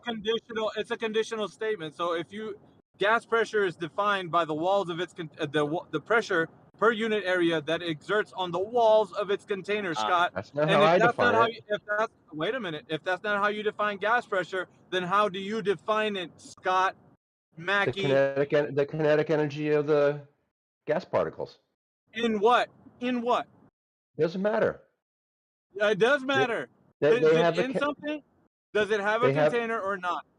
They have a kinetic energy whether they are contained or not contained. Okay, so show me that same energy that's exerting on the walls of its container without a fucking container. Show it. How can I have a balloon that gets pressurized with air without the fucking balloon? Go ahead, you Scott can't. Mackey, big brain. You can't have a balloon. We're all ears, bro. You just said show me a balloon without a balloon. I'm talking. Shut the fuck up. Gas pressure is defined by the walls of its container. Once again, gas pressure is defined by the walls of its container. Scott Mackey, you need a container to define gas pressure. You know, Miggy, you just told me to show you a balloon without a balloon. You know that, right? You said show me a balloon without a balloon. Yeah, because that's what the fuck you're talking about. You said, I have gas pressure without a container. Okay, show me the pressure inside of a balloon without a balloon. Grab a barometer. A barometer? What's a barometer telling me, Scott? Measures atmospheric pressure. Yeah, that means inside of the contained system, it's telling you a barometric pressure, Scott. That's your assertion. It's not an assertion. Yes, it is. It's not an It's assertion. exactly an It's assertion. conditional. Are you a robot? You sound like an AI. You haven't shown us the container, right? Listen. I'm asking Scott to present his evidence that he's you don't talking need a about me, container. though. Yeah, you don't need a container, right, Scott? So how do you define gas pressure? Kinetic energy of gas particles. Of what? Wrong answer. This nigga acting nefarious. What? I'm sorry if it breaks your narrative, man, but it's just what it is. Okay, so if we don't need a container, then I need you to show us gas pressure without a container, Scott. Simple as The that. atmosphere is gas pressure without a container. Show me the container. Okay, dumbass. You can't point to the thing that's in contention. You can't point to the thing that's in contention. You have to give a demonstration of how you can have gas pressure without a container, Scott. Where do you see that in nature? How can you have gas pressure without a container? You're breaking up Yeah? big time, though. Oh, yeah. I didn't hear the last part of what you said. Oh, You roboted. it's a glove because he broke up. Okay, guys, settle down, guys. No, what we see in nature is that if you have enough gravity and you have enough gas in presence of that gravity, it creates a pressure. We see that. But in order to see that, you have to have a body big enough to No, generate you enough don't see that. gravity. You don't fucking see that. Demonstrate gas And pressure with gravity, Scott. Gravity with gas pressure. Demonstrate it right fucking now. If you're saying that's the truth. I need a large amount of mass, like the Earth. What? How big? And How you much? won't look. You won't look. Like the fucking Earth, dude. Yes, You are like the you Earth. love Unfalsifiable model. You love stories, don't you? Yep, I unfalsifiable. love understanding the world in which I live. Yeah, I do. No, you don't. You like somebody telling you Santa Claus is real and the fucking tooth fairy is real and all that shit. You don't like to look at practical demonstrations like everybody that's logical and has two fucking cents in their brain. Scott. No, I don't think I need to. I don't think you I like need the to. fucking tooth fairy. The tooth fairy is real. Thank you. All right. Get your screaming out. I know you need it. Funny, bro. Go ahead. I'll be the butt. Go ahead. I'll mute the button. You're a fucking wanker, dude. You don't fucking know your ass from a pipe wrench. Hey, what's going on, guys? I'm just I have to admit though, that was pretty funny, you guys. That was pretty funny. That guy killed it, bro. Whoever's that flat earther that was debating him, that shit was funny, bro. I would like to be debated next. I don't think that the Earth is flat. Man, y'all niggas the fairy. You can't handle this truth, man. All I'm saying is, all right, so you're gonna leave middle way through. You're gonna quit. You're gonna fucking get angry. You can't. Nobody can. Hey, John, how about deliver the globe evidence with some class, please? Well, okay. So first of all, let's get into this straight, right? I want to point out that the human eye or the idea of perception is flawed, right? This is not a philosophical topic. Brother, here we go. Shut the fuck up. Dude, we're dealing with observations every fucking day, and we have to have discernment to understand what we're looking at. Wait, hold on. Shut the fuck up, dude. Before you get into this, why are you yelling at me? I'm not even yelling at you. What? Yeah, that's the point of the whole discussion. You can't negate the fact that we're using our senses, and you just started this argument by negating the very fact that we're using our senses. Well done. Wait a second, maybe he's blind. You just undermined the process. No, because you just undermined the process by which we're going to use demonstrations.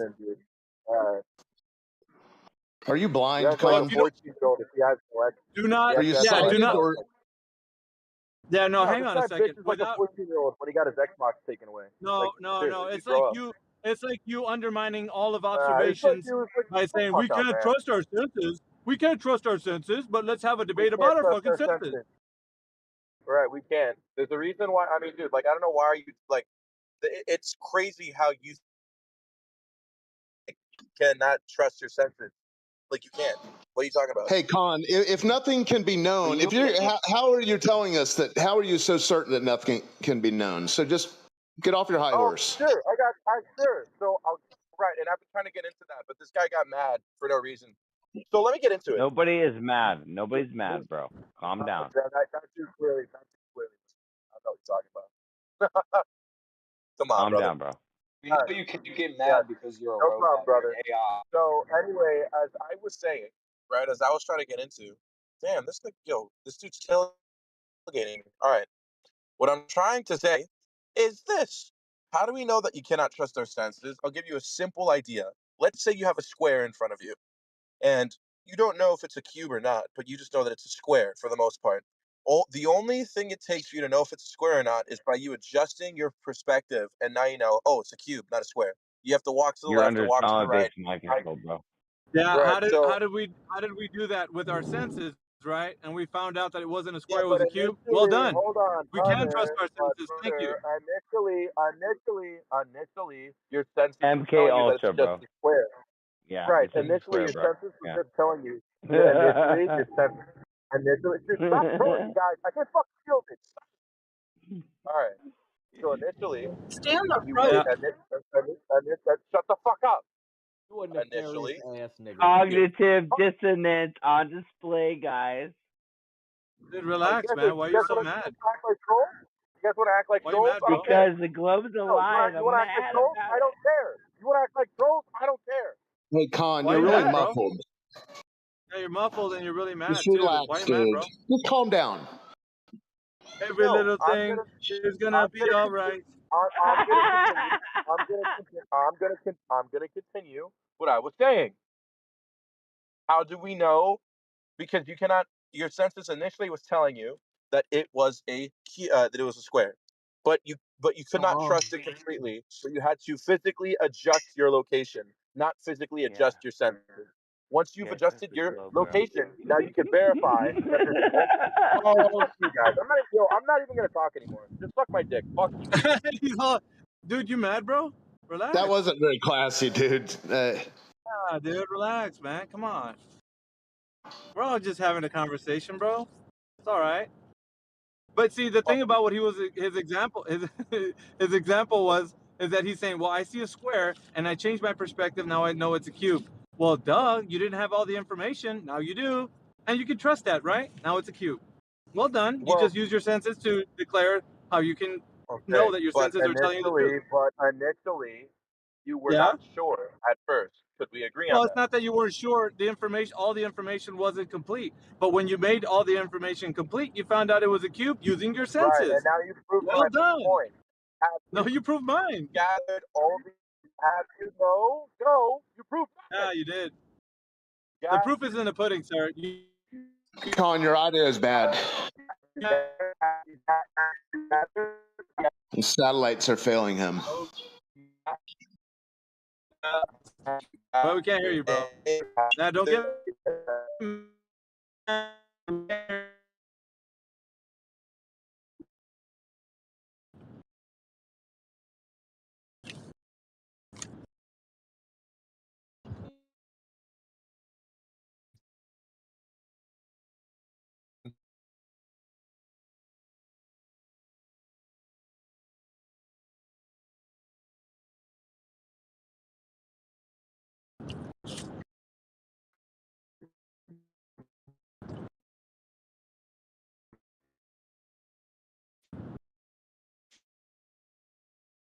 Is that it?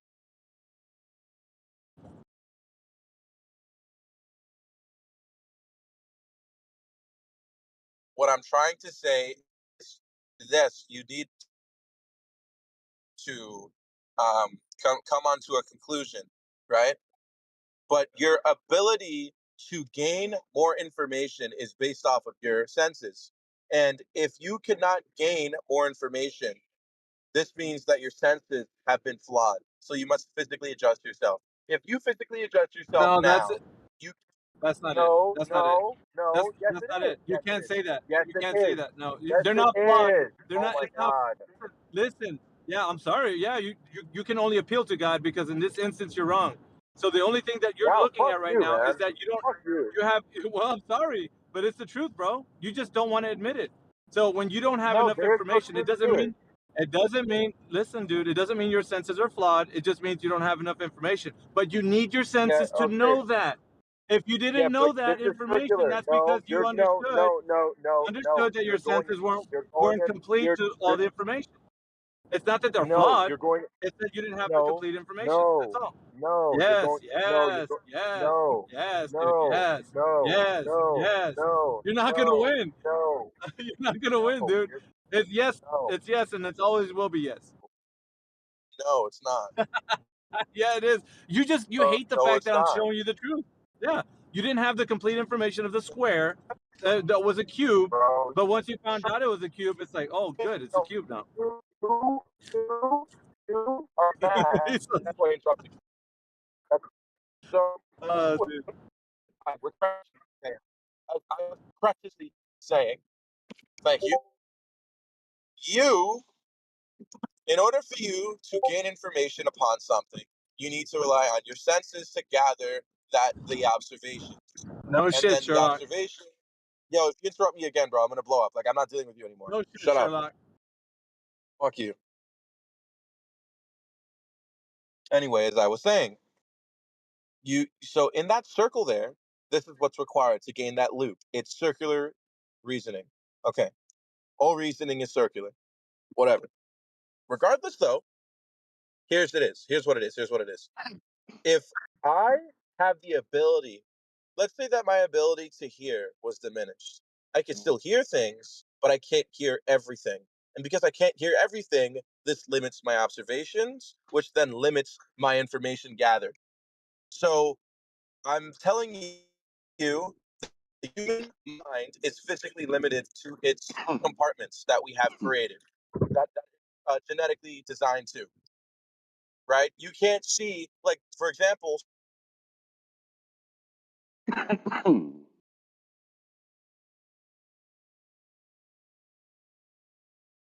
Looks like he DC'd. Yeah, he dropped out of the car, man. Thank goodness. Whew.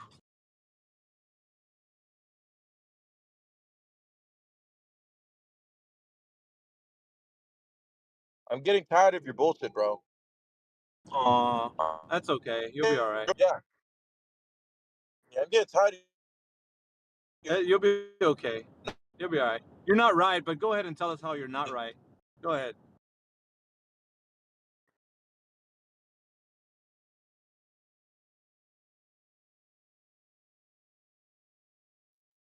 Hey, Khan, I think you've got connection issue. You're not what you think happened and what really happened are separated. You might have thought you made the most Okay, brilliant point ever, but you cut out like halfway through it. made a brilliant point, and I Yeah, your internet's trash right now, bro. Yeah, here, if I give you the link to the live stream, you can hear what you sound like on our end. Would that maybe help diffuse the situation? No, I don't care anymore. You guys are trolling me. Oh, okay, we're not. No one's trolling you. You really are not coming in loud and clear. It's like it's either like every third word, or you like halfway through it and it just cuts off. Okay, so I fixed my internet because I'm rich and attractive, right? Here's how it works. Yep. So anyway, if a shrimp is able to have X-ray and thermal vision, which they are able to, believe it or not, shrimp are able to do that, and they can switch in between the two. You didn't know shrimp could do that. It's crazy, right? Are you a shrimp? What if a shrimp? The cat. If you interrupt me again, thank you. No, I'm just saying, If are a you a shrimp, shrimp? Because it sounds like you're speaking from a if you interrupt me again, thank What's you. your point? So if a shrimp point? comes up to you, if a shrimp comes up to you and says, Gives a "Hey," shit. if a shrimp comes up to you and you tell that shrimp that this object has Tell four a sides shrimp. to it. Fuck. If guys stop. If a shrimp, Con, I'm sorry, bro, but I don't think I'm gonna walk up to a shrimp and talk to it, bro. I mean, maybe in your all right, world, but dude, not in come this world. on, man, dude, Well, all right, go stop. ahead, dude. Fuck it. Go ahead. Go for it. Go, All right, Con. so Can't throw as many hypotheticals. Really, just oh showing my your god, telling dude, telling shit. oh my god, stop. If a shrimp comes up to you and says, "Hey, that object right there does not have four sides to it. It actually has seven." And I'm like, "How do you know that?" Because the shrimp told you I have X-ray vision and this vision and that vision. I could see things that you cannot, right? And, so is the shrimp wrong or is he right? There's no objectivity to shapes. Shapes are socially subjective. I have proven my I point, would and you listen. I would listen. Yeah, Con. I'm gonna say I would listen to the talking shrimp, because if a fucking shrimps that talk exist, then fuck anything goes in this world, bro. I'm telling you. No, that is a hypothetical. Of course they can't Fucking fucking talking talk. shrimps, bro. Oh my god, I mean, man. Why are really. you doing I'm this, gonna have bro? to say yes, Why are you doing this to because me? because shrimps are talking, bro. Now I'm gonna have to believe the shrimp, because the shrimp Because talks. So I'm like, fuck. If Con, a shrimp's talking, I believe that.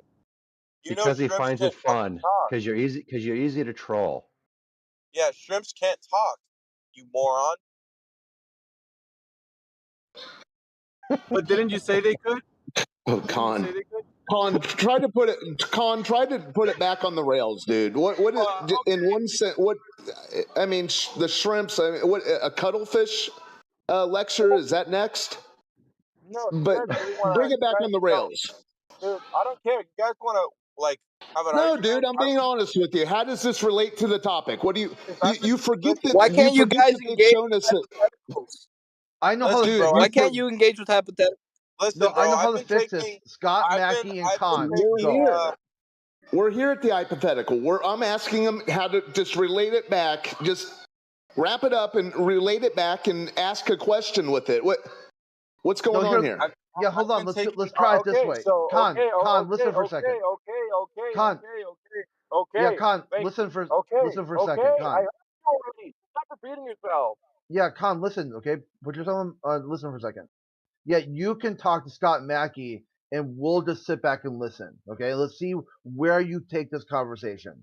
I Fine, I will take it. okay, using the flat Earth model, it will just be fucking hilarious. No. Okay? Just If threw me out it's the there. Earth's a globe, you'll come to some groundbreaking, revolutionary thing that will just stun everybody in the room in silence. Groundbreaking revolution that the Earth Yeah, is so a globe. Dumb and Dumber, go. All right. So anyway, as I was saying, let's start this back from the beginning. Let's make sure that we can get this clear.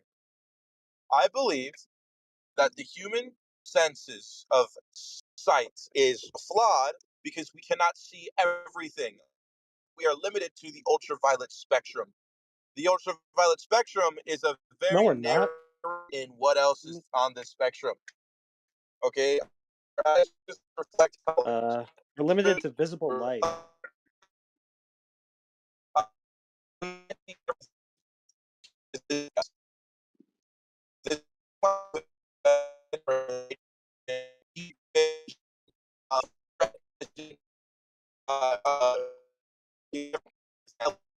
Is nobody gonna tell him how bad he's roboting? I think you're That's for you experiencing to a large do. amount of packet loss right now. Yeah, Scott, that's for you to do. It's on you. You got the floor. You two got the floor. So Crit, whatever you crit. say or don't say is on you. No one else. Yeah, Crit, let he's it your go, problem man. now. There's no us, man. Let it go. Well, you are all confident to squawk up and say everyone here is Crit, trolling him, crit. so we can Let challenge. it go. We can test that claim. That's a testable claim. So now Let it go, you and Crit. There is Con no get us. to go. There's no you and me. Let it go.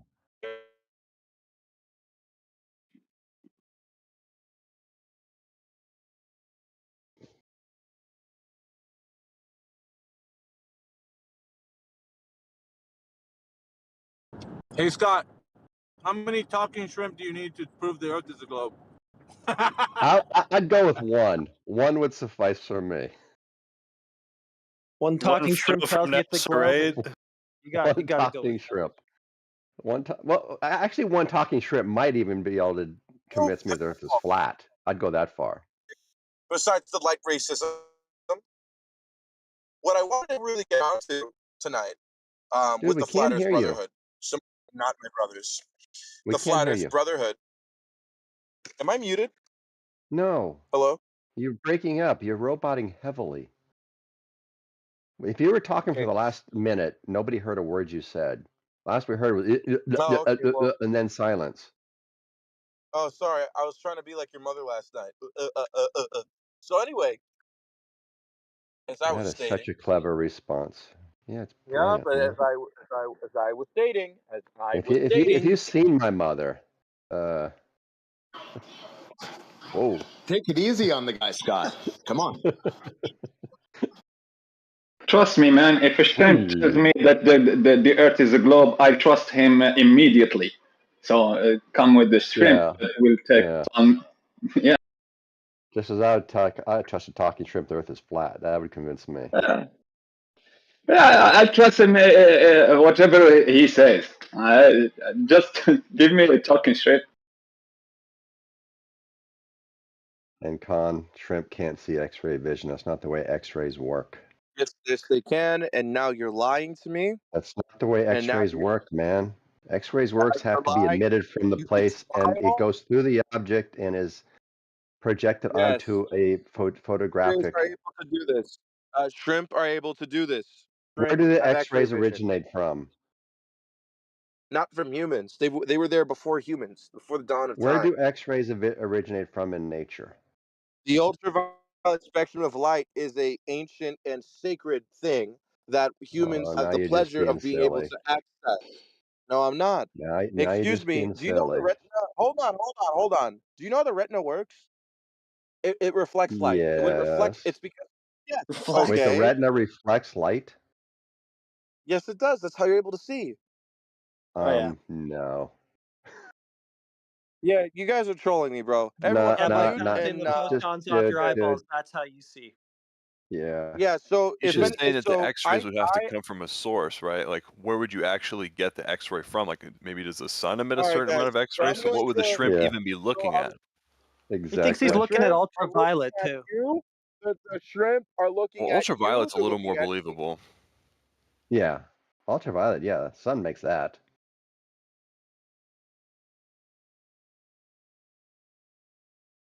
I mean, that's not the visible spectrum, but Yeah. And I don't know I don't know how much ultraviolet penetrates the ocean. I have no idea. Does anybody know? I'm just stroking my shit. I'm just stroking my dick. I got lotion on my dick, bro. Who the hell is Stroking that? my shit. hell. Orneo? Alright. I'm here to destroy you. I'm here to defeat you. If you want Yeah, to know how that's your much, first mistake. You shouldn't be here to defeat anybody, man. You can't do it. Nobody can. Okay, guys. Oh, I mean, he I'm gonna read brought his this out talking to you. Yeah, I'm a shrimp up, Earther, so sure. and I don't think I can defeat them. Hey guys, I'm going to read this out, and you're gonna start crying. Here you go. I Here you doubt go. it, but go ahead. Okay. Octopuses do not have colored vision, but they can detect polarized light. Light is Okay. made up of waves, and polarized light is when these waves all vibrate in the same plane. The closest Yep. humans come to seeing polarized light is by wearing polarized sunglasses. Mantis shrimp vision puts everything else to shame. These marine crustaceans are well known for the record of the record-breaking punch, but also their complex visual system. They have 16 photoreceptors and can see UV, visible, and polarized light. In fact, they are the only animals known to detect circular. You skipped the part about X-rays. Yeah, I'm gonna get to that, you little bitch. Okay. All right. Yes. Yeah, I'm gonna get to that. It's not in this Cool. article, but I know Oh, that they can do it. you should have read the one with had the X-rays in it then. Yeah, so I'll go read that too. All right. Then I'll cry. Okay.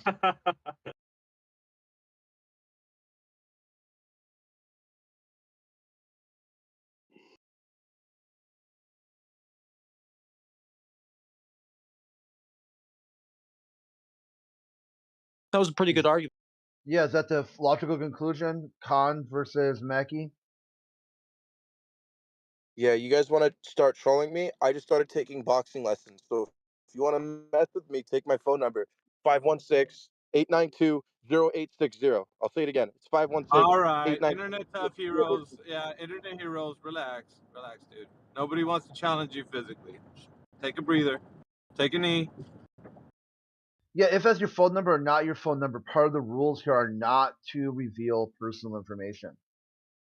Well, isn't it to not reveal other people's personal information? Both. I hope Yeah, so, because your that's my real both. name. Okay. Your own or others. I tell people personal information all the time about myself. Is that not allowed? Yeah, because later on, you can tell people your name, your phone number, or Okay. your photo. You're allowed to do that. All right. What about my blood type? let me see. We used to be a rule like not to reveal personal information, but maybe we took that out. There's hang on, Crit. There's an exclusion though. The clause would be that if you're a talking shrimp, you're allowed to go ahead and do anything you want. You're excluded from the rule. You can't say that to talking shrimp, bro. That only applies to humanoid forms, life forms. Yeah, right here. Do not reveal personal identifiable information. Yeah, of other people. Your own or others? Yeah. Yeah, both. There's no way. Really? No, there's no way. Not on this server. I've seen people reveal personal information all the time. No, for this channel, Britt. Oh, right, I see. Yeah, for it's in a here. channel No, I rule. don't want to know who you are, and you shouldn't want to know anyone else. All you should Oh, really I see. care Just for about. this channel. Yeah, all you should really care about is a picture, an icon, and a pseudonym. That's it. You don't have to worry about what their education level is, where they live, how if they live in their mom's basement, if they live in a mansion, if they live, wherever. Whatever they do has no bearing on the conversation whatsoever. You stick right to the points, right to the facts, and that's it. So therefore, don't get into this weird pissing contest like, oh, I'm a X and I do X, Y, and Z, and therefore you're something less than that. It's called the Dunning-Kruger effect. It's illusionary superiority. Well, where usually start, people of high acumen just argue the point anyway, right? They don't appeal to their credentials. Speaking of point, I want to make a. Yeah, hold on, Brett. I just gotta get one more thing on that. See, that's exactly why we made that rule, because an honest person never tells you they're honest. It's obvious. A smart person doesn't tell you they're smart. It's obvious. You can hear a smart person talk, and you know they're smart.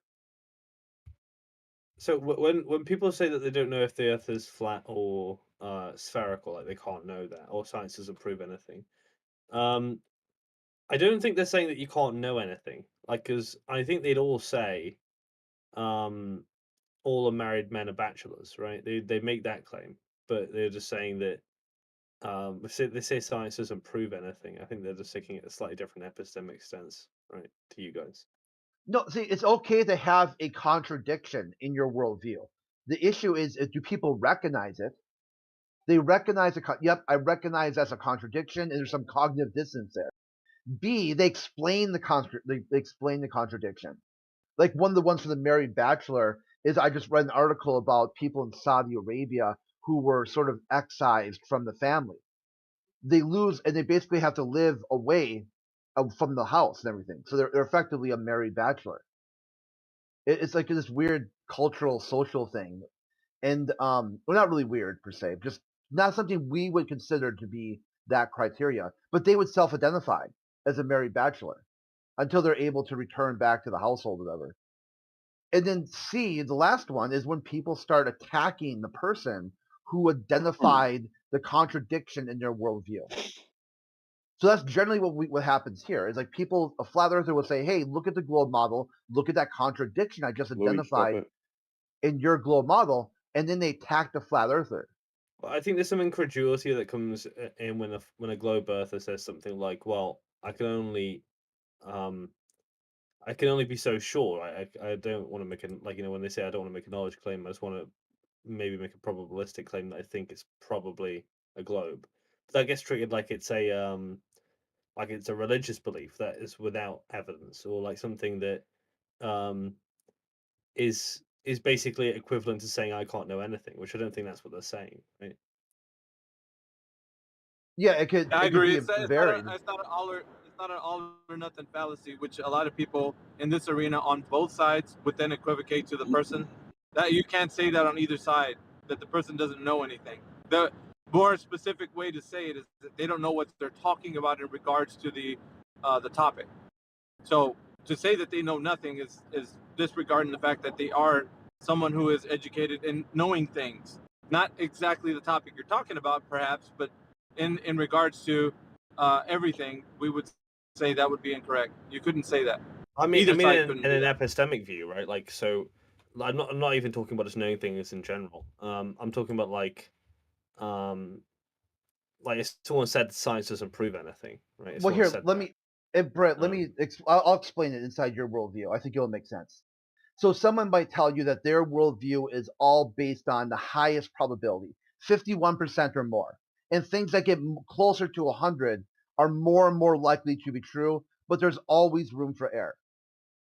Okay, inside that worldview, it's still easy to explain a binary Boolean choice. You're true or false. You just write down the categories on which that is what it is.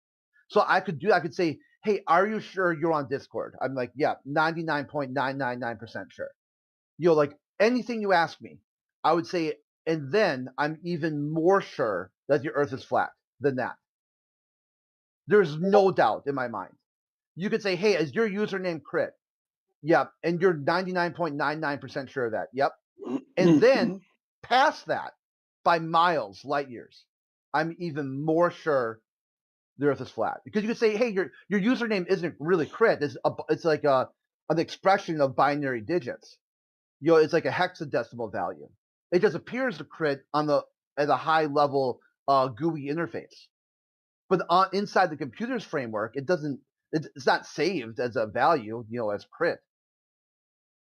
So inside that's what we're looking for. We're looking for somebody who knows beyond all doubt. There is no doubt in their mind the Earth is a globe, and then evaluate how do they know that.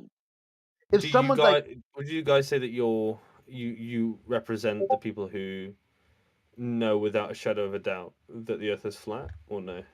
Yeah. There's every flat earther I've talked to. There's no doubt in their mind the Earth is flat. This is a fact. This is an objective, testable, observable, and practically used fact. And here's another thing to add to that is that anybody who is saying this wouldn't regress back to the globe by any means by saying, "Oh, I saw star trails and it shows me the Earth's globe. I'm back to the globe." There's no instance of that happening, because you talk to the ones who say, "I was a globe earther, but then I was flat, then I went back to globe." There's nobody who's truly understanding the Earth to be flat and stationary plane that will ever regress back to the globe, that truly knows that the Earth is flat and stationary. There's no such person. The ones that you see, that's just it's a dog and pony show for everyone else. They never really understood. What about that Ranty guy? Yeah, he fits that category. I think it was, who? What was the thing that convinced Ranty? The guy that was taking the photographs? Yeah. So Ranty, yeah, go ahead. Blackpool Tower taken by Bev. Yep. So Ranty took thousands, literally thousands of photos showing a flat stationary world, and suddenly one taken by Bev snapped him back to the globe. Like, get the fuck out of here. Oh, wait, isn't it like you're not really a flat earther if you actually go back to the globe? It sounds like a No True Scotsman, right? No, what happened was he was never a flat earther to begin with. He was kind of playing people as fools and trying to be because he thought the best money would be on the flat earth side, not the globe side. Was that? Did he say that? Well, no, because after he went back to the globe, did he just go about his life, be like, "Oh, I was wrong. Now I'm gonna go do this and that"? No, he changed his name from Ranty to Flurfspective. So people started calling him Flurf. So they actually found someone who identifies as a Flurf, and then bitched about the flat earthers for a couple weeks, 4 or 5 weeks, and then just fucked off into oblivion. Yeah. Once he realized there's no money, he did like an apology. First, he did an apology tour. He went around to all the Globe channels and they did an interview. What it's like to be an ex-flat earther. They all mocked him and made fun of him about how stupid he is. But if he takes it on the chin, they'll invite him back. Then he did some sort of joint thing with this conspiracy cat or whatever the guy's name is to analyze if there's ghosts or not. Like, are there supernatural spirits or energies in the world that are somewhat beyond our sensory perception? How much money was he making off being a flat earther? Yeah, I'm not really sure. Another guy who took over his channel, had talked about maybe $100 a month or something like that.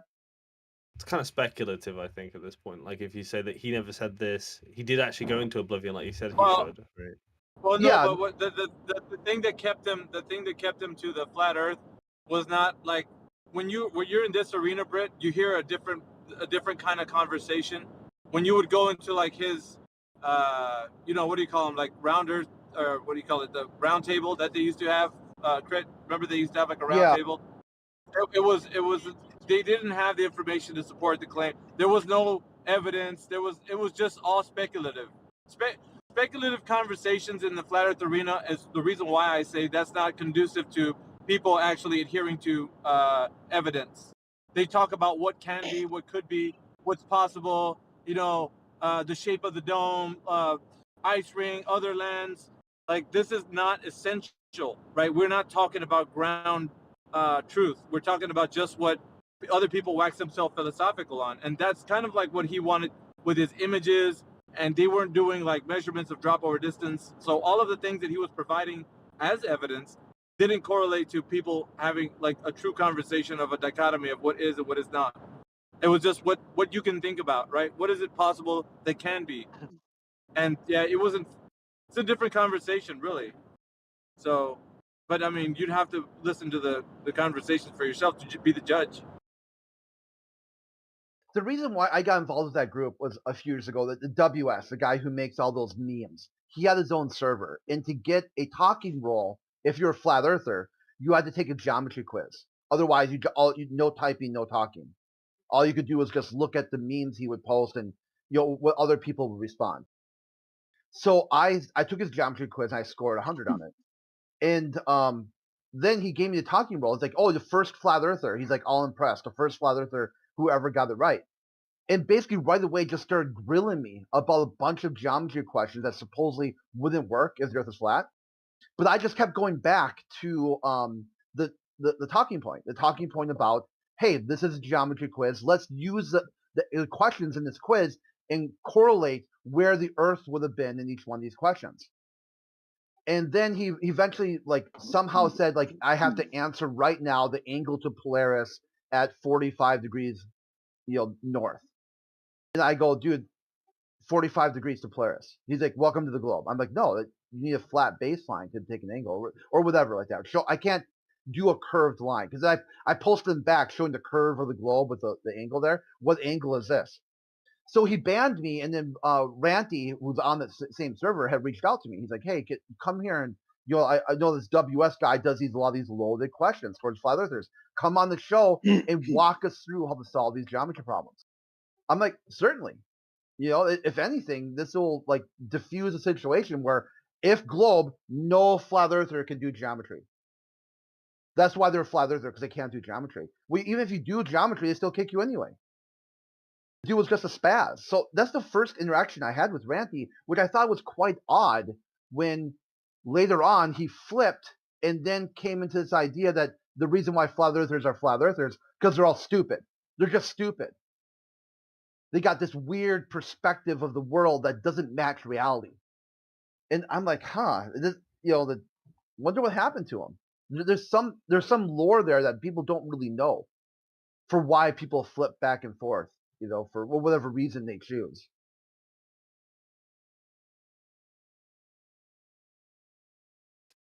So, I mean, in that question, I guess, we're in the framework of that, it seemed like long-winded.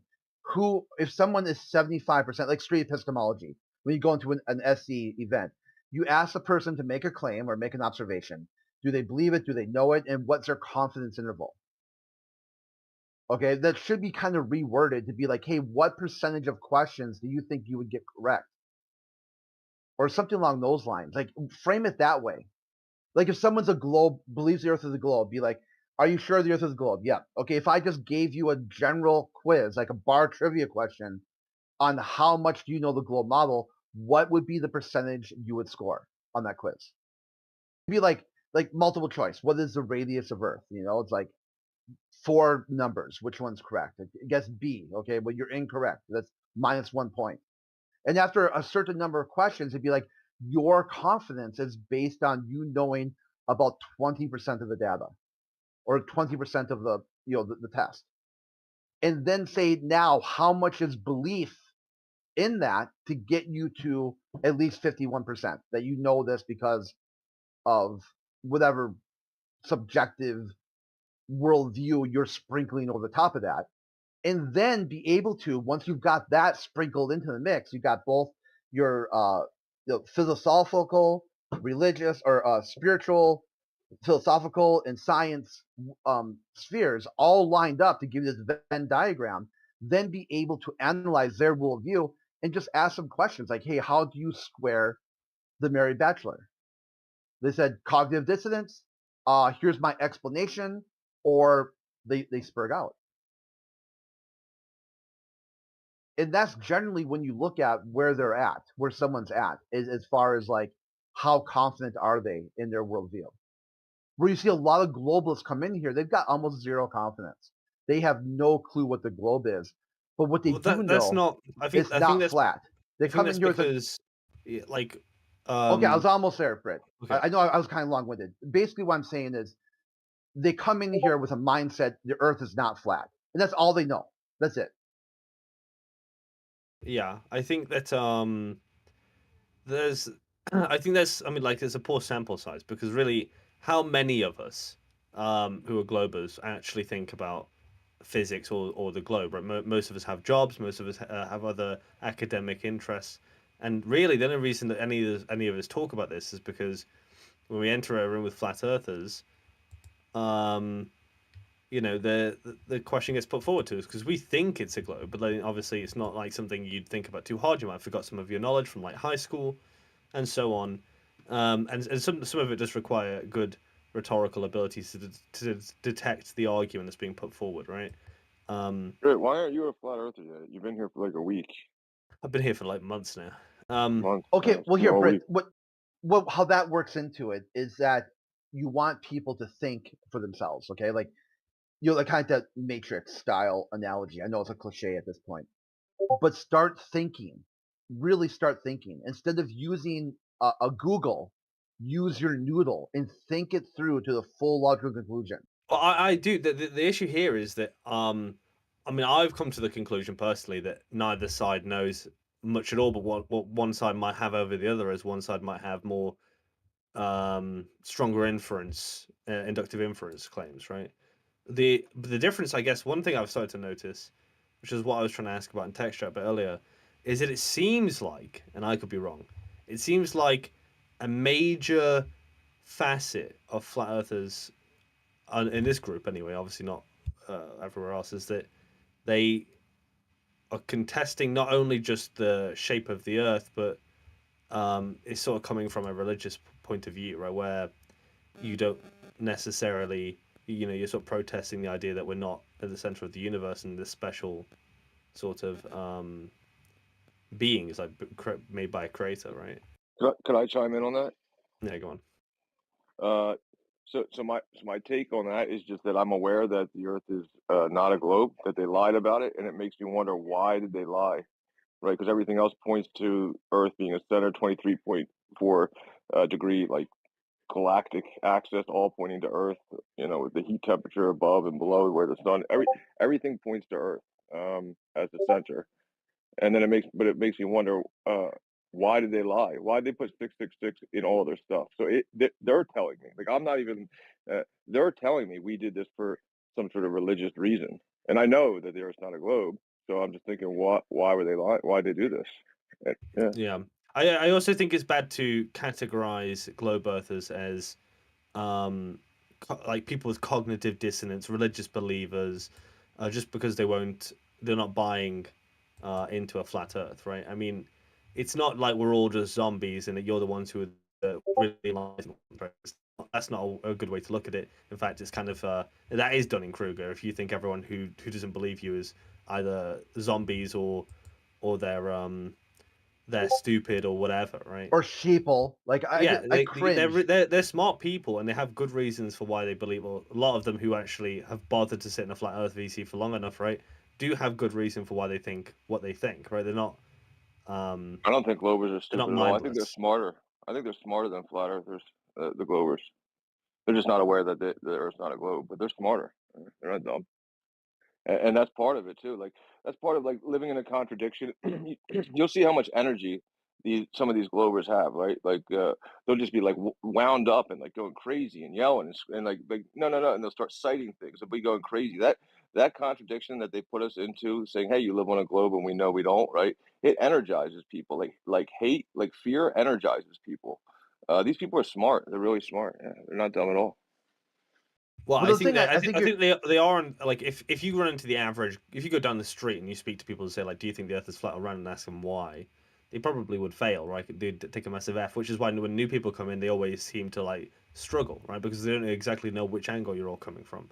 But the people who've been here for a while, like riding on eggshells, right? Or even Scott Mackey, I know that some of you guys have negative views on him, but like he's not persuaded, not because he's a sheep, stupid, or he can't think or whatever. He has reasons for why he's doubting the narrative that's on the other side, right? Well, no, Scott Mackey's view is that flat earthers are the ultimate villains in all of creation. They are really demons incarnate. They are driving all. Oh, Fred, come Driving on. all of society Fred, to a halt. They're to Fred. blame for everything wrong in the world. You told me that you hate flat earthers because they're fucking up your country. Well, he's not wrong. Again, to the point that I just No, made earlier, he's not I exactly never wrong. said that. If he did say it, yeah. I never said that. I would Oh. never say something like that. No, you weren't wrong if you did. What I did say, however, is that I'm worried the MAGA supporters, this movement going on in the United States, is a danger to democracy. And well, yeah, I guess that makes sense. Earthers. If you had cleared that up, because MAGA people are hugely anti-flat earthers too. When that was all that MAGA thing was happening on the 24/7 channel, we had people coming in there all the time, calling everyone Antifa. Like, how dare you question Space Force? What is wrong with you? America's great because of this exploration of space. It was one after another. It became nauseating. And they would come in as groups, like 4 or 5 at a time, and try to completely dominate the live stream. You're like, what the fuck? So you could say, like, hey, why are they trying to silence? Let me say something about that. Flat earthers have no country because of that fact. There's no Republican or Democrat within the flat earth context. Each party dislikes flat earth equally, if not more than one another. But flat earthers have no country. There's no place that they could say like this is our land, because it feels like everyone is in opposition to it. Doesn't matter who you are, where you're from, and it doesn't matter what country. It's the overwhelming opposition. So we're fighting unsurmountable odds right now currently, and it's like a David and Goliath situation. But nevertheless, truth is a truth, and if you stand against truth, you will be noted, as somebody who stands against it.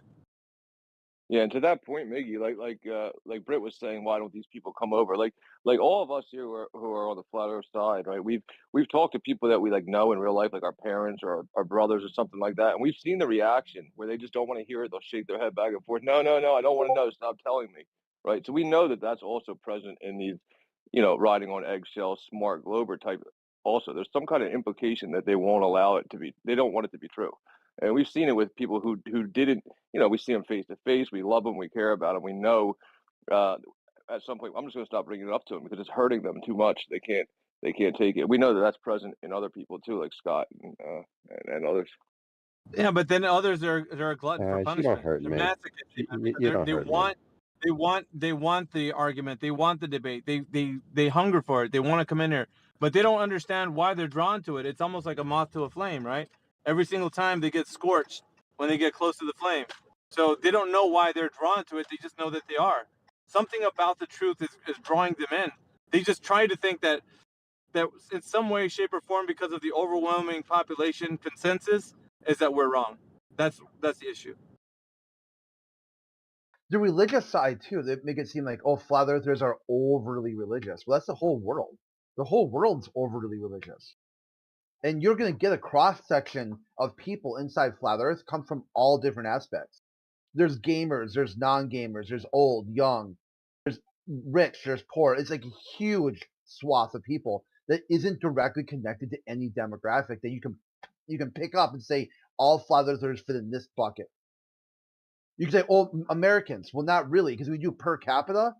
The majority of Flat Earthers by population there's a lot of Americans, but only because there's a lot of Americans.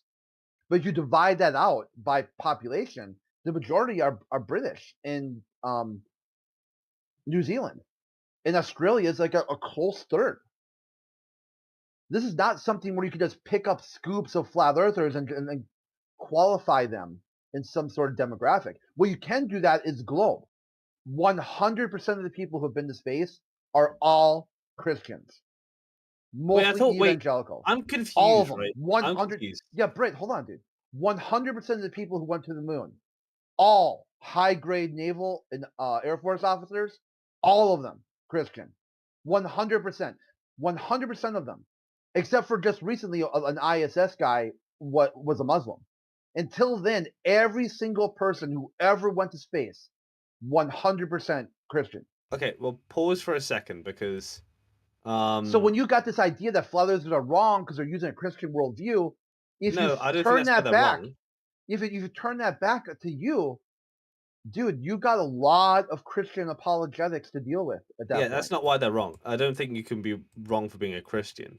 I think there's a bias of the kind of population you're looking at for like how which populations went to space. You know, predominantly Christian nations are the most wealthiest, right? So that might be why you find that they're the ones that would go there. But aside from that, I don't think flat earthers are wrong for having a Christian sort of motivation, let's say, for why they think the Earth is flat. I think it's just surprising that that's something that you guys when you have the conversation, you get a bit more precise with them and you say like, okay, why do you think this is the case?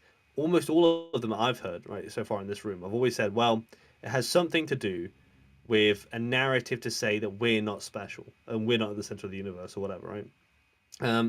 And that's like meant to be some sort of anti-biblical sort of movement, right?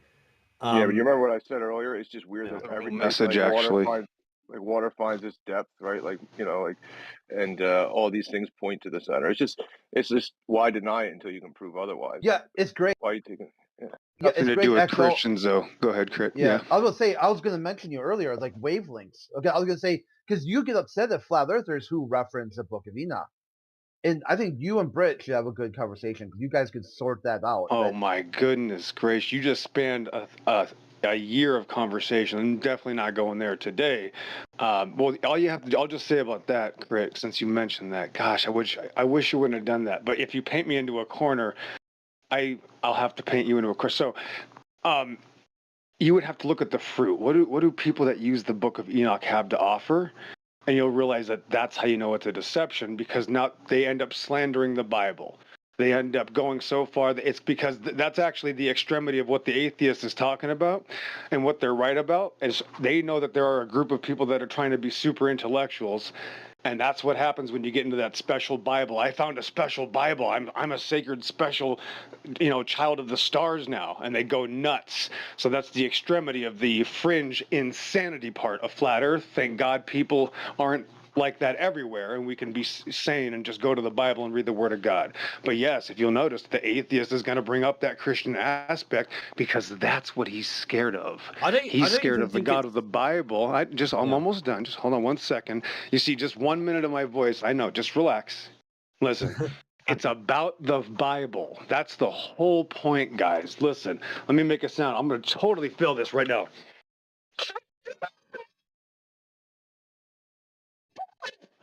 Right? So some of us have shofars. Some of us go to the next level. Some of us really read this Bible. And guess what?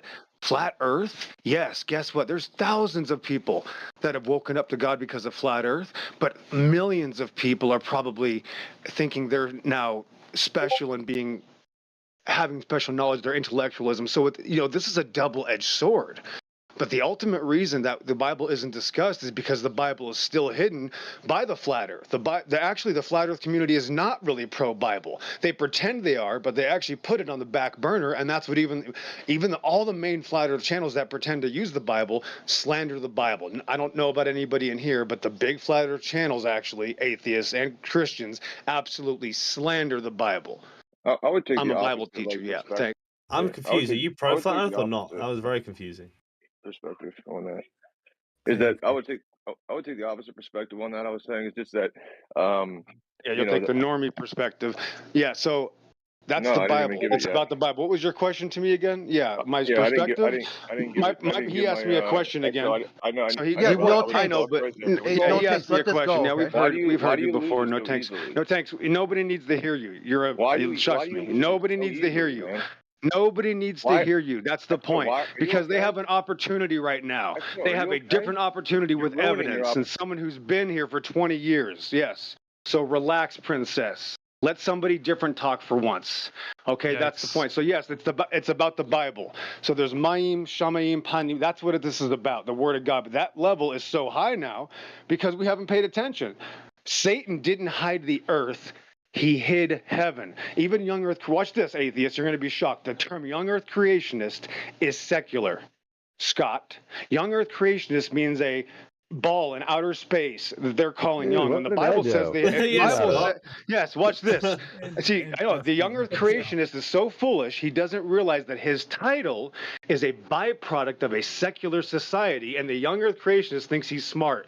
So you see how funny this game is. It is so obvious that everybody is still deceived. That everybody contradicts themselves, and if you listen to people like No Tanks, you'll stay in the gutter, not knowing anything. Thanks. Okay, right. So Well, I to think be fair to Young Earth Creation, Okay, hold on. It's Britt's chance to talk. Damn, Okay. taking down No Oh, Tanks go ahead, also. just very quickly. It's I just between. Dude, he's Just real going quick, after Brett. all of us. It's just between those two right now. Okay, if he calls you out, just let it go. Write it down and get. I just want Britt and XO to get to a full conclusion here. Okay. All right. Yeah, I think it's going to happen pretty quickly. But I think, I mean, because it sounds like you're very skeptical of varying sort of niche Christian point of views these days. So like creationism and even flat Earth, right, to some degree, because you called them both out. I don't think that's what I was getting at. I think it was just this general idea that a lot of flat earthers feel like that the globe Earth stands somewhere in between them and the Bible, where they are not this like special product of God's creation, or if anything, the result of which would enhance that view, right? So, and that's just something I've observed when anyone ever asks a flat earther, at least in here, I've always heard the Yes, same the sort of Bible's narrative. unavoidable. Absolutely. If anybody wakes up to any truth, anything at all, it doesn't matter what it is, and it turns the Bible into something else, it's true. But the flat earthers actually can't tell you what the big story is because it's not about Earth. It's about Psalm 24, Genesis 1-2. It's about the waters. The waters were taken away. Yeah, you see, flat Earth is still consuming a secular byproduct, just like I'm trying to show you a pattern here. Flat Earth is a secular byproduct. That is saying, no, we don't want a globe Earth with outer space. We're just going to call it flat, and that's the easy frontline solution. That's the mainstay. That's not a biblical terminology. You can't find it one time in the Bible. It's not there. No, the earth is the Lord's, or the earth stands out like a garment. It's actually the opposite. The earth stands out. Its features are out. Its features are tall. You know what I mean? Can you measure the breadth of the earth? No, it's unknowable. Earth is not knowable. We cannot put a title on it, but we do because we go along with the secular people, and we don't want to upset our friends because we have, it's basically literally that liberal sticker on the back of that Prius is part of flat Earth. With all the coexist, right? It's a coexist religion, unfortunately, and it's very secular. Yeah, go ahead. Do you see the flat earthers in here then as being, is playing into like some sort of secular sort of belief? No, they're upset. They've been hurt. They want to know the truth. They are excited to know. They're excited that yes, they are closer with God, so they're becoming brave. And this is normal, and some of them are becoming God's children. Some of them are growing. Some of them are going to do great things, but some of them are ruining themselves also. So it's just a new dynamic in life. It's a new way to grow. It's a new way to look at things, right? So there's a lot of different. Remember, some of these people just know that they're lying, right? Some of them aren't flat earthers. That's the point, like me, right? So there's a very large, also dynamic of varying ranges of these people. And that's why I guess I get pissed off because everybody's, wants to give everybody a label and a byproduct. And here's what you have to be. And I need you to be a Democrat if I'm a Republican. You see what I'm saying? So but the funny thing is that nobody can escape the Bible. You can't. The earth is the Lord's, and the fullness thereof the world, and they that dwell therein. He had founded it upon the seas and established it on the floods. So if you guys were to go out there and ask a Christian, are the floods established on the earth or the earth established on the floods? Bet you might get some interesting answers. Here's the point. Here's what I found the last 2 years. The Word of God showed me, and yes, there were some miracles that happened. So that's a great claim, right? We can discuss that later. Yeah, the earth isn't holding the water of creation. The watchers are holding the earth. Thanks for letting me speak, Crit. Baruch Hashem. Yeah. So what I wanted to just get to is getting what XO. What I was saying, what XO was saying too, that flat earthers are a wide group of people. They're spiritual, non-spiritual, biblical, non-biblical, religious, non-religious. So that's why I was hoping you would get all of that conversation, Britt, is that you would see people who are very biblical do not hold a flat earth point of view. Oh no, I understand that. Look, most Christians aren't flat earthers. That is for sure. If you're a Catholic, being a flat earther would be stupid, because the church, Mormon, right? Being a Mormon flat earther would be contradictory. Scientology would be like yeah, I agree with that. But that's not what I was saying. I wasn't saying that I wasn't saying that Christianity leads to being flat Earth, because I don't think it does at all. Right? Most Christians don't think so, and I'll probably agree with them. Right? What I think is interesting about this group of flat Earthers, right? Not all flat Earthers, just this group, is all do feel like that the curve of the Earth gets in the way, gets somewhere. Yeah, and can I just chime back in on what I was going to Yeah, the curve of the Earth. The curve of the Earth. Yeah, what the curve? They all the flat Earthers. Tell me this again. You're saying flat Earthers think the curve of the Earth gets in the way? No, the flat Earthers in this group, not flat Earthers generally. What? So wait, just pause. Listen, Okay. the flat Earthers in this group, so this room, these people that hang out here frequently, not anywhere else, not other flat Earth communities, because I've not been there, seem to always reference, if you prod them far enough, to say that, well, you know, the idea is that the Catholic Church created this idea of globular. Okay, so that would be the So I'm completely right. So that's completely not me, right? I don't know anybody that. Gosh, no, well, no heliox. Yeah, it's crazy.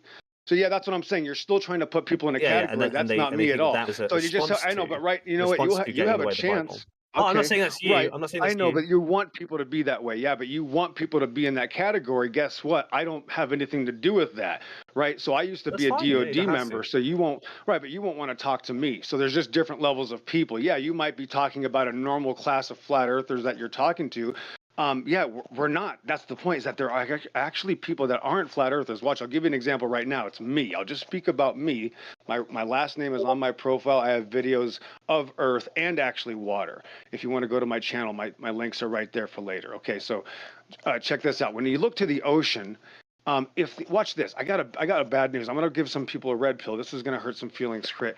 If I look out to the ocean, sir, and show you that it's flat, we can have literally special infrared goggles, and we can see better than an eagle, and we can use radar. And this is in the future when our technology has advanced, right?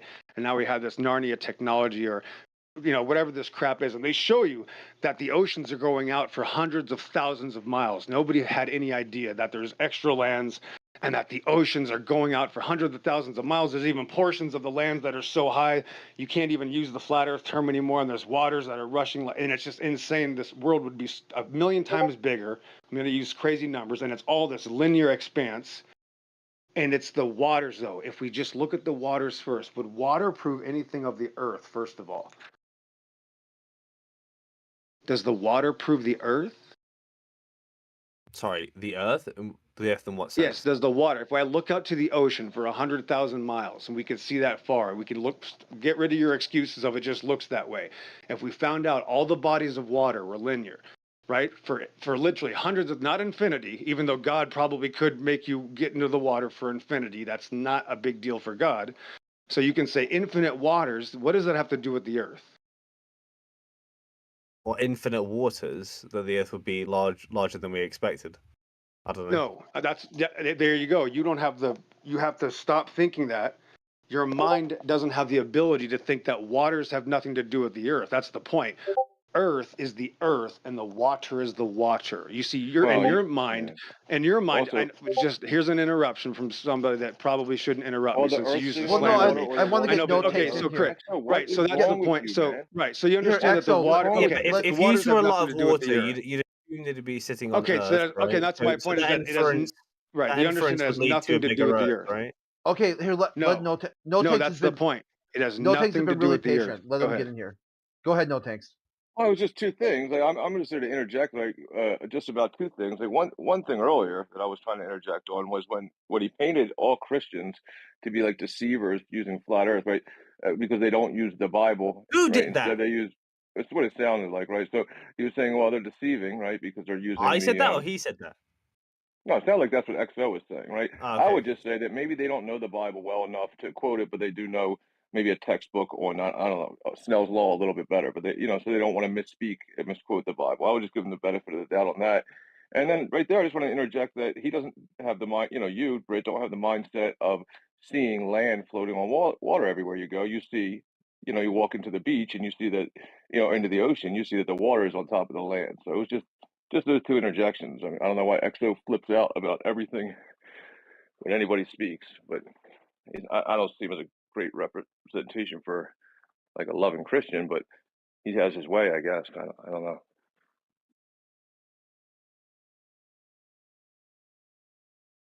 All right, anyone else want to jump in? Yeah, I mean, I don't know if is he like making content on his channel? Is that why he acts like such a weirdo? I mean, is there a reason for it, or? I don't know. Why does Can I he ask? jump up to the chat every single time he gets a response? That's kind of starting to piss me off because he just kind of comes here to preach and monologue, and then as soon as anybody wants to respond to any of it, he's gone, and then he's just going to come back and start generalizing and preaching again. I'll give you I a might heads up. just, He's been I might banned just at not every let him. at Oh, I Geos, know. I everywhere know else. the He guy gets for kicked. years. I'm just not going to let him do it if that's the way it's going to keep going. Yeah, I do have a Heretic, question for like real all quick, the flat Brett. earthers in the room. Really yeah, quick. real quick, Brett. Okay. Yeah, Heretic. I gave him some room because Britt's been on this kick for like 24 hours. That all No, it flat was from earthers. earlier. It was Yes, like after. all. Okay, hold on, Britt. Holy shit. He's been on this thing that all flat earthers are fundamentalist Bible I didn't Christian say even. that. I never said that. So I just wanted him to hear what someone who is It was- really fundamentalist sounds like, and they don't No, sound no, like the I flat don't think you're earthers are doing it. fundamentalist. I don't think that at all, right? It was based off what I think you call him Miggy. I don't know what you call him, right? This the other guy. He mentioned that point that I'm referring to, and then I said it in the text chat. I never said you were fundamentalists or Bible thumpers or whatever, right? It's irrelevant to anything. It's just that I think that's definitely a contributing motivation, just based on like when I've listened to Jedi talk about it. I listened to the Silent, I think he's called, talk about it, and I've heard Miggy talk about it, right? And so I'm starting to get a pattern of people having a belief that's drawn to that, right? I don't know if EXO would be the best example to hold up because he's basically a cartoon character, just who comes here to just start shit. Yeah. And you know, definitely. I mean, I don't know.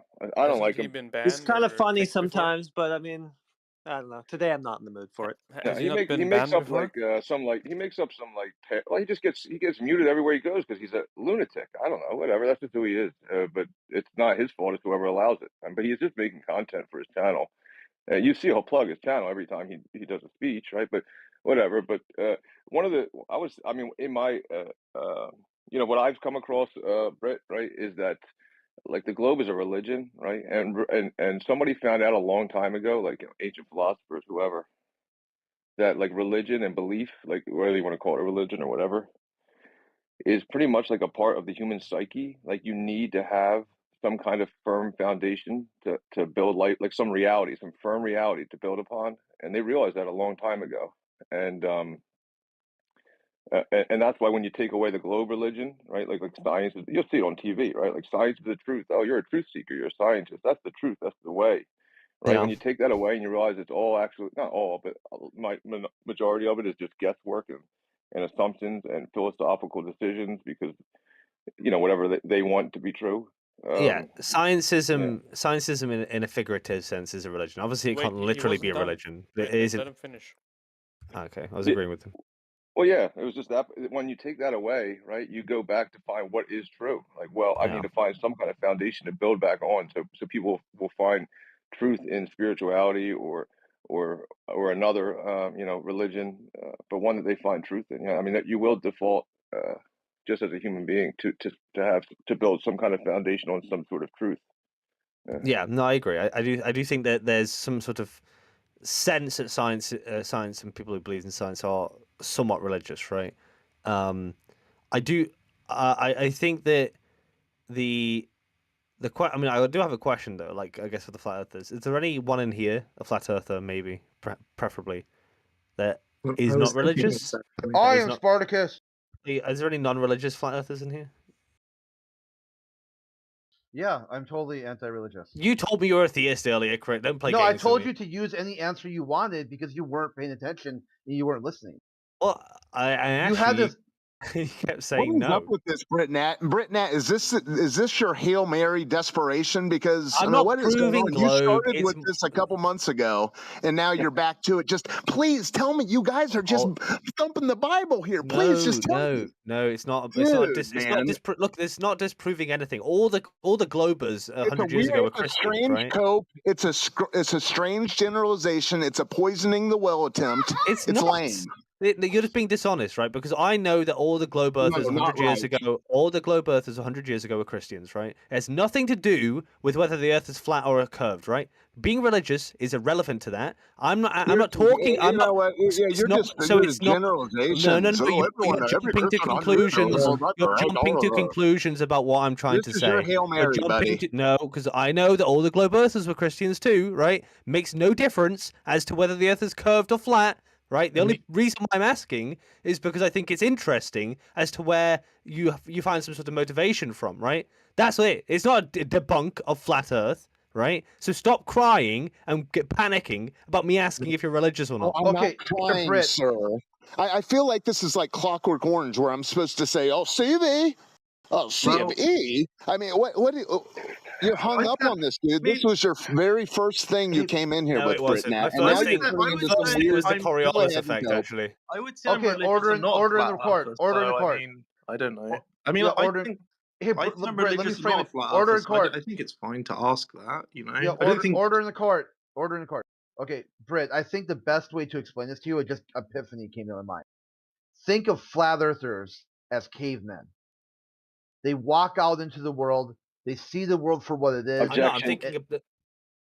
Okay, I don't just even want to say down to flat that. earthers. Okay, prior to any religious belief, prior to any of that stuff, all flat earthers are doing are logically, reasonably using the world for what it is and coming to a full logical conclusion. I agree. Like I that agree. caveman who invented the wheel was Yeah. using a flat Earth to invent the wheel. There are probably atheist flat earthers. Just to be clear, I'm not asking hard- about. it's harder, I'm not Brett. saying that you have to be a theist to be a flat earther or an atheist Listen, to be a globe we've earther. noticed the same thing. It's Brett. obviously We've just a noticed it. case that I'm curious about this group of flat earthers. I Where mean, I'm like, Britnat, do you all We've share that noticed sort the of same thing, Britt. sort of? Like we've noticed the exact same thing. We've asked each other, like, why can't we get the atheists to just concede already? Like, right? Like it's, and I think it goes back to why I speculated earlier and what I was saying earlier.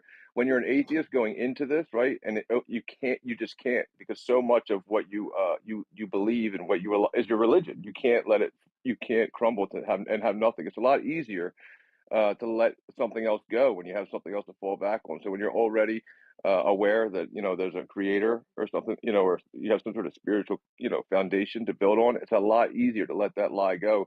We can't figure out why we can't get the atheist to let go of the lie. I mean, I we think can't I figure it agree out with either. you. I think atheists are probably the hardest people to convince because a lot of what they're staking their lack of belief in God in is that is science, right? Like a lot of the time, right? Yeah, when you have a group of people who are convinced that they don't believe in something that doesn't exist, they have bigger fish to fry. Well, they're in quite the conundrum when they have to not believe in something that they're convinced doesn't exist. I don't think being flat Earth's like an anti-science thing. I think it's just like Yeah, of course.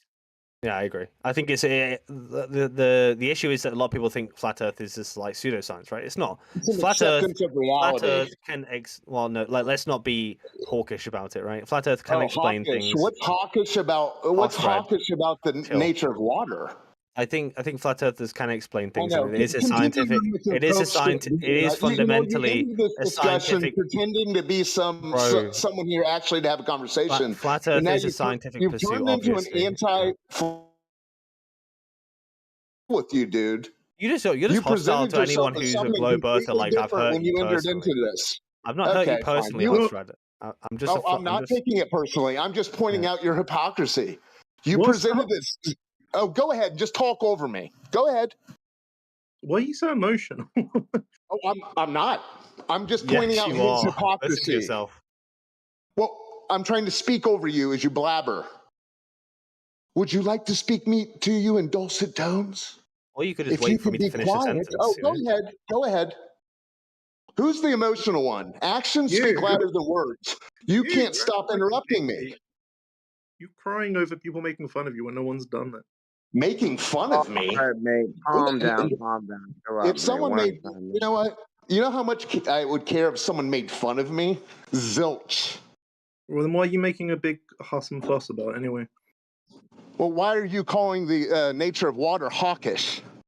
What? Oh no, I'm saying what was when hawkish we about have what you these said. arrogant pontificate, listen, you want to know why I'm speaking like I am? Because you arrogant pontificators, you pretend to enter in like you did, Britt, Yeah. a month ago. Oh, I'm here to have I'm here to just actually have a nice conversation, and I'm just interested. Now you've turned into some sort of anti-flurf. No, It's I'm weird, not. dude. You don't know. Yeah, You don't you know me at all. Then you haven't heard me at all. I defend flat Earth a lot, right? I defend flat Earth more than you do in VCI. Yeah, I'd guess, and right? you The keep throwing this. Listen, the I'll sec- shut up, but you keep throwing this Hail Mary, just praying to God that we're all a bunch of Bible beaters. No, I don't care Shake if you are or yourself. not. I don't care Shake if you're not. yourself. I don't care Oh, if you are or well, not. contrary The, to what you said 2 minutes ago, you said, "Well, I believe everyone here is religious." No, That's I so didn't you don't say care that. about I your own words. asked if Noted. you all are, right? I think there's a group in here that definitely is, right? I don't know if you all are. Yeah, and Obviously. if you polled a bunch of Yankees fans, you'd find all kinds of interesting hobbies amongst them as well. Well, two Yeah, things, so Brett. so what's your If I could back you up, like I asked you just a little bit ago, like why aren't you a flat earther yet? Because I don't see you as I met tons of anti-flat earthers. They gross me out after a while. I haven't seen you in that way yet. Maybe I missed it, but I haven't seen you that way. I don't think you're Well, completely opposed. I think old Hostrad is conflating the idea of being a globe earther with being anti-flat earther. I enjoy flat earthers, and I enjoy that. And I think actually, No, what flat I'm doing is acknowledging your cope. flat earthers I'm do acknowledging your cope and your Hail Mary. Okay? flat earthers do a good job, right, at teaching people Oh. about science in general, right? So I don't think they're a bad group No, of people. what we've enlightened right? people to is the geometry claim. But here's the thing, Britt Nat. Man, you just you want like me to make to be these the weird enemy. You generals. want me Go to be ahead. the enemy. Go ahead. Yeah, you want me to be the enemy. That's it. That's all it is. No, what I'm saying is if you were a true glober, you would be speaking enthusiastically about the water ball claimed. What you want to do is come in here and make these broad generalizations with these broad strokes as some sort of, whether you realize it or not, it's a poisoning the well attempt, because all you people who are like so against God, you have to think everyone on the other side of that is the same.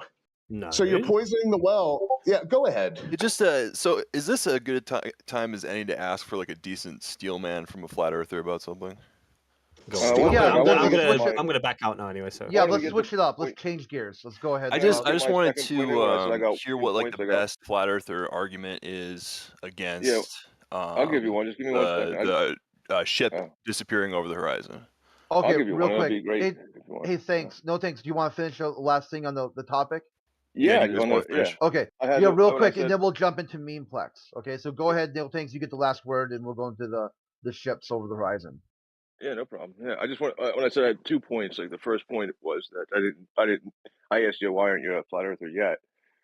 Because you seem open-minded enough to it. But then the second thing, with between you and Hoss, who are going back and forth right at the moment, I would say that in my opinion that like flat Earth is not the end all be all to like truth, right?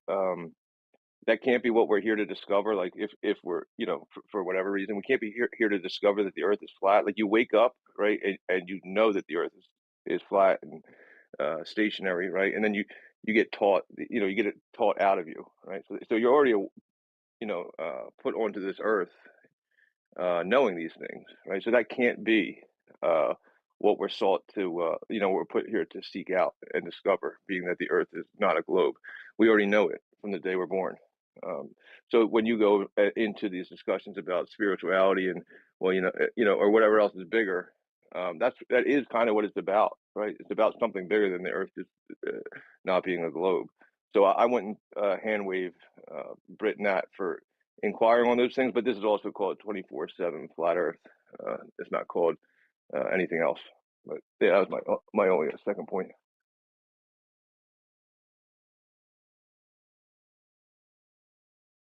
All right, so you want to with a memeplex? Yeah, I just want to hear the curious about best steel man against the argument about the horizon from a flat what. earther. What do you mean by steel man?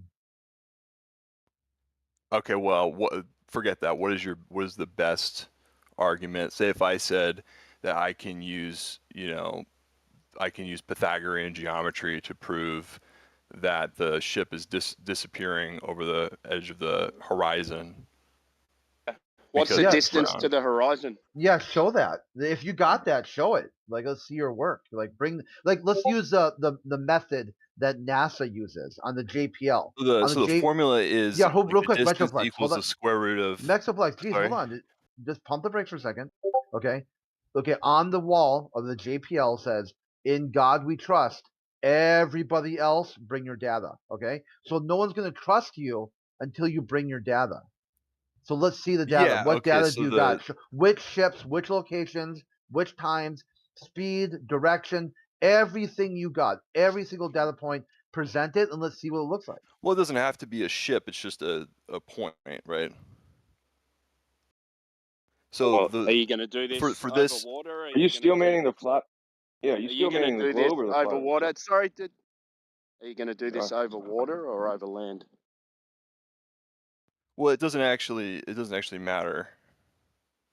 Yeah, it does. Okay, water. We'll say water. Cool.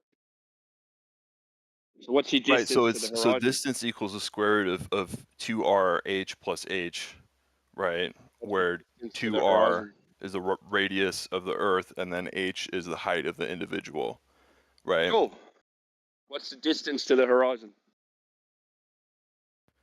So let's see here.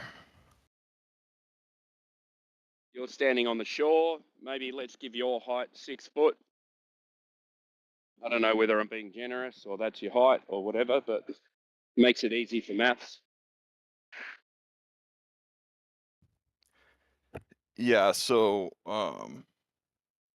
in my example that I did 1.7 meters, and I came up with 4.7 kilometers. Okay. Yeah, okay. So where are you seeing these ships start to disappear from the bottom up at 4.7 kilometers? Oh, it disappears at 4.7 kilometers. Starts to? Yeah. So where's the example of this? Well, it's just it's a well-known observable formula. No, it's actually not. Yeah, it's a well-known formula, but the observation's not well known. That's the So problem. which observation are you objecting to, the radius of the Earth or my height? Man, you're speaking about numbers and they don't showing fucking anything. What the fucking you're talking about? I have, for example, look at this, Timbo, look at this example. I have a 10 miles and there is Sasha. 66 Hey, Sasha, Sasha, this is Timbo and the new guy. So right? are you? Because here's the thing: you can either object to the Pythagorean theorem, or you can object to my height, or you can object to the radius of the Earth in this example. Yeah. Okay. Well, at the moment, we're just talking about what distance they start to disappear. Now, your radius, We've actually finished talking about it. Okay. So I'm not sure where you got your radius from. If you'd like to elaborate on that, that'd be great. Are you disputing the radius of the Earth? Is that I'm just asking you if you know where you got it from. Are you guys sure this is the best argument? Like, does anybody have a better argument? No, you're coming up with the argument. We're just refuting what you're saying. Yeah, apparently it's a good enough argument to get you to Instacope. Yeah, so well, I guess I'm go just ahead. surprised that you would dispute the radius of the Earth. Okay, so tell us where you got the radius from and how it was derived. Okay, so what I'm hearing is that the best argument is that you're going to dispute the radius of the Earth. We can talk for hours if you want, but you just brought No, up. I mean, is that the best argument that you have is to dispute the radius of the Earth? Okay, so I'm disputing the radius of the Earth. Do you have proof of the radius of the Earth? Well, of course I don't. Okay. No need to cope then. Well, no, I just was surprised. I thought there was going to be a better argument because I had, No, it's very simple. It's very simple. You got duped by television. What argument is better than you saying we're going to use the radius of the Earth in the mass, and me Well, because saying I where'd thought you that you were get the gonna radius well, from, hold and on. I you thought that going, you were I gonna don't say know. that the refraction of light is causing the effect, right? And I thought we were gonna get Why into like are Snell's you law as assuming well. what I'm going to say? Why are you Goofy. assuming what Yeah, I'm that going to was some say? goofy. I'm just surprised that would be the best thing that you would have. I thought the Okay, best proof right I'm, here, Timbo, was him saying I okay, have I'm no going to say evidence. it again. I'm going to say it again. All right. You said you came up with an equation, right, with the radius of the Earth in it, right? And I said, okay, prove the radius of the Earth to qualify your equation. And you say, I don't know where it came from. So what proof is better than that you don't know what you're talking about? He said I have no proof of the radius of the Earth. That was Yeah, awesome. I Yeah, know. he's one of these nouveau intellects that I'm not expects to gonna have lie to you smoke. guys. Yeah, he's one of these nouveau intellects who expects to have smoke blown up his ass. Yeah, I know. He's shocked. You could, He's shocked at the like, simplicity of it all. Well, it's just this is Okay, you've got then, to, then go think ridiculous. about it. Bye. yeah, Shocked, so you shocked at started, how simple it is. yeah, you started with a premise, yeah? Your premise was that we know the radius of the Earth. And then when you ask people how they got the radius of the Earth, they don't have a fucking clue, but they use it in their equations all the time as concrete evidence of where the horizon sits. Now, is the horizon a physical thing or is it an optical thing? Thing that boats go over, is it at 1.22 miles where it should be on your paradigm? Well, you guys seem to know a lot about the flat Earth arguments. Was Just there answer the anything that? question, mate. It's a No, hold simple on. Are we just question. having a Yeah, and we also He's conversation know a here? running. lot He's about It running. just, we it also just know a feels lot like about there's a the lot of later ego in this Is situation the right now. horizon? Oh, Okay, Freud was a moron. I'm going to drop the ego. Is the horizon at 1.22 miles times the observer's height in feet? Is it? Not projecting meme that you came in with ego, predicting what he was going to say failed. Just go to the progression of the conversation. Did he dip? Sitting Is he right still there. there? He's there, Timbo, but he doesn't want to talk to you because he thinks it's ridiculous that you're questioning the radius, bro. Well, no, I Yeah, I know. wanted to hear because I thought you guys know a lot about the arguments that you normally would hear, and so I We thought that do. maybe you guys would maybe be willing to tell me what is flawed Memeplex. about the methodology about Memeplex. like okay, so Yeah, Memeplex. maybe I don't I'm know, maybe you trying, guys should man. tell me where Hang it on, comes Memeplex. from and tell me why it's a bad methodology.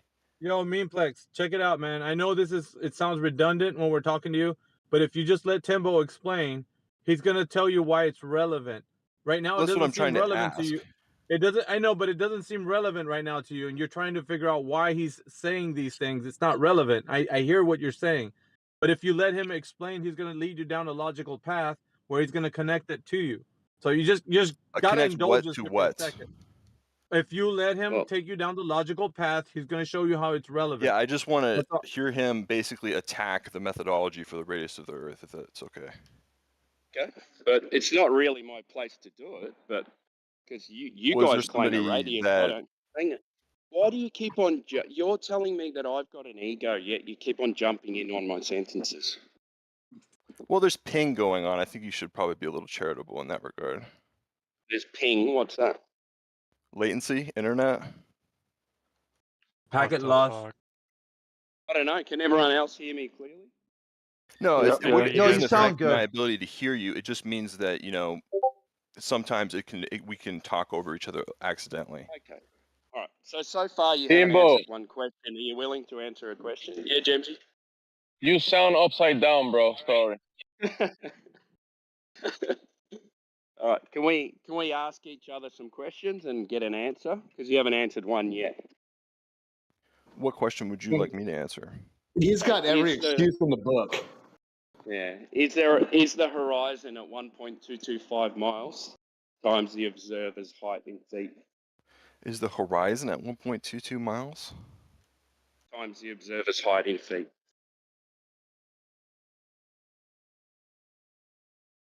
I don't know what the specific constant is for that with miles.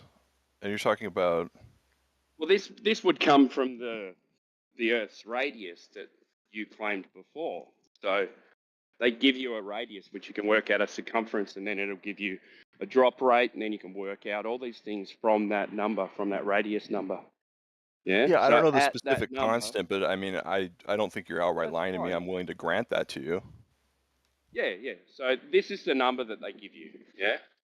So in order to say that this is the number and this is how big the Earth is, they have to come up with a radius to start with. Yeah. So the premise is that they come up with a Right. radius and then they can work out all the other things. The question is, how did they come up with the radius? Yeah, well, that's what I've been trying to get one of you to explain is why the methodology to come up with that is bad. Well, how did they come up with it to start with?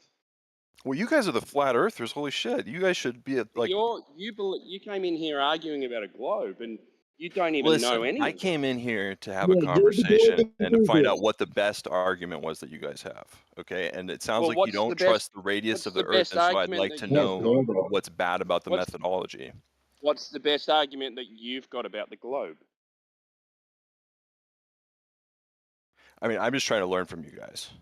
I'm just No, trying you're to not. understand what What's the your best worldview argument is. that you've got? Yeah, tell us what you that know about the convinces reality you? of your water ball. Yeah. What's your best argument for the globe? Well, I don't normally think about it, right? So I just had to do the math with what I had my thought point. about so far, and I figured you what guys math? could help me out. What math? Yeah. Well, for the horizon dropping off, and then I also did Snell's law with refraction, but we didn't get into that. But Yeah, it because you sounds like thought we I got was hung going up to on go the to radius of the refraction, but Earth, and you guys are disputing it. So it's like, tell me came what's in bad. assuming where I was going to go. I'll ask you some questions. The first one we've already come across. Yeah. So who measured any time in history curvature drop rate over the Earth? Curvature drop rate? Yeah. So they claim that the Earth is curved at a rate of 8 inches per mile squared, thereabouts. Who in history or modern times has ever measured this drop rate? Like a direct observation? A direct measurement. I'm not sure. I'm not sure that you would actually need to. Well, you would need to if you claim that the Earth is a certain size. Well, if we know the radius and we know Pythagorean theorem and we know the height, we don't actually have to physically go out there. We can just do the math. Sorry, my mic. I'm getting some wind. And this is the thing where I could be wrong about the radius of the Earth, right? Which is where that's kind of where, you guys are flat earthers. You're saying, like, this is your thing where you think about this a lot. Yeah, I'll And help so you out. I thought that you guys would know what the methodology is and what is bad about it. And I thought you could tell me, and I will literally be quiet and listen. I'd love to hear it. I got wind. All right. So who am I speaking to here? First of all, real quick. It was a memeplex, memerplex, or Memeplex. something like that. All right. Yeah, memeplex. Yeah, I'd like to hear from Check it out. somebody. And the reason why this is a really good argument is because from your standpoint, being somebody who believes the Earth is a globe, there's no evidence. I haven't said what I believe. Okay, so let's just it's take quite your obvious. let's just take your worldview in perspective.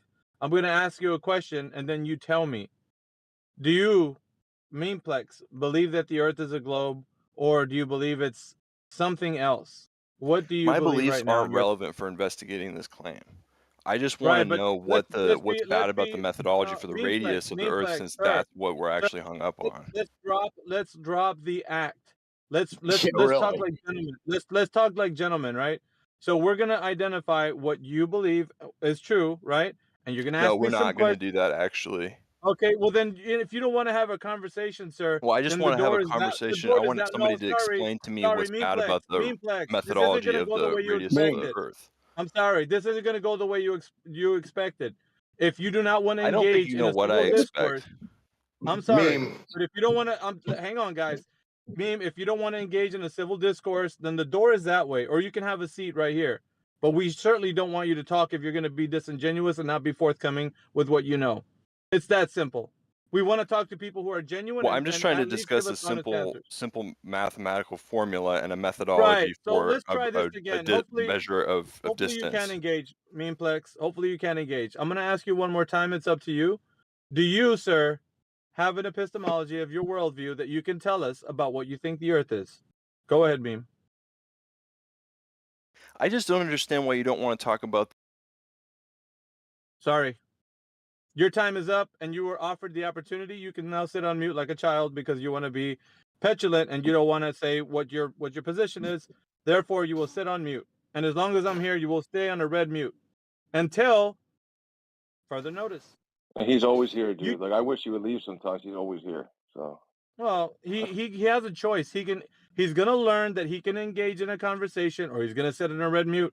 But you have an option. We don't want people that are gonna waste our time if you don't have a position. All we want you to do is be honest. I have this position. I think the Earth is a globe because of X, Y, and Z. Therefore, we can identify what you are, and we can have a discussion about it. But if you want to talk and just never give us an answer, then we don't need to engage. We'll find someone else. You're not the guy. We'll talk to somebody else. He was unable to operate outside of what he had. He was unable to operate outside of what he had rehearsed. He actually even said it, because when I said, east of the horizon 1.22 miles from the observer's height and feet, and he said, yes, I have no reason not to believe them. So yeah. And then he's saying, he was talking about. I don't have a position. Yeah. He was talking about a radius and such, and we all know that he thinks the Earth is a globe, but he needs to admit it in this conversation. So at least see these guys, their whole shtick is to not take a position, so that they can do the same thing that we're doing, because we're not saying the whole entire Earth is a specific way. We just say the known Earth that we know is flat and stationary. We're not claiming the entire Earth that's unknown. That is to say, a model. yeah, he's not tricking anybody. Like we were all Globers once upon a time. Like you're not you're not fooling anybody that you're not a Glober. It's no big deal. Yeah. Yeah, and that's the thing with these guys. They don't have an angle. They either they advocate for the position of the modern mainstream consensus, or they don't. But they don't have a choice, because their worldview comes from these pseudoscientific priests that are giving out their worldview. It's an Einsteinian, gravitational cosmology, cosmic cosmology. They don't have an option to say, I don't like that, I'm going to choose something else. Sorry. But if you need to advocate for that position, or you're talking about your own cosmology, you're making stuff up. We don't want to talk to that guy. So we take it from a position of like, this is what the whole world has been told. You go to school, you're being told that the Earth is a ball planet in a solar system. That's what they're telling you and me and everyone, right? That's the perspective we're talking about. Like, if you don't admit that's what you're advocating for, then you don't have a position. It's simple as that. Yeah, and like when he says, "Wait, you're doubting the radius, the straight line to the center of a sphere?" Yeah, that thing, the sphere, the radius. Yeah, dude, like that's a globe, bro. Like the radius. Yeah. Someday they'll learn. It'll take you a few sessions, Beamplex, but eventually you're going to learn to answer the question. If you don't want to engage, you're not going to have a voice here. All you got to do is engage, sir. That's it. Be honest, engage, say, look, I think the Earth is a globe. This is what I think. Tell us. Don't be like, well, I don't have a position. I'm not here to talk about it. No, it's not going to work.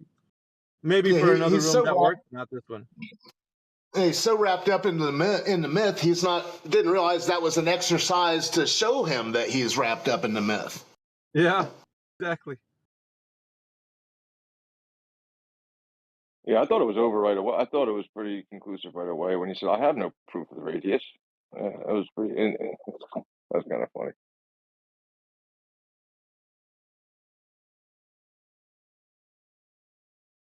He scoffed at it like it would be like a ridiculous thing to show. Like, what do you mean proof of the Earth being a globe? I have no proof of that. That's ridiculous. You expect people to have proof of that? Like, dude. Yeah, Scott's out. He doesn't need proof. He just needs belief.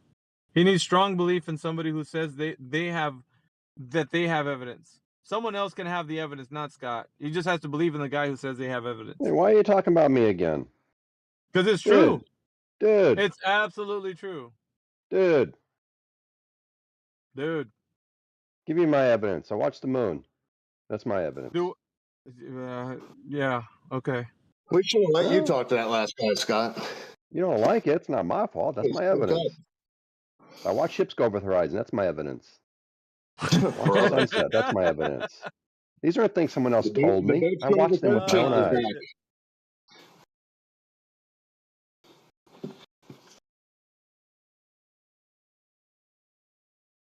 What would it I'm take not for gonna you, argue. Scott? I'm not gonna argue. I'm not gonna argue with your belief system, Scott. That's something you have to deal with. That's fair. I won't argue with yours either. Well, I didn't state one. There's not one stated. Yeah, no, that's kind of I In, know. in I this know. in this arena, there's only evidence that can be proven, and everybody else crying about there not being evidence for their side, whatever they think. If you think the Earth is concave or convex or hollow, or yeah, bring your evidence. You guys ain't got none. Well, you just reject it all. Reject, yeah, Let's be honest. You just reject because it it's all, not right? true. It's not true. If it was true, Scott, then we'd be like, oh, listen, man, this is all truth based. If it was true that the Earth is a globe, it would be self evident anywhere. It doesn't matter where you go. So, are you telling me I haven't seen cruise liners and cargo ships go over the horizon? No, you did not. Oh, Yeah, I okay. thought it was I thought it was drop. What do you mean they went over? I thought there was like drop over distance. What are they going up and over? Oh, let's not play I petty don't know. That's what semantic I games. keep telling him. It's Come not on, you're better evidence than of it. that, Tanks. I think you're better than that. I mean, right there, like it was just a strange claim. You're saying I see things go over the drop. It's just a weird thing. You know it's not, but okay. If that's where you need to go. God. That's literally where you It's went. a, That's like where dude, you it's a said that was little my. weird. Yeah, you said that's where you went. I Not didn't to have be to go there. rude, but the boats going over Okay. curve champ is a little odd at this point. What do you Not to be guys rude. think I saw? When I saw this cruise liner going away. Oh my goodness! It sounds and the like you're one bottom of of these it people who needs to disappearing. go to a drawing 101 course. Let's have a conversation like adult men. Adult men, that's redundant, isn't it? Like men. Let's have a conversation like men. What do you guys think I saw? I think How I'm not do an you expert. explain what I I'm gonna saw? let. I'll tell you what I think. I think you saw something go away, right? And as it gets farther away, your field of view changes, your vanishing point changes, and as it went away, it kind of just disappeared. What you call the bottom first, because that was at a different point, as it goes farther away in your field of view. But I'm Yeah. not an expert on these things. Well, though this happens with angular resolution, you can actually show bottom-up obstruction happening on a flat surface. It's been demonstrated time and time again. There's GIFs that we have that show you this bottom-up obstruction, that it's optical, Scott. It's not curvature. You've been told, you've been shown, you've been people walk with you hand holding you so they can show you that this is the case. But you deny it every time. It's like nothing's entering your brain anymore. It's just you're set on belief. Nope, I'm not gonna believe it's optical. I'm gonna believe it's curvature, and that's where I sit. And you're just in here like a child who wants to believe Santa Claus is true, which is it's fine. That's why I said you can believe that the Earth is a globe. It's a belief, bro. But we have demonstration that it's optical, so it's not what you believe. It's not a belief, dude. It's demonstrated not to be what you're saying. It's not curvature. It has everything to deal with optical. Angular resolution, bro. Like you have to at least at some point reconcile that in your brain. How does angular resolution work? Oh my Hey, God! Scott. Could you tell me what I'm seeing, Scott? I know how it works. I want to know if you do. No, I don't think so. I don't think you Hey, do. Scott. I don't think you do. I really don't think you do, because It's you just would be simple trig, arguing. right? No, I mean, it's simple optics. So if you're looking It's in the trig, far right? distance, listen, Scott. If you're seeing in the far distance, then everything that you see is going to be shown angular size depending on how close proximity it is to you. So as it draws near to you, it's going to be bigger in your visual perspective. Come on, Scott. If you're so educated, you should know this. Why are you playing I dumb or do know coy? this. I Well, do then know why this. is it okay? So why is it difficult for you to understand that the less angle that you have to the thing that you're seeing, the harder it's going to be to visualize or see it in the perspective range, and the range of distance that you have from an object to you, it's going to be less visual from the bottom up. Go look it up. Go look somebody. You know what? Here, before I tell anybody else, or before I tell you, I want everybody up in here to look up angular perspective or angular resolution. You go ahead and look it up in Wikipedia. Everything I'm saying that Scott's refuting, it's globalists actually came up with this, because there's nothing in there that shows it has nothing to do with flat or globe Earth. That's nothing to do with flat or globe Earth. It's just angular perspective. Like that's how things appear from your visual perspective. If you have a low angle of view from like whatever elevation you're at. the lower in elevation, the less you're gonna see as you go, farther out. That's just Yeah, and common sense, bro. You can see this. But Like I it's said, just has if you nothing do to wrong. look do with the flatter if globe. you do look it up, you might see like a side view, an orthographic view, but that's not what we're analyzing. Like if you do look it up on the computer right now, like you recommended, you Uh-oh. might see like a side view of explanation where the object doesn't show angular size change, but that's not how we see it straight on. I think No Tank's looked it up, Miggy. Yeah, that's good. How Right. many other people are But looking but it he up? but he's also saying don't really trust what it says there because it's not going to show that you're right. The That's not what I point said the point that I make at all. That's what I the heard. the point that I'm making is that they frame like optics around this, Scott. Do you know that? Like if you can design a telescope, you have to at least understand angular resolution. Or are you saying that people that design telescopes don't need this? I'm waiting. Like, I mean, obviously you're the smart guy. Fill Yeah, us yeah. in. The people who design telescopes understand angular resolution. Okay. Yes, they I do. mean, yeah. But what But I'm the saying problem is too is you like, don't. I know, Scott, because you say that flat earthers don't know anything, but it's easily understood when you look it up. You don't have to be a genius. You can understand very simple facts about it. So if something is obstructing your vision from the bottom up, you're claiming it's Earth curvature, and that lends like no credence to the fact that it could be angular perspective. That something in your field of view from the bottom is going to be obstructed. You can just look it up. It says so right there. It's telling you. How I would don't understand what's so how would difficult the about thing this. below it block the thing above it? Oh my God, bro. Hey, Scott, do you not remember? Maybe you didn't read it, but I sent you something in the text chat about an hour ago that would clear up this confusion I have. You need to find a distant island that you can see, okay? Uh-huh. Preferably like 20 miles away. And if you watch that island all day long, you will see boats heading towards that island disappear. So you need to Clearly from the extend bottom your up? observations. Yeah, all kinds of ways, sure. Yeah, So I have you one need of those. to, I have one of those. okay, you need I have to one of those where I do grew more up. observations because what you're I doing have one now of those is where I grew up. go ahead, talk over me. It seems to be the theme today. You asked me a question. You told To me the to do bottom something. of the I'm boat. trying to explain that I've already done that. Why do Been there, you done that. not have a problem? Well, Why do you then, not have a problem? Why do you not have a problem with your fallacious reasoning, Scott? Why do you not have a problem with coming to conclusions using fallacious logic? Why? Okay, what's the fallacious When we logic? pointed I out would why. have a problem with it if you can explain to me what it is. Well, you're drawing the conclusion, right, that this apparent bottom-up obstruction means that you are on a sphere. Look at the GIF I put Right? in the text channel. Look at the GIF I Correct. put I in the am text doing channel, that. Scott. Why is it fallacious? Scott, Because look at the GIF it I put begs. in the text chat, Scott. Just look at it. Look at it, All Scott. right. Let me look. Let me look. Yeesh. Yeah, I gotta scroll down, way down. Oh yeah, the one where it goes off the edge of the table again. We've seen this one before, right? It's at the eye line of the table. All they're doing is zooming in. Angular perspective, Scott. Telescopes, zoom, angle of perspective. Nope. God's sakes, bro.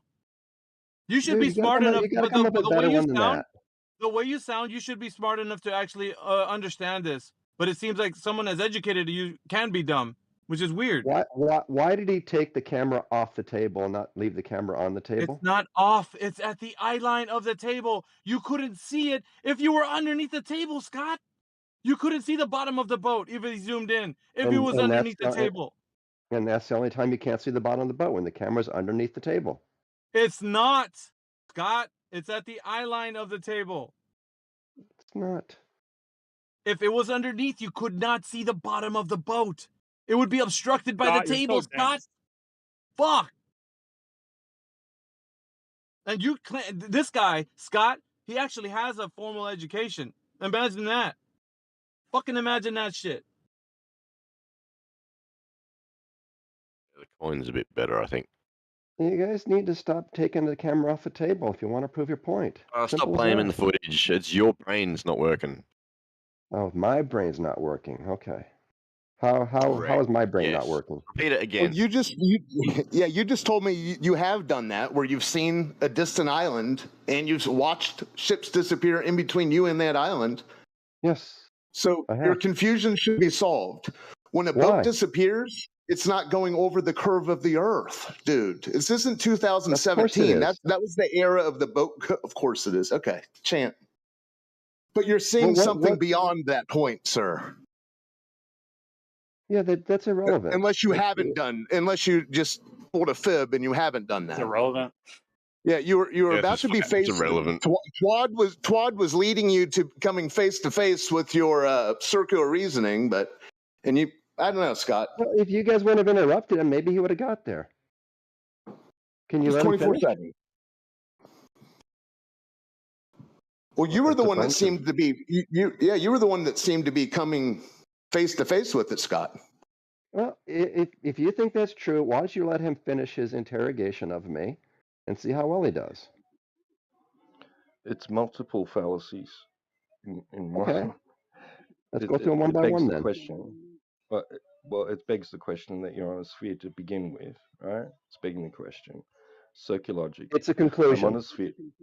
Yeah, right. I'm on a sphere, therefore I see the bottom-up obstruction of a boat. That's not how I reason. No. I see bottom-up obstruction of a boat, therefore I'm on a sphere.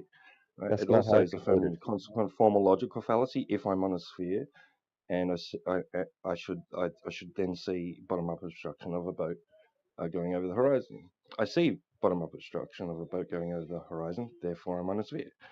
It's also a single cause fallacy, where you've just concluded, why don't we walk based through on these the one at a observation time? alone, that you're on a sphere without consideration of any other possibilities or any other. Do you want to go through them, or you just want to talk at me? It's up to you. I'll go either way. I can be your Sorry? punching bag if you want. Is you listening him Which one? talking Which at one you, of them? or is it just you listening? For once. I'll be glad to listen if that's all he wants me to Well, do.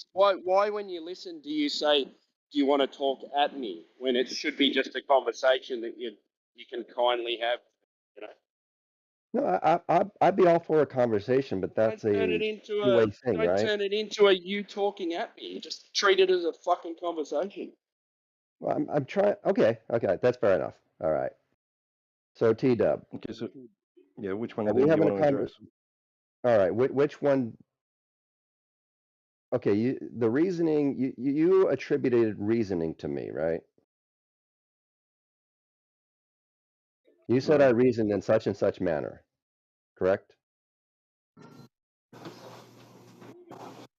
Yeah, you demonstrated it. Yes, you performed the act. What happened to T-Dub? I'm here. Okay. So you said I reasoned in such and such a manner where I assume the consequent, I think you accused me? Affirm the consequent, yeah. Affirm the consequent. Okay, how did I do that precisely? And we'll walk through that. Well, if I'm on a sphere, then I will see bottom-up obstruction of a boat going past the horizon. See bottom-up obstruction of a boat going past the horizon, therefore I'm on a sphere. Would that not Yes, be your line of logic? that if part is the question, right? We are trying. What we first observe is bottom-up obstruction, right? You agree we all observe bottom-up obstruction. The next day you go, you don't. So what happens then? It can appear to be that way. It can appear. Okay, but we agree it appears to be bottom-up obstruction, right? Yeah, the Yeah, I apparent can agree. horizon. That sometimes that occurs, yeah. Well, I have seen it always occur. I've never seen it not occur. Well, I'm going to the beach every day this week, so yeah, changes a lot. But I just want to walk through this with T-Dub, if that's okay. If, in my experience, every time I've seen a large ship, Dishonest. either a cruise line, sorry, Didn't you hear me? You're dishonest. Why is it dishonest? You are dishonest, not this topic. Which part? What have I said that's dishonest? I'm not interested in talking to you and explaining it.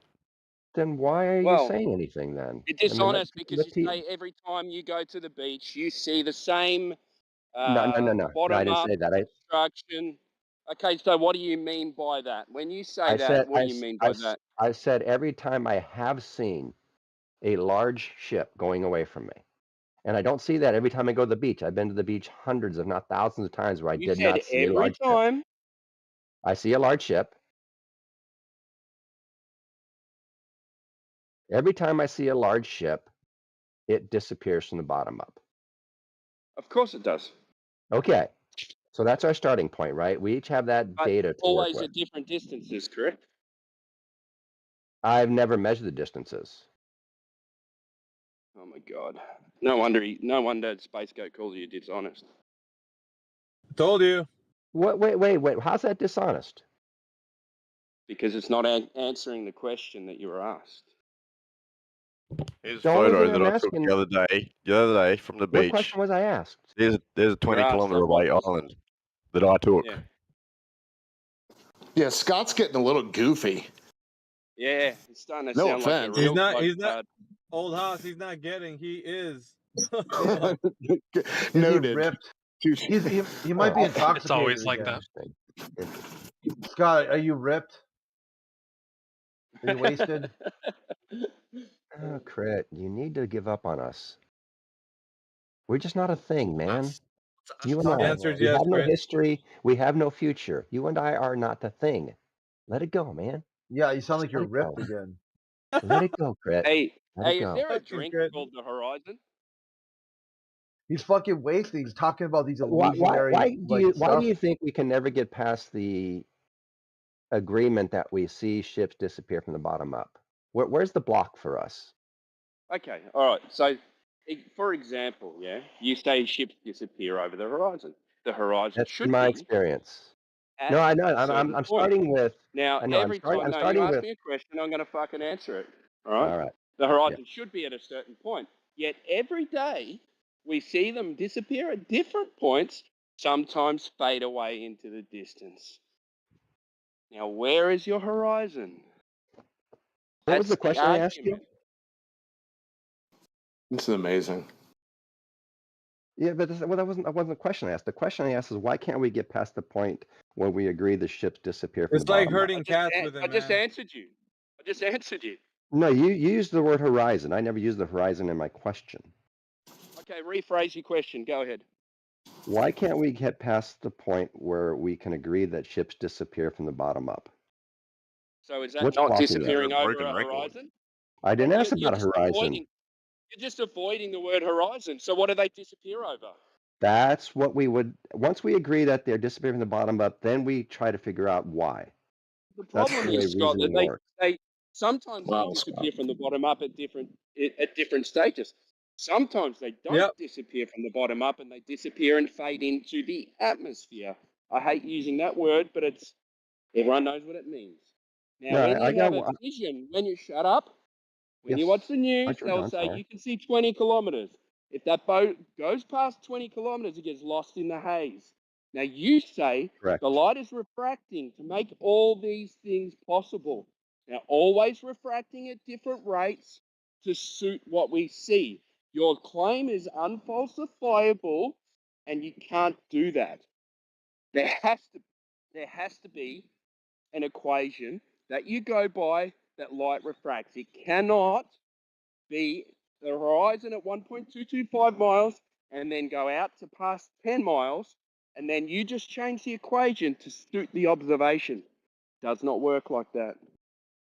I never made the claim it did. Okay, what's your claim then? I'm still trying to What's your get claim? us, I'm just trying to walk together to this point where we can agree that ships disappear from the bottom up. Not always. Yeah, No, Scott. then we gotta be like, And as I've tried to tell you 3 times, this will be the 3rd time now, Scott. Yes, you can see that, and you can also see if you do more observations, if you get out a little more, You can also find a place where ships will disappear and you'll be able to see a landmass far beyond that. So bye-bye that the ships are going over a curve. Why? Oh my God, he bricked. Dude, I've It- had to use your that term reasoning twice doesn't today. follow. Dude, are you pretending to be bricked or are you bricked? He just resets, old Haas. He just resets every time. No, like I told you, Pocket I full of grew up. quarters. I grew up in Southern California. I spent a lot of time surfing up Far Huntington out. Beach, and on many days you can see Catalina Island, right? And Yeah, on that's many of what's those that, like days, 9 or 10 many of those miles. days, I can see a sailboat setting off to Catalina Island, and the Yes. sailboat, well, I can see Catalina all the time. I can see the sailboat disappearing from the bottom up. I can see at one point I can see just the sail at the top, right? Welcome to And Flat then when Earth. I found out later in life that there was a marina at Catalina Island that I could never see, it blew my mind. 'Cause it's right there in the front, with all these sailboats sitting right in this marina, right in front of Catalina Island, and I can't see them. And I can Yeah, see the Scott, top of that island, no problem. enrollment in a Drawing 101 course will alleviate a lot of your confusion. I believe it would. You would think, old Haas. You would think. Draw it up, Yeah, man. I'll talk to you about. Show I me how surf I'm as wrong. well. Draw it up. So Wow. I surf too. You're about 1 foot off the water, aren't you? So, yeah. Yeah, maybe 2. Yeah. So what's your angular view to something? How far away is Catalina Island? 25 miles. 25 miles. So what's your angular view when you're sitting 1 foot off the water to 25 miles? What should you see? What do you mean? What should I see? What I'm should not you sure I see? understand the question. Well, I you're see an saying you island. should see sailboats and a marina, yeah, at No, 1 no. foot off, 25 No, miles away. I'm saying I should not see them, and I don't. Yeah, I know. We're agreeing with you. Okay. How are you gonna discern the marina through all that 25 miles of haze and it blending in to the horizon? There are some Like, days can where you it's really discern good. okay, look at the side of the sailboat, yeah? Yeah. What size would that sailboat in an angle? What size would that angle be 25 miles away? Do you think you can No, see with I've your never bare calculated it. eyes 25 miles to discern a boat, a sailboat? This is Yeah, I think I his could. Achilles heel. This is his Achilles heel right here, Timbo. Yeah, so the very Yeah, I same know. reason, Scott, that sailboat sailing to Catalina Island disappeared, same thing applies. Yeah, I don't see how you're missing. You're telling me that the boat goes over the curve, yet you can see the island beyond. How many? What's going on? Is the Earth wobbly? Yeah, so this guy No, is the it's an same guy. angle. It's an Okay, hang angle of on, Scott. elevation thing. This is the same guy that says he understands what angular perspective, angular resolution is all about. He says, I know what it is. If he knew what it was, then he wouldn't be fucking arguing this point. He'd be like, yeah, I understand why I can not see the marina. I know why.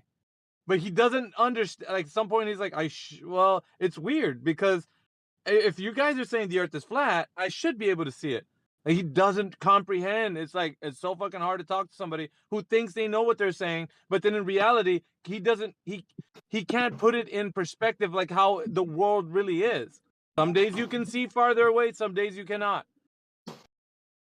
Yeah, some days it's Right? hazy. As Timbo was saying, yeah, some days it's hazy and you can't even see the island at all because it's blocked by some kind of fog or just a general haze or even smog in LA. So Scott Mackey, if you stand in the thick fog, Scott Mackey, do you then think you're living on some sort of marble-sized object? No, Okay. of course not. Well, That'd then be silly. you'll be I was fine also then. referring. Sorry, mate. But we do have days where it's remarkably Scott, clear. I wasn't just referring to the haze. I was referring to the angular size of the boat 25 miles away. Now, is your eye going to be able to resolve? That's the word in angular resolution. Mm-hmm. Is your eye going to be able to resolve that angle of that boat? Because I'm I'm not sure you sure. don't take binoculars surfing with you. That is correct. I do not. Yeah. Then Answer you got the question, peaks and Scott. troughs I don't know. away, What's unless you're surfing this? little 1 foot pussies, but Yeah. you know, you got peaks and troughs. Yeah. What happens out to sea? You got peaks and troughs. So if you've got if you've got a wave that's 1 meter away from you, 1 meter high away from you, Yeah. what's the angle going to be that you can't see behind that wave? A degree? If you're at Yeah, 1 or you're 2 trying feet. to ask me to do math on the fly here, and Well, okay, I'm, so I'm you've still got I'm waves, still thinking haven't about you? your sailboat one. Yeah. How tall is the average sailboat? You think a single Doesn't matter master, about how tall it probably is. 20 feet. Yeah, it's the angular size. Yeah. And so we'd have to take the sine of 25 20 miles. over the arc sine of 20 over 25 miles, which is 25 times 5,280. I have no idea what angle that gives you. Yeah, Also okay. got to take Is into it account less than that 0.2%? Which I guess is Go teed up. well, you've also got to take into account that part of the boat is actually in the water itself as well. I got you. But what I do see is before that boat reaches the horizon, I do see the sail and not the boat. And how is it that I see the Yeah, so sail and not the this boat? also goes back to the side. So you're surfing, so there has to be some surf, yes? You've got to have Yeah, swell yeah. to surf. So how big's the Yeah, and it's swell? Are we talking 5 foot, 4 foot, 6 foot? What are we talking? well, but there's times when the wave will go underneath me, right? And I'm sitting, and you do the bob thing, up and down, and you get to Yeah, the but top of this there's thing, also and you still waves. can't see the bottom of the boat. That's not the only wave in the ocean, though. You're in an Correct. ocean. Be a wave. Correct. Yeah, it could be a wave halfway between you and there. Drops. Typical surfer. He thinks his wave is the only wave. Oh my goodness. And then you But, sit there for 10 minutes with no waves, and then all of a sudden, 10 minutes later, you get a set. Yeah? Yeah, it's that true. set was out to sea. So Yeah, that but it could was be much. blocking the bottom of the boat too. Came in. Could it not? So a 10, Yeah. 10-foot wave. Hey, but also factor in you gotta think about heat haze, inferior mirage, like that happens on a hot day over a surface.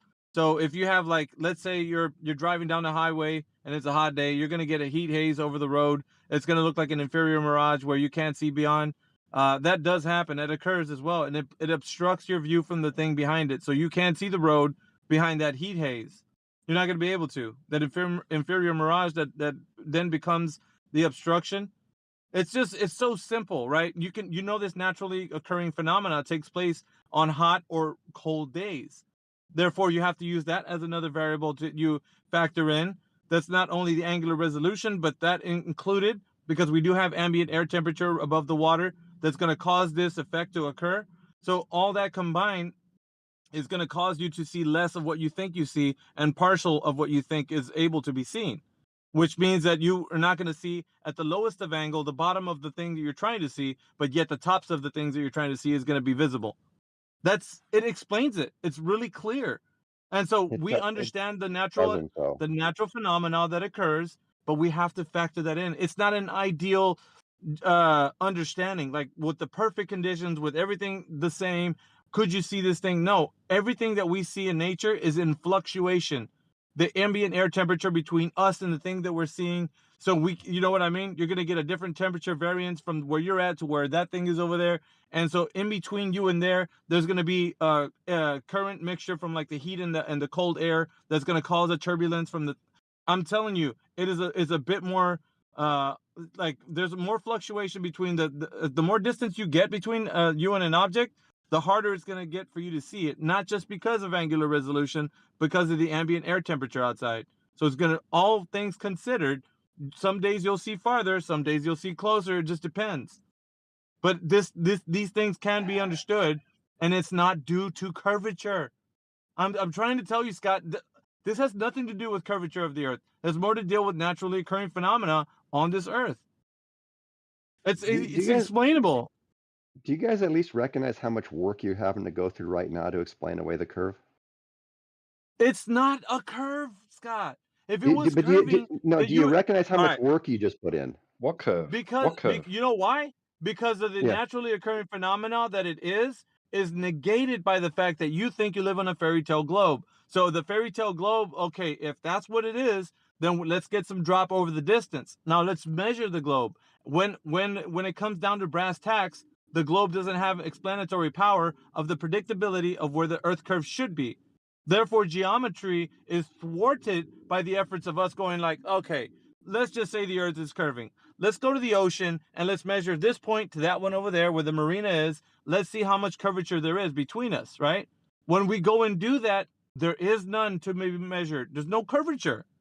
Because if there is, we understand one simple fact, that the Earth will be obstructing our view no matter what. I don't give a shit what ambient air temperature outside. There's a hump of Earth in between me and that marina over there. And that's all there is to it. There's only Earth curve. Therefore, in your mind, Earth curvature exists because that's the only explanation you want to give it. Earth curve. It's just one word. All right, Earth, two words. Earth curve. Single cause That's it. I'm fallacy. good. So you can't do that here because there's other variables at play, right? And the ones that we mentioned are the ones that actually occur, that we can actually have explanations for, and we discovered that's what it is, inferior mirages, superior mirages. We know these phenomena take place that you also understand. So if there's another explanation or another way we can go other than Earth curvature, that would be better because there is no Why? evidence for Earth curvature. Why There's is no it? Why is evidence for that? the Why is that curvature. better? This is the question There's I'm no asking. Why is that evidence for better? Earth curvature. Do you understand me, Scott? Where's the drop over the distance, Scott? Where is it? Well, there's no evidence because you just Where's it? explain it away. You just hand wave it No. away. Let's go back. No, it's not hand wave. I'm actually identifying the fact that let's go out and do it. How are we going to attempt to measure this drop over the distance, Scott? How? That's how would you suggest we do it? Obviously by recognizing, like you said, when you're surfing, if you saw a marina far away, or at least a place where you know where it's at, you're going to identify what would the drop rate be between you and that distance. You're going to have to start to figure out some globe math and make it make sense. Done that. Who did you? Did you? Yes. Okay. Good. I can Now do we're at that. a good Yes, I place. have the ability. Now, I have the ability okay, to do so that. let's go figure it out, Scott. Now you're in. So go figure out what the drop rate over the distance would be from you at a fixed position wherever you are on the beach and seeing where, Catalina Island should be. I need to know the numbers, the figures. We're going to dive into this because you sound like you've done it. So go ahead and walk us through it, Scott. I don't live in Southern California anymore. Can you give us I a haven't place lived there that in we 30 can know? years. Can we talk about a place that you can do it? Because you said you know how to do it. So let's talk about it. Go, Scott. Yes. So I'm not going to be able to walk through with Timbo, the bottom up thing. No. That's what we're talking about. This is what we're saying. You said you have measurements. I want to hear them. Walk us through how you got these drop over the distance measurements. Let's go. But it sounded like what you did all there is you came up with lots of explanations to explain why we see ships disappear from the bottom up. Correct? Is that what you Which said? is more than generous, Scott. It was more than generous because they don't have an obligation or a burden of proof.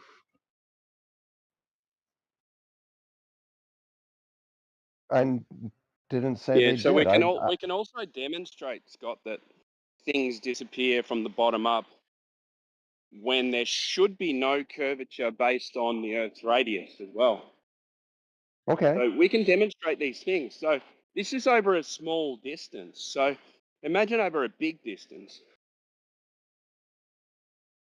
So, but we agree that we do see things disappear from the bottom up, right? And the next thing we need to do is explore. Not every time. I've seen things disappear bottom first on a concave demonstration. Okay. No, we're not gonna go concave. We're just talking straight up with globe and the evidence behind it. So let's not go to the other way. But if we agree as full-grown men that things disappear from the bottom up, then we next look for explanations for that, right? That's our next step. Let's start in our here. common Let's look at this exploration. observation. Right here, 26 minutes after the hour. What's your explanation there, Scott? For what? Right here. Here's this observation. These people Oh, are I'm sorry. disappearing I still bottom have you up. blocked. Let me unblock you. So message. Okay. What are we looking at? That's a bitch. What? You blocked me like a bitch. No, like he tells me he blocked me and then says no interaction. It's from our interactions in another server. Okay. On gems, he carries drama over. Okay, Oh, here it is. You spam over there, man. You just post image after image after image after image. Isn't that what the live stream All that- voice text is for? Okay, let's just put that in the back burner. Okay. You guys don't know how much he spams over there. I'm sorry, you don't. All right. So how about this one here? Address his GIF and mine. But these are things. Yeah. Okay. I don't know what's happening in crits. And what's happening in mine, Scott? What's happening in yours? Uh-huh. I don't know. Huh. What's wrong with what's wrong with I don't know? Nothing. But what I'm saying is, okay, so the only thing I would say is that if something is happening, but you just don't know what it is, I think you should look into that, Scott. Okay, what you got here in my image there, it's a classic example of sinking refraction. And here's a citation for you. It's an inferior mirage just like mine. Yeah, and I guess people know the conditions under which those happen, right? Of course. That's what I've been trying to tell you, Scott. There's things that are already noticed. And listen, these guys, I'm not saying to whoever is talking about this in academia that they're flat earthers. That's not, and I told you, irregardless, it doesn't matter if you think the earth is flat or a globe. This phenomena occurs on the earth the same. You don't have to have a globe or flat earth. You can just understand that this phenomena occurs. That's it. And then understanding that it occurs and why it causes obstruction helps you understand that there's another explanation than just immediate earth curvature. Scott?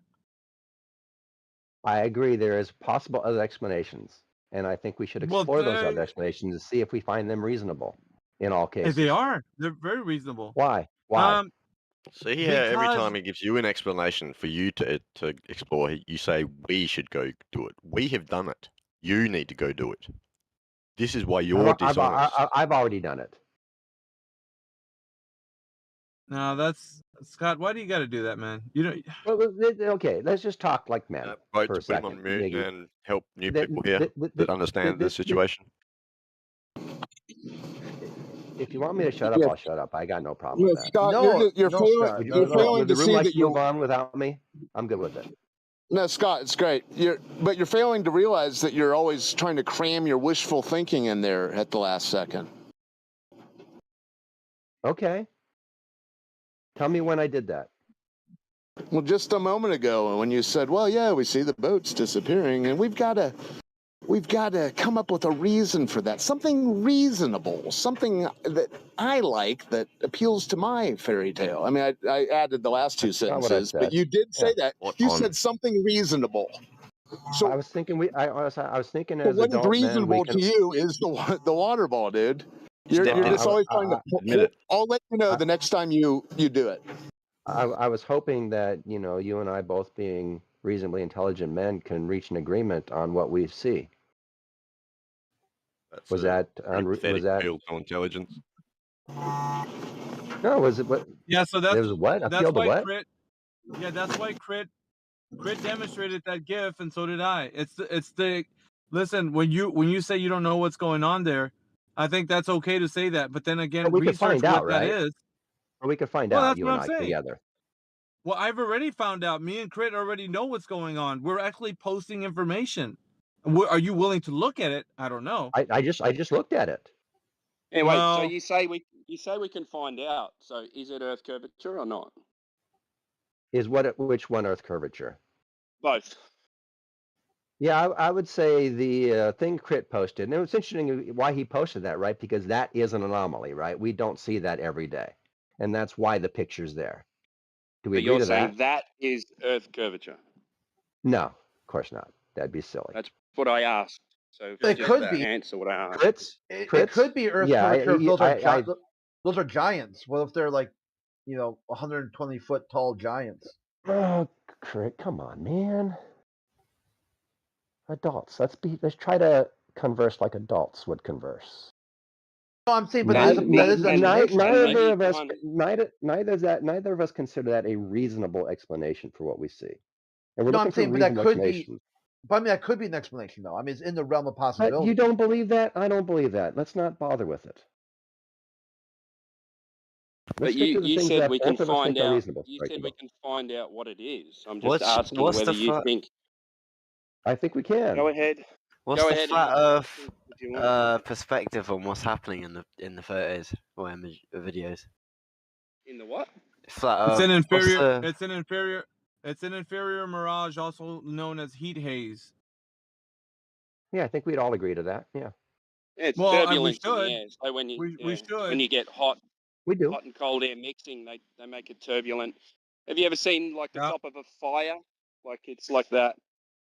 When the hot air rises, it sucks in cold air and it creates like this wobbly kind of line. So yeah, like eddies. It creates eddies in your vision, in your visual perspective, and it makes the air kind of make things look in the optical distance like it's wavy. You can see it really pronounced on a really hot day. So Miggy, this picture that Crit posted, do you think we would go, if we took a camera, you and me, and sat on this road right there, do you think we would see this phenomenon every day? No, ambient air temperature conditions could also change the way that you see. So this isn't an everyday occurrence. This all has to deal with like the variance of heat and cold, and there's a lot of fluctuations, man. But I would say this: on a hot day, you would be able to see that, and it would be more pronounced. I agree. Depending on the heat. Yeah, but we would agree that this would be a horrible example of a globe Earth because we just don't we agree we would not see this every day, right? I see it pretty often. that wasn't the point of the images, though. What's the point of images? I would Maybe I missed it. think about this. Think about this. When the black swan is being introduced, and we're talking about it, everybody goes to the bendy cranes. Well, at least the globe side does. Well, look at the bendy cranes. That's because of refraction. The problem with that is we understand what inferior and superior mirages are. We understand heat haze. Well, I don't think so, because that almost becomes a point of contention, and it shouldn't be. It's not about the bendy cranes. The bendy cranes and the way you see things in the far distance have more to deal with the turbulent air. So you can't use that as it's refraction. No, we're not dealing with that. We're dealing with how visually, we're dealing with how something in the far distance being the measured curvature where the predictability should be. It puts the measured curvature at a predictable rate, right? Let's say we predicted the Earth's curvature should be at 1.22 miles away. Now we're seeing the horizon far past the predicted value of the Earth curvature. So Earth curvature should be at 1.22 miles. We're seeing far past 10 miles, or I should say past 9.41 miles. So we're not getting predicted values of geometry. Whereas in you're looking at it's like you're just looking at the bendy cranes as an example. Well, the reason why we see farther because we look at the bendy cranes. It's like, no, you can't use that because we already know that the ambient air temperature will distort images, but it we'll still be able to see, like, if somebody's walking in a far distance in front of you, you can see them away from you, but it looks really wavy, like it's because it's really hot, right? But you know that somebody's still out there.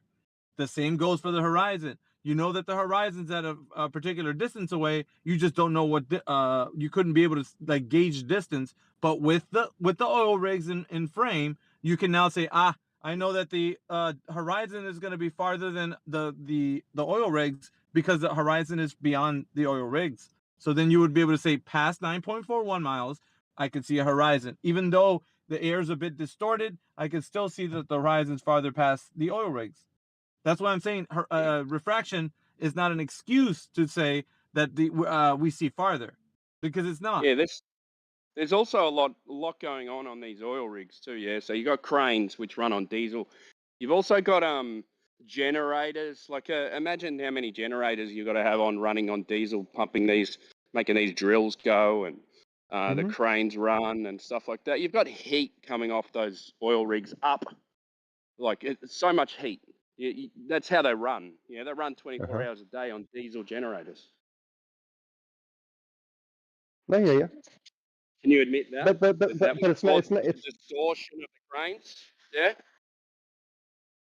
Yeah, but it's not your rigs that are the claim, right? It's the horizon that we can see the horizon beyond the cranes, right? When you go to bendy cranes, can you admit that I think the bendy cranes is a stupid argument. Running on the cranes? Yeah. Yeah, I think the bendy cranes thing is silly myself. All right, great. Awesome. I don't think the people challenge that, because what we really need to answer is why the horizon is further away than we think, right? That's what we would have to account for. Exactly. Yeah. That's the point. Yeah. Yes, and we can account for that with 6 arc minutes of refraction. Is that unreasonable to you? Yes, it is. Why? Yeah. Why is 6 arc minutes of refraction an unreasonable amount of refraction? Because you're trying to justify something that you haven't justified to begin with. You haven't justified. You're trying to say that there's curvature there. Oh, but we're seeing refraction. Okay, so prove the curvature first. Don't give it a band-aid. Oh, well, an excuse. Well, I agree that if we were starting from scratch, we'd have to prove the curvature first, right? But This is you prying. This is you prying in your wishful thinking. I told you I'd remind you. This is it. Okay, right what then. did I do that pried in my wishful thinking? Brother, you don't even hear it, do you? No, I don't. If I did, I would Yeah, you stop. did curvature Help of me the out Earth. here. That's what you did. You added it in there.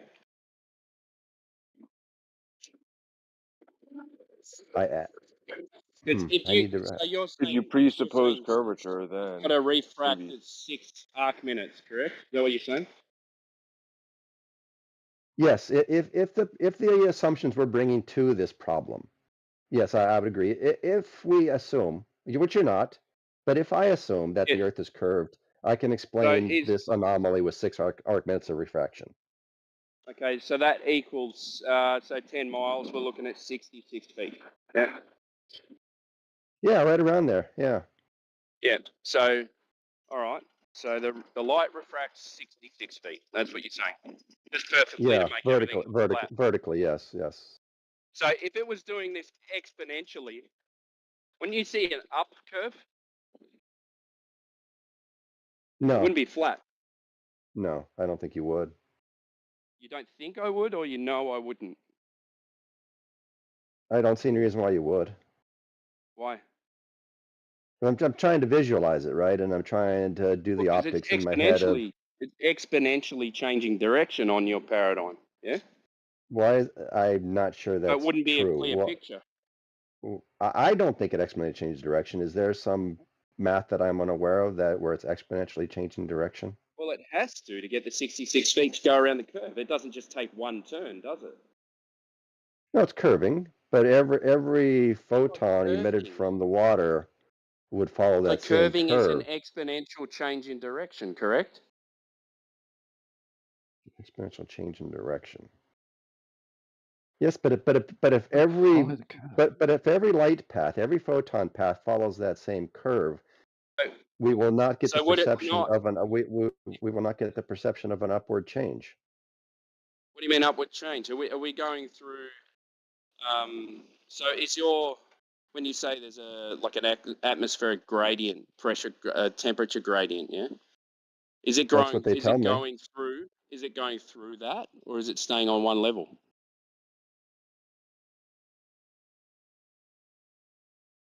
I'm not sure. Is the atmospheric pressure? It's I'm not sure what the Is the question was. light There was some you're pronouns looking in there at that I didn't going follow. through the gradient, or is it not? The light is going through the gradient, yes. Which gradient, up or across? In In a front of straight you, line? or yeah, in a straight line? Is what in is the gradient in a straight line, or is the Is light the in a straight line? gradient vertical or horizontal? I think the gradient is vertical, yes, Okay, so why is it going through a gradient then?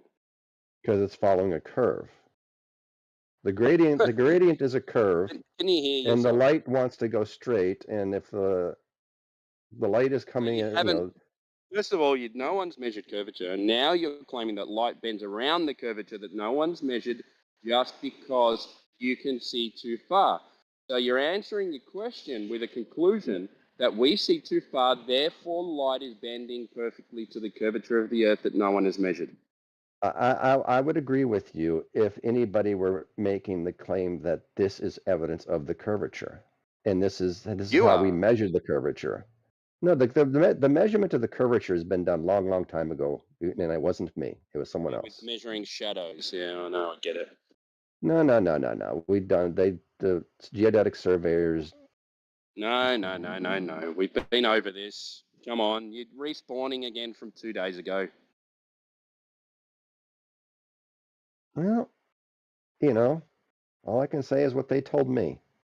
Yeah, I know. That's why you're making assumptions. Everyone's making assumptions to the curvature of the Earth, the light curving to suit a curve that no one's measured. No one's measured drop over distance. Therefore, Earth is curved because we can see too far. I know. It's So, weird. so Timbo, what do you make of the people who say they've measured this? Do you think they're Well, lying who's to us? Do measured you it? think I they're mean, fooled? give me The someone geodetic who's measured surveyors it. claim to have the geodetic surveyors claim to have measured it. Okay. So what they do is they measure 3 points, a line of sight, make a 180-degree triangle, and then they transfer it onto a Clark spheroid, which gives them coordinates of latitude and longitudinal lines, therefore making it a sphere. Correct? If you use an equation to make something a sphere, don't be surprised if it becomes a sphere.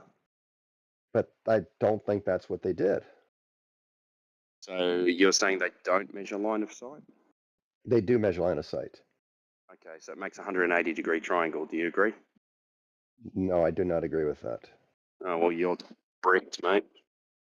Anyway, I've got to go. Well, this is what I find interesting. where it You guys could either take your time to understand what they did, or you can make up what they did. Yeah, And you no, seem to that's be what you're defaulting doing. towards making up what they did, and just No, that's asserting what what they you're doing. did. Yeah, that's what you're doing. Stop projecting. So, can you tell me where arc minutes are in Snell's law equation? Where arc minutes are in Snell's law equation? Yeah, it's Yeah, part of the where's arc minutes degrees. mentioned? The sine of theta would contain arc minutes, and arc seconds, An and angle. and fractions of arc seconds. Angle of incidence. Yes, that theta has an arc minute a component. But see, when you say arc minutes of refraction, is that what you're talking about? Yes, the theta. 6 arc minutes of refraction. So that's one angle of incidence. One angle of incidence, not multiple. Snell's law can handle multiple too. So that will be multiple angles of incidence. So not just 6 arc minutes. It'd be an arc minute here and an arc minute there and an arc minute over there. It's a total, a sum of 6 arc minutes over the entirety of the curve that it's making, the light that is, not the Earth. So the arc minute our isn't assertion. Go ahead. The arc minute isn't to do with the arc of the ray of light. No, it's exactly to do with the ray of light. So it's a 6-degree arc of 6 light. minute, 6 arc minute. Sorry, 6 minute degree of arc of light. Yes. From you to the target. To the last bit of water we can see. Yes.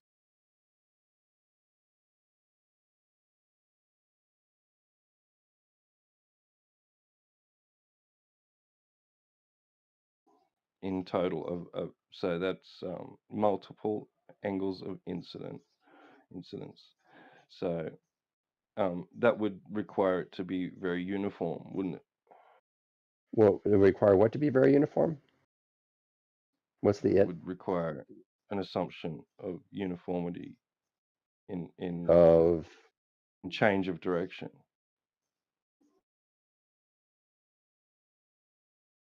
I don't understand what that means. Uniformity of change of direction. Yeah, of the light path to your eye it would be going through a uniform. It would be very uniform, right? I don't think that's necessary. It could make radical changes at one point and mild changes at another point in its path. Doesn't it all have to be uniform? So it's just doing whatever you need it to do to explain the observation away. I thought you said that's what we're doing. No, that would be the task of anybody who wanted to explain this. Then is having to go back and see if we can measure the sufficient conditions to create that refraction.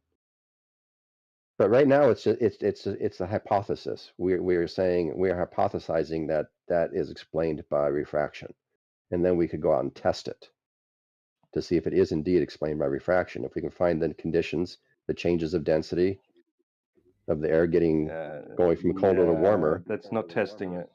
That's not testing it. How's that not testing it? Taking an observation isn't testing your hypothesis.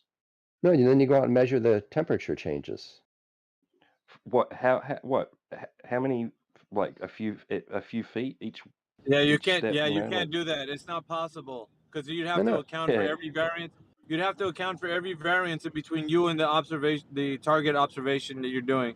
It would be. Right. It's At an what impossible increments? task. Well, You it's can't do hard. that. It's an impossible. It's There's hard. not a. There's not a refractive model that you can actually go by.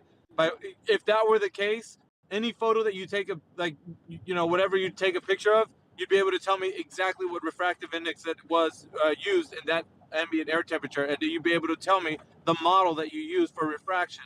It's not possible. Not in reality. There's too many variables in between you and that thing you're making an observation from. Exactly right. It is actually it is by the field experts, right?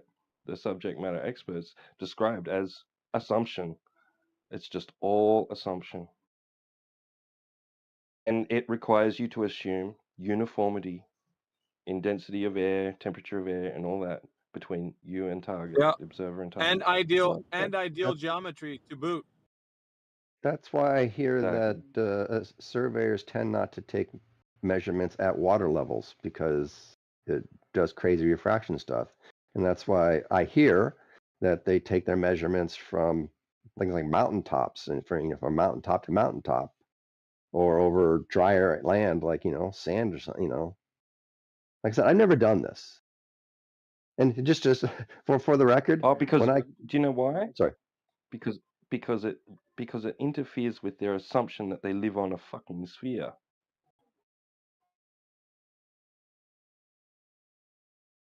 But there's about 25 other good reasons to assume we live on a sphere that all tie together and all match. No, it doesn't. Name one. Celestial navigation. That has nothing to do with you living on a sphere. Has everything to do with the sky, mapping things in the sky. The celestial sphere has nothing to do with the terrestrial sphere that you think you live on. Try again. How does that match refraction anyway? I'm not talking about refraction. You said they all match. But sorry, go ahead with your next non-proof.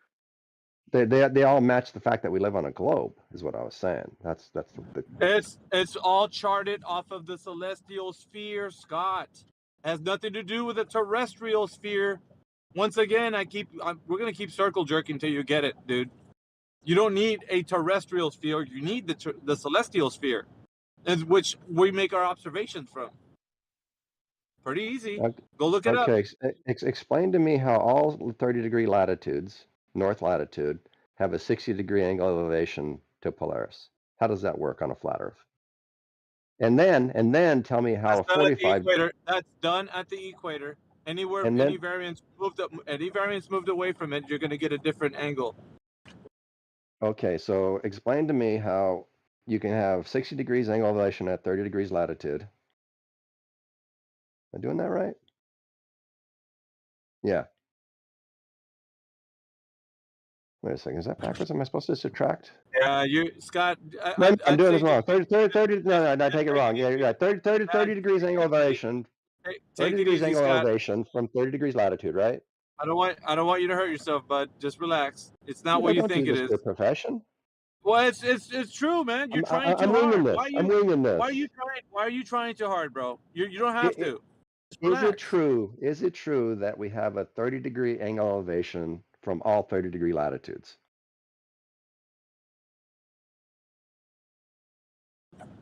I'm on the move. Hang on. Anybody? Does anybody say that's not true? Elevation angles on a flat plane, 90 degrees to the Polaris. Yeah, that's how we get latitude. What's your point? Okay, but do you agree we have 30 degrees angle elevation from 30 degrees latitude? Yeah, we set a baseline of 90 degrees and take an elevation angle to a point in the sky called Polaris. Okay. And then we have 45-degree angle of elevation from 45 degrees latitude, right? If you're going to require me to say right to everything, I'm just going to listen. But go ahead, just go ahead. I was just saying, go ahead. Well, I do the right thing I'm just because saying, go ahead with whatever. I'm Okay. just walking around listening to you. Just go ahead with it. Okay. All right, so if we agree, and I think we all do, that the angle of elevation equals your latitude. Angle of elevation to Polaris equals your latitude. And that just does not work. You can't be pointing at the same object from 45 degrees latitude at a 45-degree angle elevation if you're It's going derived at from a 30 flat degrees Earth model. I don't know. latitude, 30 You're degrees. just giving like the origins of the You just sphere model can't be that's derived from a flat Earth model, which is elevation angle to flat. So what is your point? You can't have a flat Earth. I don't. Yeah, It doesn't point at the same object. It just doesn't. like. Listen, you think you live on a spherical Earth, but then the issue is that you're going to collide with.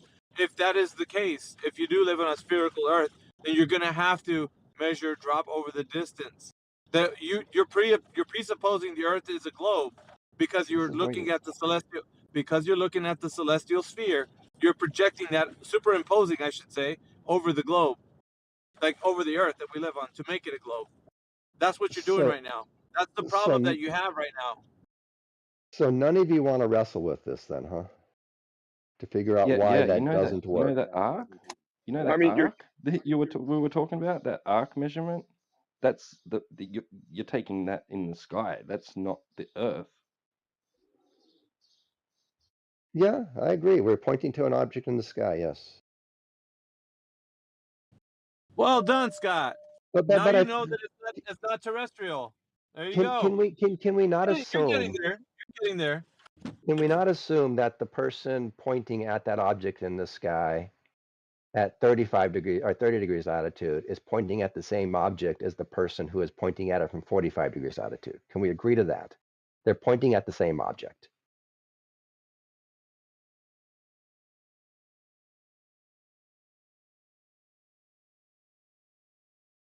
I guess not. This is the stuff you guys run away from, and it's weird. What's your point?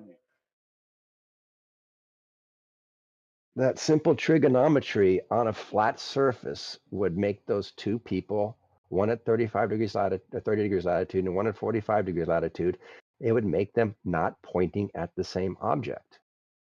Why? They can't both be true. What the heck are you talking about? It's trig. What? It's simple trig. And this is what I don't understand. Do you guys really not understand this? What do you mean two people can't be looking at the same object? What the fuck? And not getting those angle measurements. You can't get 30 from 30 degrees latitude. The math just doesn't work. The math just doesn't work. If you're standing on a globe. No, if you're standing on a flat, it does. It works perfectly well on a globe because you're pointing parallel to each other. The guy at 30 degrees is his line of sight is parallel to the guy at 45, who is parallel to the guy at 60, who's parallel to the guy at 80. Scott, why do flat earthers say that the sun appears to get lower in your field of view and the stars appear to go down towards the horizon? What's the mechanism that they describe? The reason? The only one I've heard is perspective. All right. So is that something in reality that happens that we can demonstrate? Perspective. Yes, we can demonstrate perspective on many occasions. Sure. Now, where is that calculated into the globe model that you're putting forth? That reality that you just submitted to. Where's that specified in the globe math? Where is that specified? The visual effect that we're measuring an angle to. That visual effect we're measuring an angle to. Where is that specified in your celestial navigation globe math? Perspective does not apply to points. Oh, I see. It doesn't. It applies to objects with dimensions, in which the object appears to be getting smaller as it moves away. Points don't get smaller as they move away. They're points.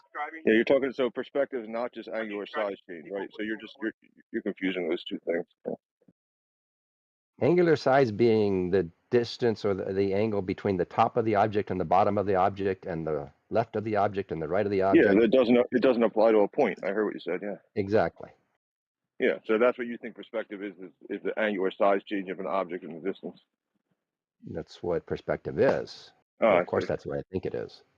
I see. And that's put. Oh, I mean, even that one's put into the globe math for the celestial navigation too. perspective plays no part in celestial navigation No angular, yeah. because So no we angular measure the size point. change. Yeah, infinitely small point. Gotcha. But yeah, and then so the thing the flat earthers say that doesn't apply to the arc length of the line that you're drawing in the sky either, like the line. Because it's not a point. A line is not a point. An arc is not a point. Yes, a line is something that connects 2 points. Oh, okay. I appreciate the simplicity of how you're answering. But again, is that put into the globe math at all, or no? It's unnecessary. It's not part of the I math. appreciate you. Thanks. All you need on the globe is that the person, the line from 30 degrees latitude to Polaris is parallel to the line from 45 degrees latitude to Polaris, which is parallel to the line from 60 degrees latitude to Polaris. They're all parallel. There's no triangles involved in the globe model of celestial navigation. That's why it works. Yes, That's the there only, is. and that's That's the a only lie. reason it works. That's a lie. Yes, there It's not a is. lie. It's a fact. There is so in nautical sextant navigation. There is. We're at an impasse here because it's just not true. I can show bring you up a the video fucking of some formula guy that who. they use to solve it. No, they don't. They use parallel lines to solve it, and they use angles off of circles. Yeah, I can show you a fucking diagram. Okay.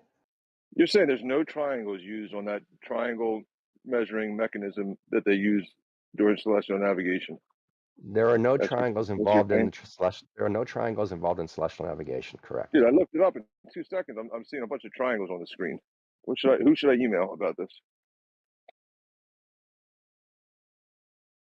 I mean, it is cartoon drawings with triangles from the sextant, but who should I email about this? I'm going to complain. Who's post them so I can see them. We can talk about them. I'll be glad to Just talk type about them in with like you. CELE, spell it out on the computer and watch it pop up, and we'll email them together. Place the link. Post the link. The fuck, is that me?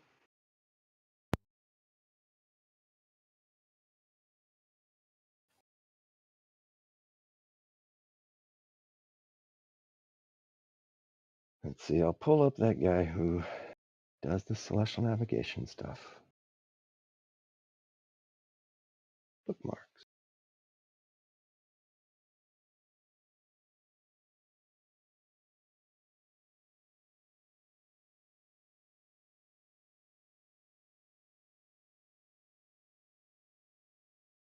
Stop.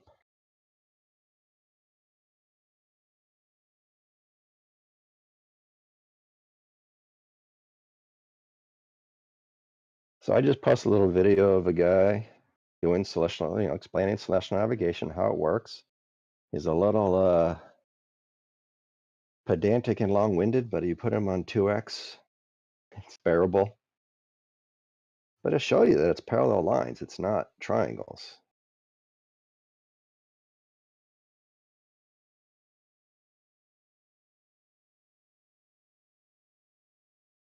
And if someone wants to offer a counter explanation for how it works, I'll be glad to listen to it. I think we all should listen to it. And then we can all compare the two and see which one sounds more reasonable to each of us.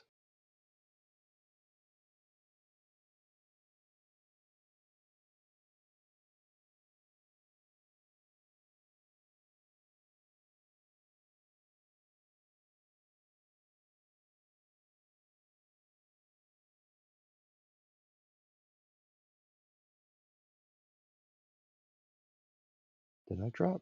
Did everybody drop? No, I still see my light on.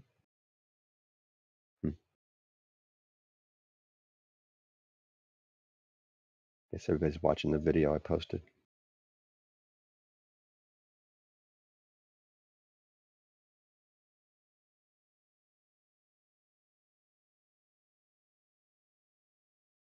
But I will be curious to know if you guys do understand how celestial navigation works, if it breaks your narrative.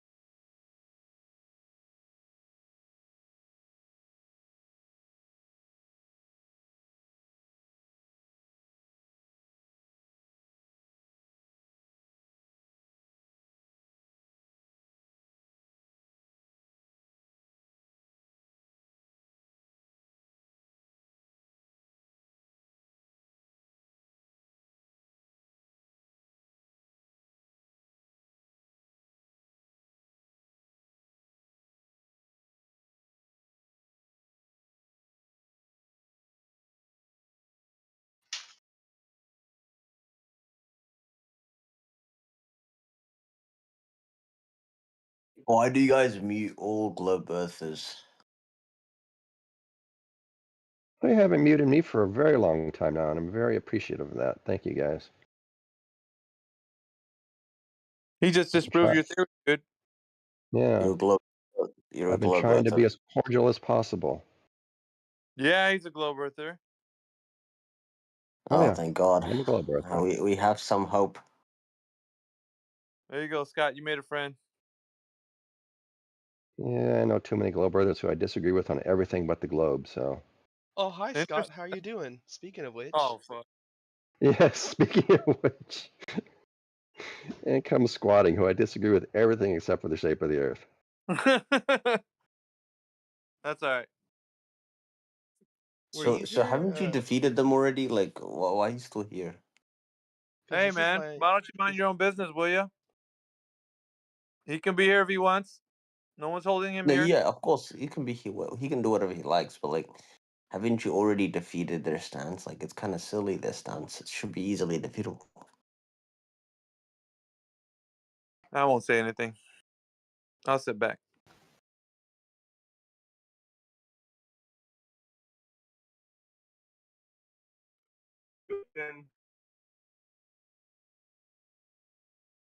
If you I like believe how the earth is flat, you have a mental illness. I like how everybody's posting this video of the celestial navigator here. Why? Because the flatties tried to use it here a few days ago to prove their point, but they never watched the full video and it actually disproved what they were saying. I think you're all wrong and you have to donut. Call them the flatties.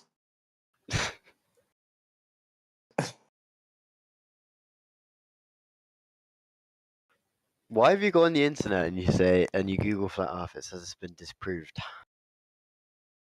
I want you guys to build up a lot of energy and ego, so when I knock you down, it's going to be all that much more sweeter. Go ahead, keep talking amongst yourselves. It says it's been disproved on the internet, so clearly every single point you've got is wrong. Just build up your ego. Keep talking amongst yourselves. I like it. Yeah, the internet. You have no idea what awaits you at the end of your spiels, but go ahead. Trust me. Well, I'm just saying everything you say is wrong. So in this very video, it talks about the need to adjust for longitude as it gets closer and closer to each other, moving away from the equator going south, which is really odd that you'd have to do.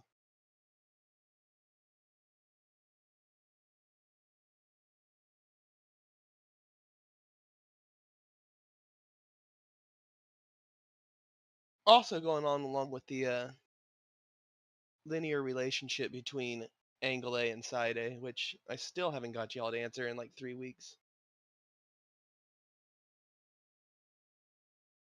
Is the sun flat as well in your ideas? Homer, they don't have ideas, dude. Does anyone live on the sun? The Rastafarians do. In the sun.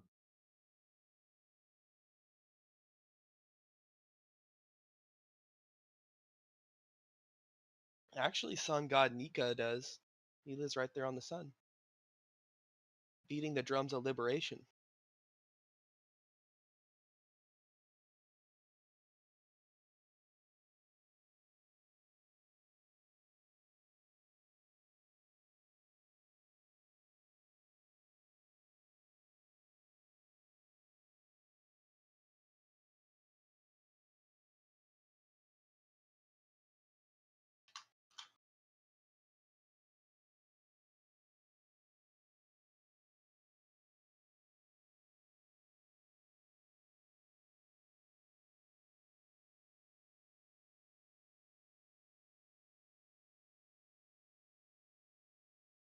Is that all the energy you have? Come on now, guys.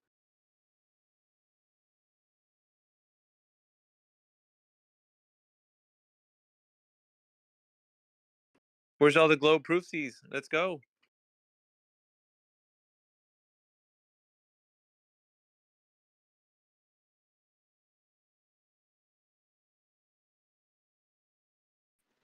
Very low energy.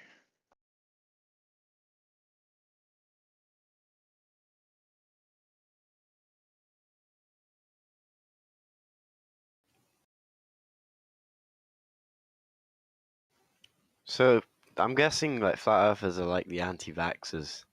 They pick out the tiny, like the one article on Google that proves their point, and ignore the other thousands that disprove it.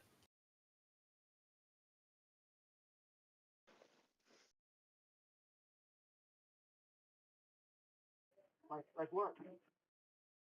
I don't know, dudes. You're not bringing your A game with all the facts, so it sounds like you got nothing, Alex. I'm waiting. Facts on why it's round. Yeah, what are all the facts? It's the Earth's a globe, so let's hear all the evidence. Let's hear it.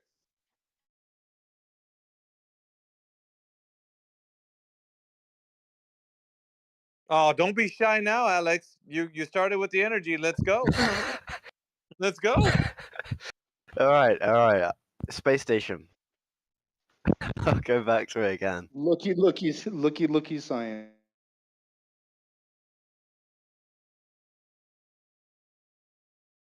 Scientific method shows curvature.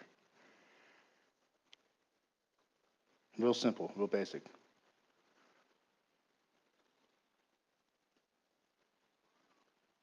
Did you say the scientific method proves curvature? Who said that?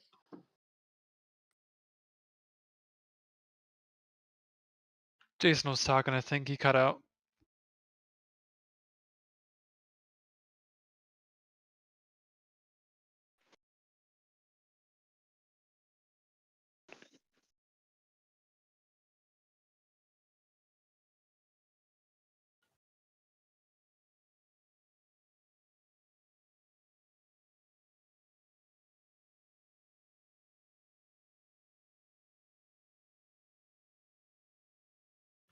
Don't you believe that like gas molecules aren't affected by gravity?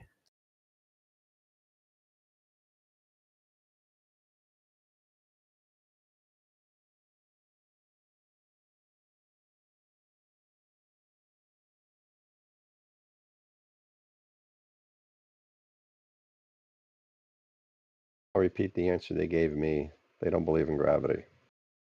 Oh, right. And they definitely don't believe gas molecules are pulled down by it. What they have told me on many occasions is that gas molecules go in every direction without bias. And I've tried to explain to them that it's not true, but they don't believe me. And they keep saying, proof. Depends So, on which gas. Depends on which gas you're talking about, right? I would think that what are you going to It define? depends on the environment too. I mean, it goes from high pressure to low pressure generally, right? To equalize. Scott, are you going to define gas pressure or gravity first? Or maybe was your friend going to do it? Was your friend going to define gas pressure or gravity first? gravity is masses attracting masses. Gas pressure is the kinetic energy of the particles. Next. That's a definition? Those are the two definitions, yes. Okay. Can you show me the first one? Can I show you mass attracting mass? Yeah, look at the Cavendish experiment.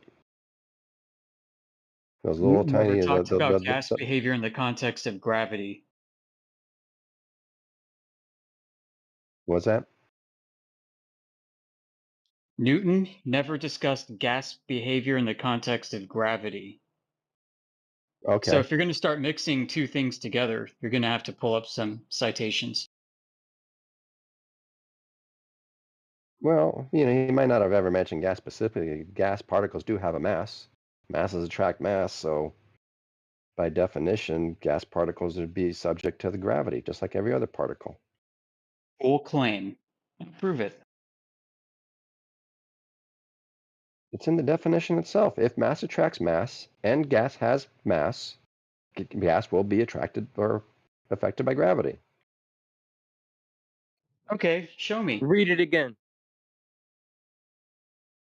Read what again?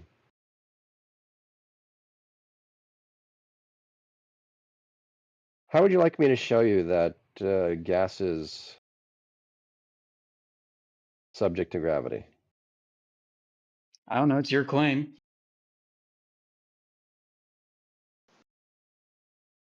Well, I would just point to atmospheric pressure and the fact that it's a gradient. And what we can obviously see is that all these gases are piled on top of each other. And the further you get down in this pile of gases, the more compressed the gases get. And the more pressure they That's the create thing in because of all contention that the we're trying to gas prove on in the top of it. first instance. So, I mean, now you're just circular reasoning.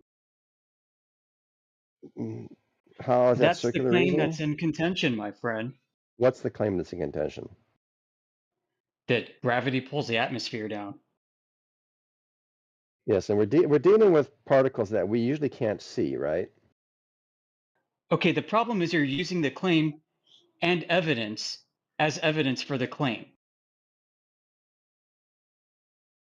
How else should we go about doing Okay, what this? about a vacuum with like barely any pressure? Why do the particles go to the bottom of the container?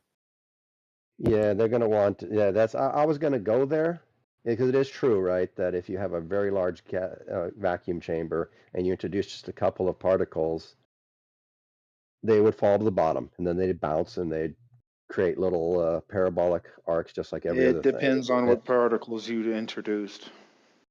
How so? If you introduce a particle that might be a different buoyancy and mass, it might operate different in that It's vacuum. a vacuum chamber. There's no buoyancy involved. Well, okay, so what gas did you just pump in metaphorically just now? We're dealing with chlorine, right, since it's yellow. Okay, okay. And if we had a large enough gas chamber, but we don't have a large enough vacuum chamber. And that's the problem with introducing it, right? Because your first response will be, show me. I can't show you. I don't have a Yeah, very well, large I mean, vacuum. that's a problem, right? That's your problem. You can't. We know Well, this. it's my problem if I were trying to convince you of something. Yes. Okay, we can move on. Next. But I'm not. But I'm trying to understand why you guys remain unconvinced.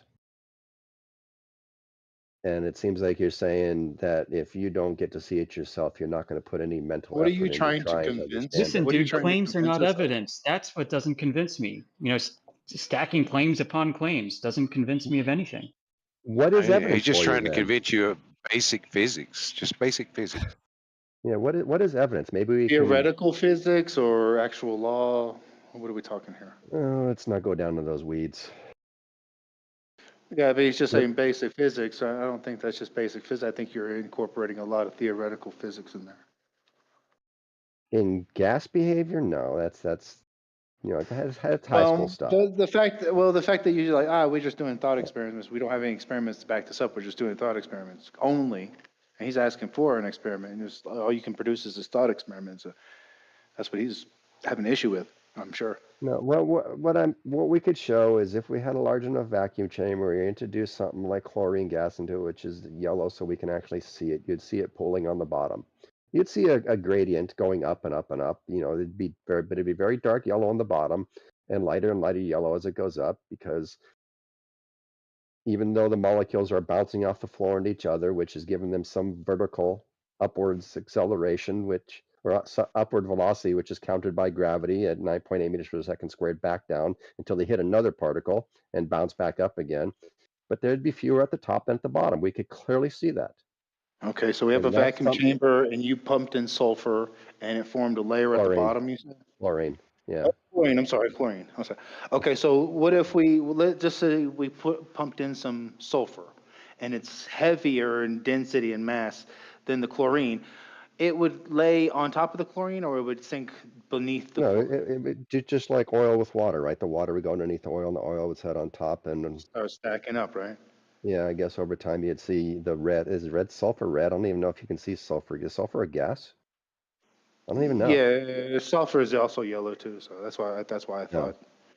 So, what if I can pump in a gas in that vacuum chamber, which is just a lack of atmosphere? It ain't nothing like, there's no action on there. It's just literally zero in there, zero, right? Yes. Metaphor. In our thought experiment only. You can't do this in real life, but So what if we pump in? We could. We can't. We haven't because we can't. What if we pumped in a gas that like went to the top? Can we pump in a gas that would go to the top of that atmosphere? It would rise Just by up. itself Yeah. and not be at the bottom? No.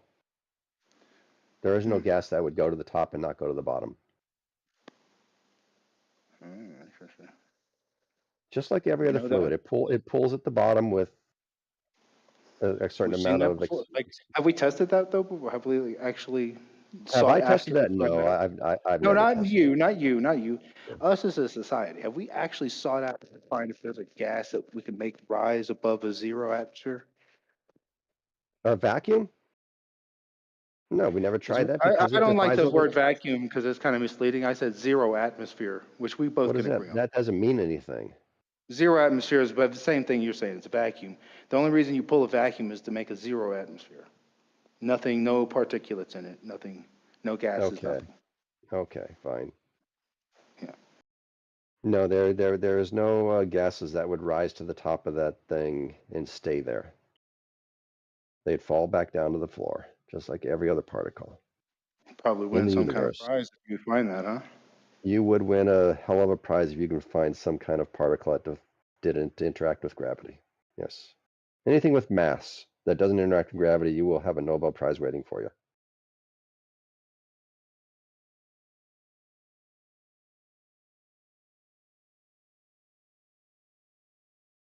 Okay, on top of the chlorine and the sulfur, we pump in the atmosphere that me and you are breathing right now.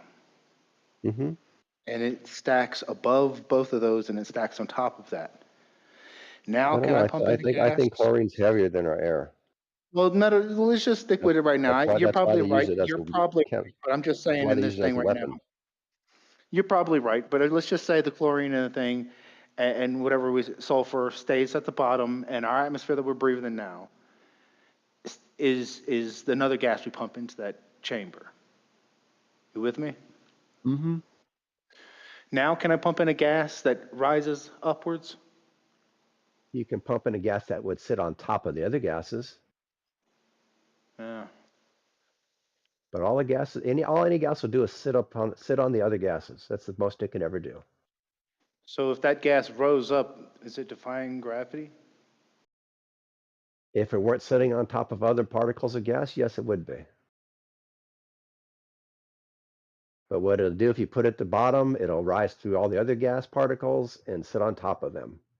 It moseys on up, just like if you put oil on, you release some oil underneath some water, it will rise, it'll make a little bubble and go straight up to the top until it No, gets on the top of the water, and molecules are that's where it'll unbonded. sit. Yeah, but that's in bonded liquid, like bonded molecules. And gases are unbonded. Doesn't matter. They behave the same. Just Are you saying gases there's are no more gaps compressible. Are you saying there's no gaps in the lower in the layer below for a particle above to get through? Correct. Oh man.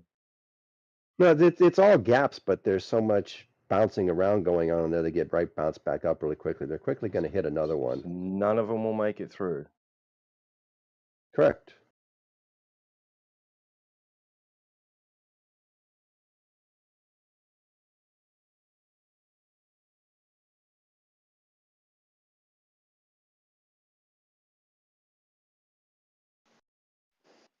I agree. Unless you manipulate it, it'd probably level out to where a point where none of them would penetrate each other. Pause.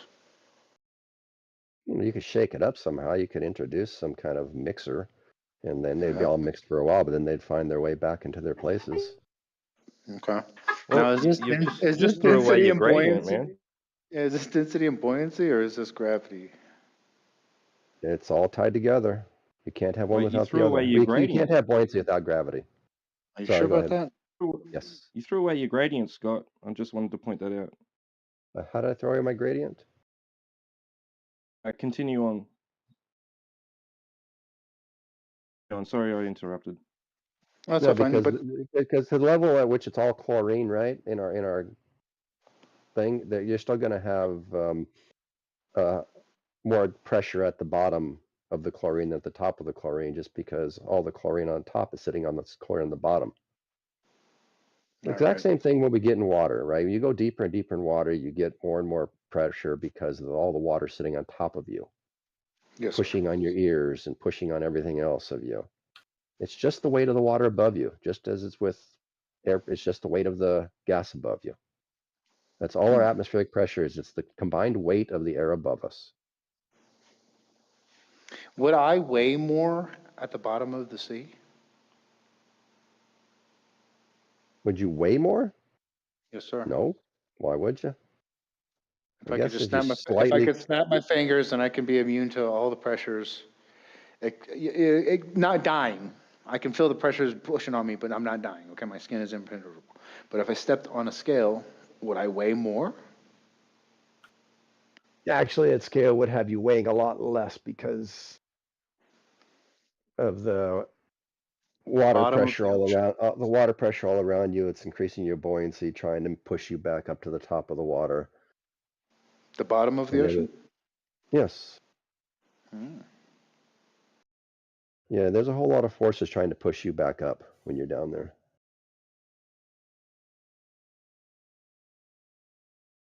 Surely that won't change your weight, though. I was under the impression that I would just implode and be squished You would. instantaneously until I was equalized with the surroundings vis-a-vis turned into just guts. No, yeah, all the gases mixed in with your blood and all those other parts of you, Would just and explode especially out your of me. lungs. No, they'd just be All the- pushed. They'd be squashed, right? Yeah, it would force an equilibrium instantaneously. Yep. So can you show a demonstration of chlorine gas that doesn't expand to fill the available volume? Because without air, there's nothing for no buoyancy or resistance around it. It's just in a vacuum. It's going to expand and fill it, isn't it? Until you introduce a no, second gas. it would not. Until you But introduce I a can't second show you gas. that. And then those two gases will make a division.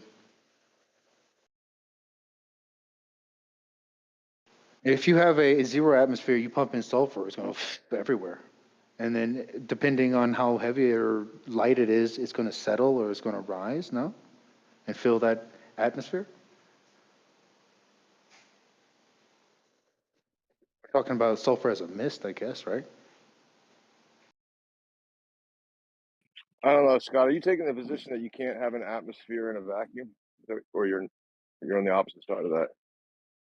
You can't have an atmosphere in a vacuum? No, if you have a significant enough gravity source, i.e. a planet the size of Earth, it will create enough gravity to pull the atmosphere and keep it layered on top of itself.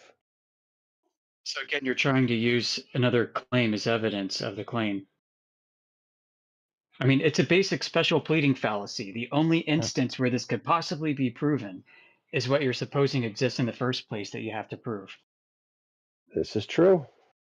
This is the Okay, problem I we mean, find that's ourselves fallacious. in. It's not fallacious. Yes, it is. It's exactly what it is. It's circular reasoning, man, and it's special pleading. It's basically two fallacies at the same time. No, because what we can do is we can open our eyes and we can look at other instances of where we see gas accumulating, like Jupiter, like Saturn, like the sun. No, that's And also begging the question. And so How about like the moon? How about like the But- moon? Will it work on the moon? No, the moon doesn't have enough gravity to maintain an atmosphere.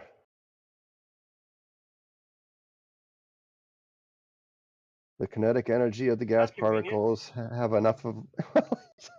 I didn't make the universe. How do you know how much gravity the moon has? People have calculated it, and I trust their calculators. I never run those calculations myself. Yeah, but what are they presuming? That it's 1/6 the mass or something like that of the Earth. Yeah, so how did they Because the planet determine has that? 1/6 the gravity. Right? How'd they determine that? I honestly don't know how they did it. Yeah, me neither. I know, but I trust them and you don't. And I can live Okay, with so that. you just trust. That's the foundation for your belief. I get it. Cool. We've been through this before. Yes, But that's not science. Trust is not science, man. Gravimeters. What is science? Well, it's built on a bedrock of skepticism. I've got a Do you agree with that, or are you going to say no, trust? Is science denying the results that other scientists report? Well, it's being skeptical. It's how you get better. Is it assuming they lied and they falsified their data? Is that science? No, I don't think they lied. I think they're probably just wrong. Maybe delusional. Well, maybe you Just can like go and you. show them. Maybe you can go and show them where they did their math wrong, No, or it's not their about assumptions math. were It's wrong. about proving cause and effect and also taking measurements. And what measurements do you think they did wrong?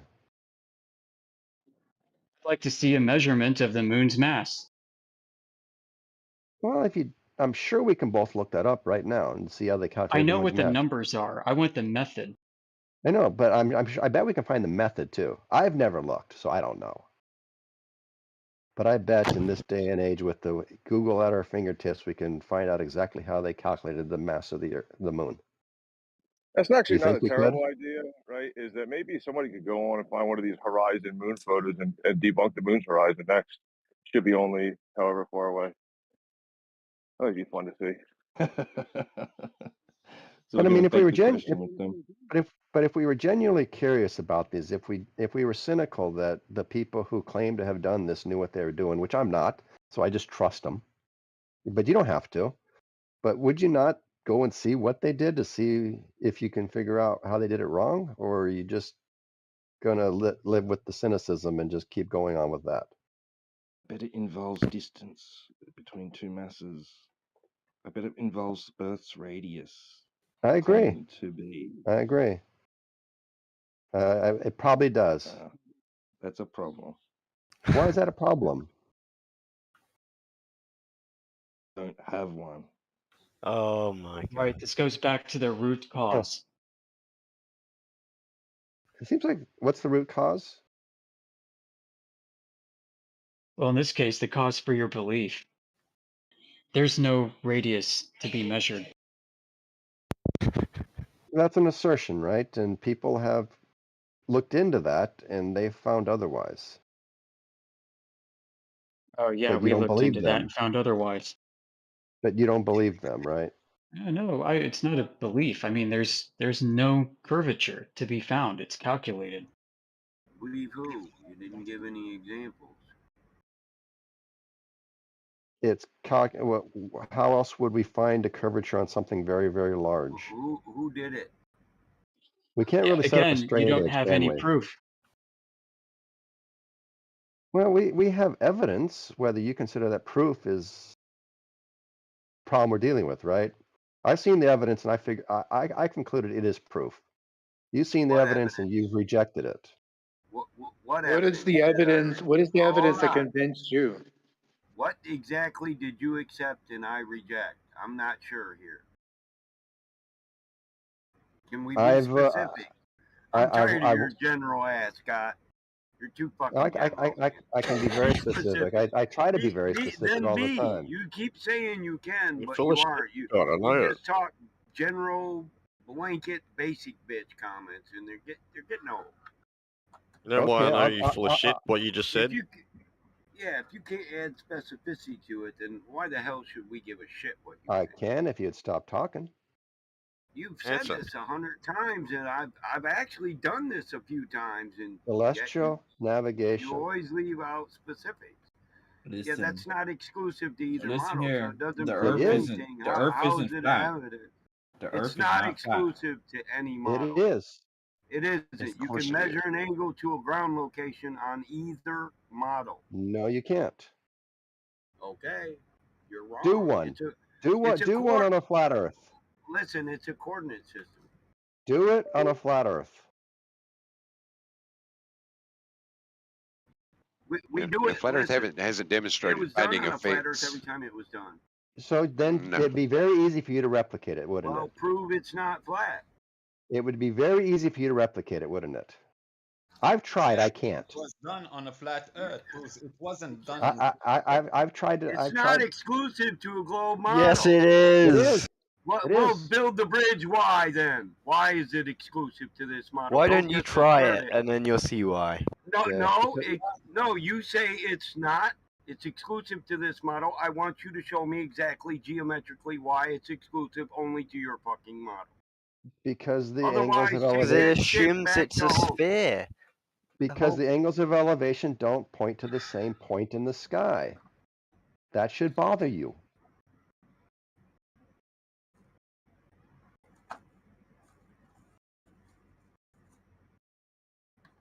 Angles of elevation. There you go. don't point to the same Manufactotum point just in pointed sky. the Manufactotum just pointed the evidence. Look at 34 after the hour Who in the the hell chat. looks at the quarter of the radius when they view a star? Are you people stupid? You don't see that far. Just You're not looking at us. look at the image. It's right there. I see the image. Okay. And do you see that flat line where those people? There's a person Yeah, at this 0 is saying degrees, it would and there's differ someone if at it was a sphere, but nobody proved it was a sphere. no. So Look at the one. Look at the one what above we it. see are celestial points that lead to a ground location within a coordinate system, whether it's Cartesian or polar. We Oh can my navigate God. through that with an Here we angle go. to that sighting. So all we have to do is Adam, observe it, and we know it's a ground location. Then there's a straight line distance of travel. That's a run line. We create a can you run look at? line, and we follow it. Can you not talk when other people are talking? Yeah, if you could stick to the topic. Yeah, sure. Yeah, you're saying it's exclusive to your model because you show how it works on a sphere, but it can be mapped No. also in Cartesian coordinates. Yes. It's exactly what I did not say. It's a point of reference. It's not Yes, exclusive to your model. look at the top graphic on that thing that Manufactotum posted at 34 after. Look at the top one. Not the bottom one, not the spherical. Look at the top one. What do you see there? You didn't hear no? You don't want to look at it? You're not. It's not exclusive, just There a you globe go. model. I'm not looking at it. That should be the motto of Flat Earth. Listen, I'm not I've looking looked at it. I've looked I'm at it. not It's a looking at it. representation that it works in a I- spherical model, but it no way builds a bridge to it. I am Can't not work going to on a look at flat it. model. Sorry, I'll stop. You don't listen. Why the hell should I look?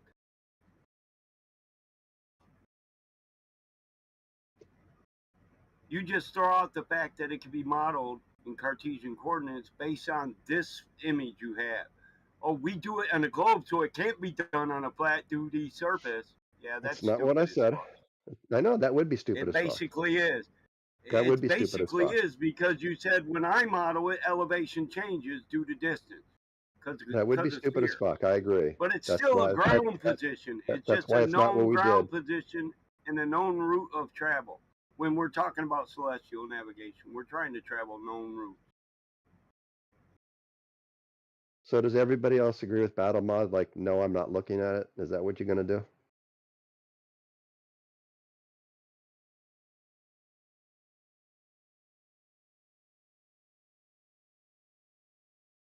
Guess answers my question. Thank you. Oh yeah, don't get full of yourself.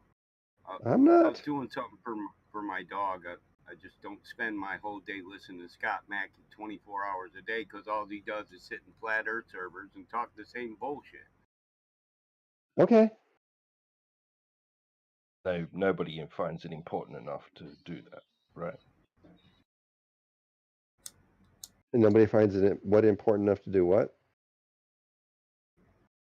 Bother with sitting in flat Earth servers all day.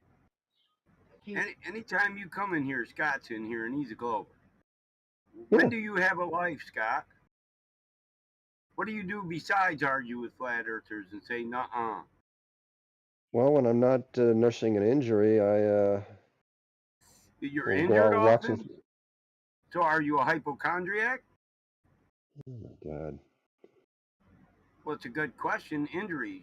You're nursing injuries, so you're disabled? I am nursing an injury right now. I can't go out and do the normal walks and the hikes that I do with my wife on a regular basis. I can't go bicycle riding. You can't fight with And your so wife. so I'm stuck on my couch all day long, and I'm killing some time talking with you Are all. you eating painkillers, Scott? No, I'm not. I try not to do those because I don't want them to damage my kidneys or my liver, whatever the hell. Neuroblockers. Ibuprofen and Ibuprofen. acetaminophen, dude. acetylcholine and ibuprofen are the things in painkillers that are bad for your liver. No offense. Yes, I know, and I don't want to damage my liver, so I try to lay off of them. And then I'm a year from 60 years old, and my body does not heal very fast, so I just got to sit and relax. Actually, stretching is better. Stretching hurts like a motherfucker right now, so. It does, but don't you go to physical therapy? They tell you got to hurt to get better, Scott. You got to start stretching that out and using it. When you do, you invoke the natural process to tear down buildup in muscles and tendons. It's called muscle memory. Problem is, I'm getting older, the buildup doesn't happen anymore. When I was 25, I would power through it, right? Like every 25-year-old does, but powering through does not work anymore. It just gets worse and worse and worse. You know, there's CBD oils for inflammation that would probably help with that. Seriously. But anyways, that's why I'm here talking with you all today, all day long. I'm I got 50. nothing else to do. I deal with the same shit. Our tendons and muscles don't react like they used to. They stay constricted, but there's ways around that. Natural. You want herbal Dude needs an remedies for Xbox. inflammation. I haven't played a video game in probably 45, 50 years.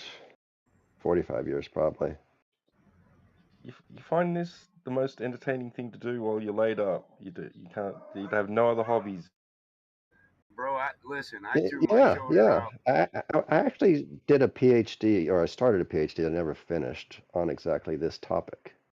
Honestly, I would not recommend video games. They can fucking ruin Last surgery I had, man, I had laser surgery on my back, and like a week later, I was still working on a '69 Camaro. Well, good for you. I think it Happy. depends on the video game. You might want to try You got to get back in there. When you stop moving, that's when you die. I agree. So you got to find something you can do and just do it consistent. That's what I do. Movement will. I worked my entire life too, Scott. I feel for you on that, brother. We can meet on that subject. That's our common ground.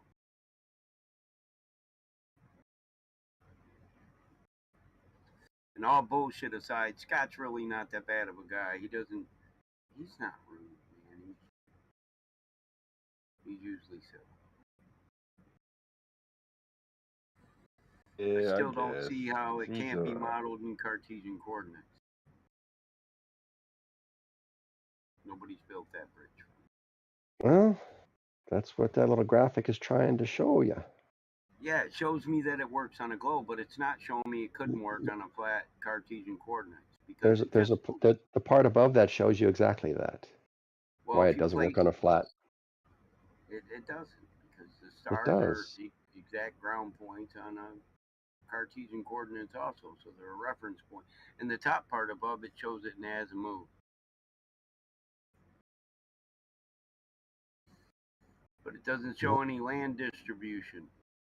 No, because if the Earth were flat, everybody at 0 degrees latitude, essentially the equator, and they point at Polaris, they're almost at 0 degrees. I don't know how much refraction bends it slightly. Maybe they're at 2 degrees, maybe they're at 3 degrees, but essentially they're saying Polaris would be on top of the heads of the people on the North Pole. Although there's no people in the North Pole, I get that, but if there were. If it was in the center of a flat Earth, you're using that north-centered model, and just straw manning me with it, huh? But you guys have to explain why the people at the equator see the Polaris at almost 0 degrees. What if we use a Mercator projection? That's Cartesian coordinates, and celestial navigation works just fine with it. That's why nav charts are based off. Anything you want to offer that explains how Polaris is 0 degrees above the equator. Anything. I'm listening. The first time these nav charts were mapped and used with it, it was a Mercator projection, which is a Cartesian coordinate. Fine, but now you just have to explain how at the equator Polaris is 0 degrees angle of elevation.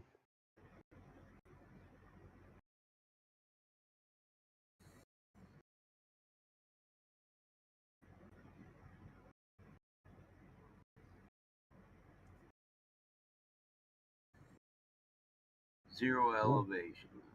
Zero, On a zero, Mercator, zero. on a Mercator map. We could look at the Mercator map and we could see from there. Need to see Google the Maps real angle quick. it would be the angle to view, because the Mercator map was the given land to chart port of land map for celestial navigation, and that's what it was designed for. You go from sector to sector on lines, rum lines created by visual markings in the sky that are translated to points of origin on land within a coordinate system. So now it's just time over distance, travel of a straight line.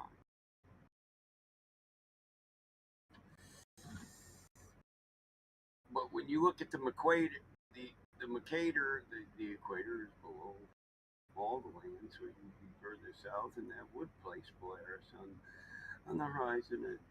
And actually, it won't be 0 degrees, and I think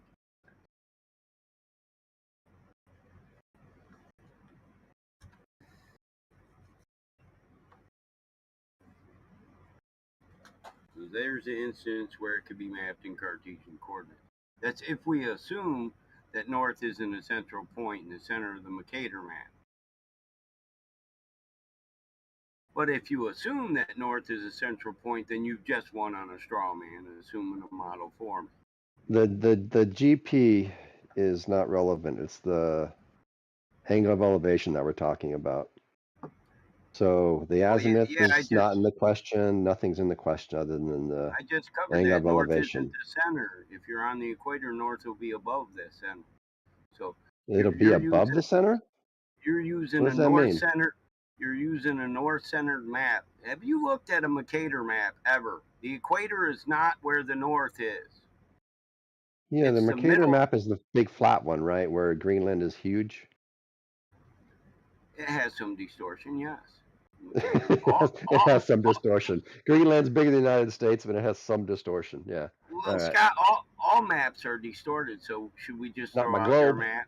Not my Oh, globe. no, that's distorted. Everything's the right size. Battle mod, can you take a look to your Can you DM? not interrupt? I'm not talking to you. No, I'm not even gonna entertain your premise. No, I'm a flat earther. I just ask you if you can That's take a fine. look at your DMs. Yeah, he's just assuming a central map for us. And I'm not a north-centered azimuth map guy, so it'd be nice if you could not straw man. Oh, okay. Yeah. So where is Polaris? Those are Mercator projection nav So charts. it can work using Polaris on a flat map. Yeah, on a flat map. It can work in a flat map. So where is Polaris then? In relation to the Earth? It's not in the center of the map. We're talking about maps, and you're saying your map has Polaris right in the center of Earth, and it would be right above everybody. So when I go to the equator, it wouldn't be at the proper angle, right? I'm telling you that's not where I place it. That's But not you were how I saying map it. you were That's a saying we straw could. man. You were saying that we could use the celestial navigation on either a globe or a flat. Hey, can't you? And Yes. I'm just can't asking you, for how. Can't you post these in the text, Necros? Don't have text perm right here. Yeah, for sure, I can. So just post them in there. It can be mapped. All you have to do is assume that north is not a central point on Earth. Not when you in relationship to the entire map. Okay, so where is Polaris then? There it is in the chat. Polaris is in the north. We all know that. So the northern part of the map is upward. Okay, Necros. On that picture you said, how high It's not above in the Earth center. is Polaris? I don't know the distance. Do you, Necros? We know the distance. No, I of don't Polaris? know. I counted the degrees of the elevation for the triangle, but we don't know how far it is. Yeah, that what you just posted there, Necros, makes 0 sense. You got to Sorry, stop straw manning people with that. azimuthal equidistance map. Nobody I'm assumes not that. straw man, but I'm asking you, and you won't tell Well, me. if you would have said this doesn't work on the AE map, I would have agreed with you, and we'd have been done a long time ago. I'm saying you can't get it. I'm saying you can't get to work on any map, no matter That's what map because you the draw. AE It won't map. work. It does work. There it is. It A won't. listen, here it is a video for you. It shows you how it works on a flat map. Does it tell me how high Polaris is then? Don't know. We don't have any assumptions, man. We could tell you Well, the angle to it. Yeah, we can From show our- you the angle from our view. Yeah, we can show you the angle. We don't just tell you about the angle. We can show you the angle, but we can't tell you how far it is from the above the surface. Yeah, you can take the ankle and computate it all you want to a point of origin if you want. That's up to you. I Take don't your trust time. that Take a shit. look to the video. It will explain all of it for you. But it doesn't. It does. You didn't see. It's real easy to grandstand. I No, say this no, doesn't Mitchell. work on your model, and I know your model, and this is the model I assume for you. You can do that all day long. It just doesn't work in reality. I've been asking you for your model. It's already been posted, and you didn't even look at it. You didn't watch it. You haven't reviewed it. You just said this don't work. That's it. Which one am I supposed to watch? Blind denial. Well, when we have a model that works, why would we search for something else? Yeah, Mitchell doesn't demonstrate finding a fix using celestial navigation in that video. Uh-oh. At the end, they show how to do it with the Polaris, and in the entire map. So wait, Battle Mod will finally be able to explain linear relationship between angle and distance for his flat plane map shit to work? Yeah, celestial navigation doesn't use Polaris. It sure the fuck does too. In the North Pole, or in the Northern Hemisphere, it does at least. That's why we have things like latitude. Latitude literally built upon Polaris. Yeah, I could be wrong about that, but I think there's like 54 stars in the almanac, but Polaris isn't one of them, I don't think. It's literally where we get latitude from. Ground position of stars. You guys are arguing past each other. You actually agree. You just not. Astronomical position is determined off multiple different stars, not just Polaris. Sure. So when we look at Polaris, we realize, along with all the other stars, that there's a linear relationship between viewing angle and distance, which is undemonstratable on a flat plane. It requires a curved surface to have that relationship.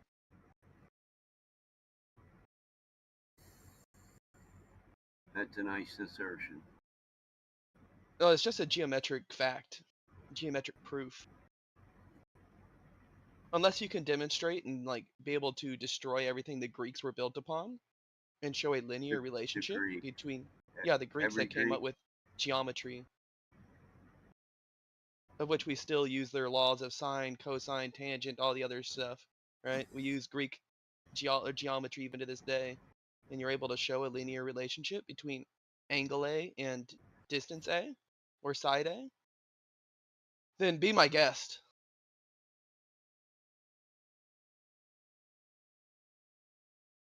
But the fact of the matter is the 1 degree per 60 nautical miles is what we experience with Polaris. It is just undemonstratable on a flat plane.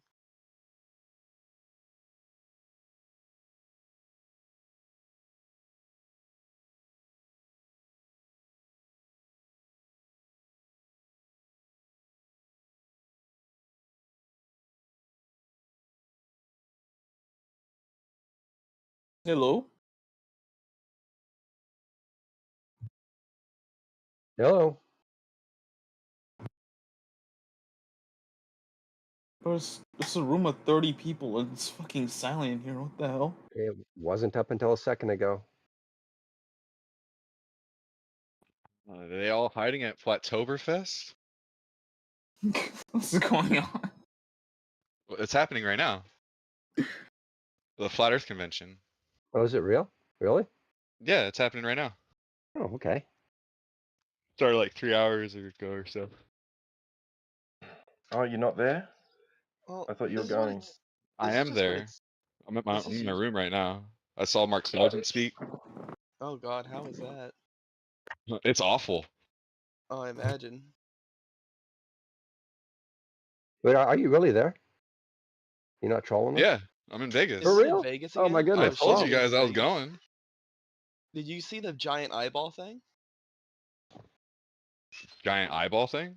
Yeah, that big sphere that has all the big spherical screen thing that they do like advertisements Oh, on. the Yeah, new concert arena thing. yeah, I whatever seen that it, thing but is. like this morning, like it's not all lit up or whatever. I went there like a year ago, like while they were still constructing it. I can't wait to see the finished product. The videos look sick.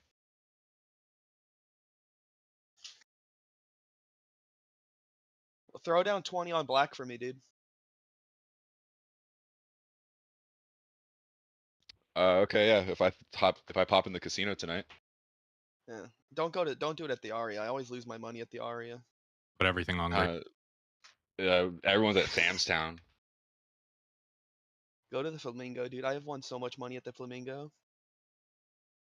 Well, that's on like the rich side of Vegas. The Flash Yeah. convention's happening on the poor side. Well, that's It's at the that's Sam's perfectly Town Hotel. understandable. Now, I always stay at the Aria, but I gamble either at like MGM or the Flamingo. Why don't the flat earthers get the rich side of Vegas? I don't know. They It's because wanted they to got do it that at ball there Sam's now. Town. Why don't you? I think money is the answer. Wouldn't you? The amount of money I have proves something. Well, it's obvious why they don't have a casino on the Strip is because of the money.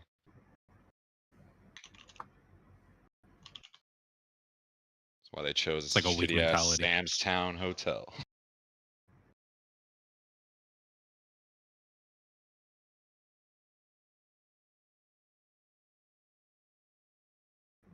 And you'd bust out the money to get a big event. Is Miggy like hiding out here somewhere? Is he here? Is he here with me? I'm gonna find him. We're gonna take a selfie. I don't see him. No, I mean in You guys Vegas. ever- Not yeah. on the call. You guys gonna get back on topic? My goodness, you guys are in the weeds. Are you gonna present a topic we can talk about? Please no. Yeah, we can't talk about. I thought the Bible was in contention. We can go to the Bible if we're not gonna do flat Earth. I mean, Hold on, sure. let me do something. Actually, we were on flat Earth. What the hell are you talking about? I mean, we could talk about the Bible. Was there a census You can that go to took place? private DMs and discuss your doctrinal beliefs and your religious beliefs, if you would please. Spare us. All right, fine. Battlemod, Agreed. can you explain why there's a I mean- linear relationship I mean, between XO distance knows and it. angle? Actually, no, that's not one of my strong suits, but I'm okay with that. I'll look into it and get back with you. Is that not a proper answer? Or... No, you can get back to me. That's fine. So I don't like to talk on things I don't know about. And the linear relationship between that angle and distance, I haven't looked into. I'm actually starting to now, so I've got a few open pages, but I'm not one who reads for 2 minutes and says, hey, I know something about this. I'm not a dumbass. My father, when I was growing up, said, don't talk about what you don't know about, and you won't risk sounding stupid. I think that's good advice.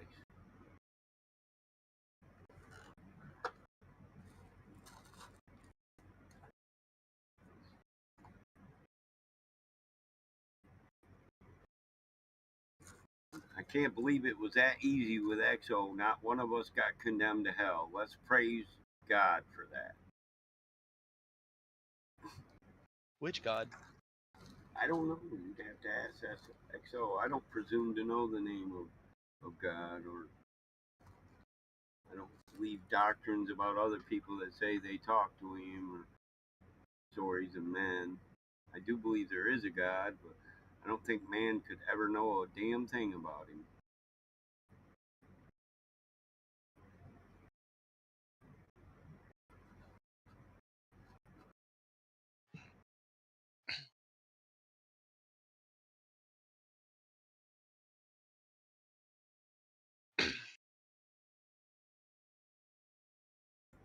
Well, nobody argued that, so that must be a good point. I believe in a God. I do too. I just don't think men's doctrine. I mean, Yeshua told you himself, be wary of doctrines of demons. Wolves in sheep clothing.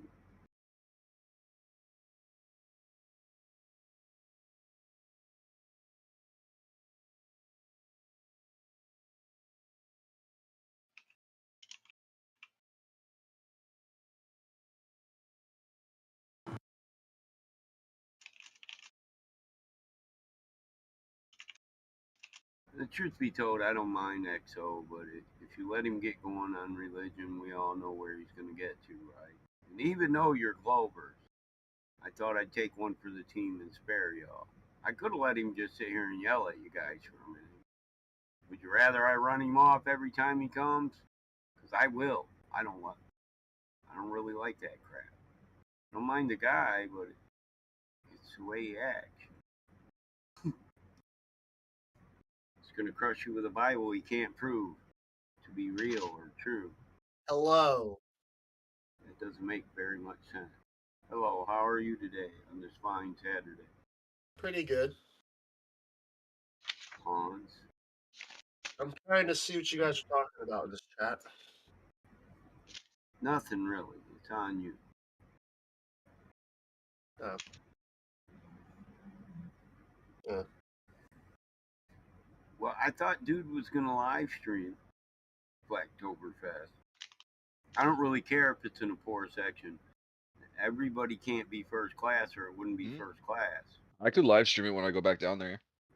Well, it's not necessarily being like first class. I mean, you can just walk to different places, or you can get a ride from different places. Like Las Vegas is pretty walkable. I've been to Vegas, so you're not telling me anything. So they're on the poor side. That doesn't really prove nothing, is my point. It's expensive to get a venue on the other side of fucking town. We're not talking six-figure digits. I mean, come on. I mean, there's at least a couple hundred people here. They might have made six figures. I mean, I'm gonna pay $100,000 to take you to a place with entertainment and all that, and have a venue at this expensive casino. Fuck no. You want to go there? Well, get a cab, get an Uber ride.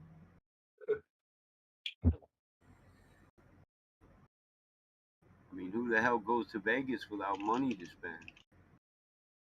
People not looking to gamble. I guess. But if you spend it all on the motel you're on and you are looking to gamble, what do you got left to gamble? That's when you go to the loan shark. I just go to the ATM, but okay. I don't need to borrow money from anybody. I'm not a big gambler, but I do like the entertainment, the show, all the people. Oh, see, I don't really care for all the entertainment, dude. You stick me in front of a roulette wheel, I'll spend all my money. I hate gambling. It's so boring. Listen, man, that's the problem with me. I love that roulette wheel too, and them slot machines, but they just don't pay out. And I spent my whole life, counting overhead for profit. So it's not a good investment. You just don't do it. If you're feeling lucky, hey, go try. Spin it once. Oh, nah, dude. I fucking cleared house when I went to Florida during 4th of July. I threw like $100 down, and then like an hour later, I came out with $1,200. The only time I ever won was my brother-in-law was losing everything. This motherfucker got on the craps table, so I just bet against him, and I won betting against him. I'm not a gambler. I knew damn well he didn't have no luck that night, so I bet against him. He's gonna fight.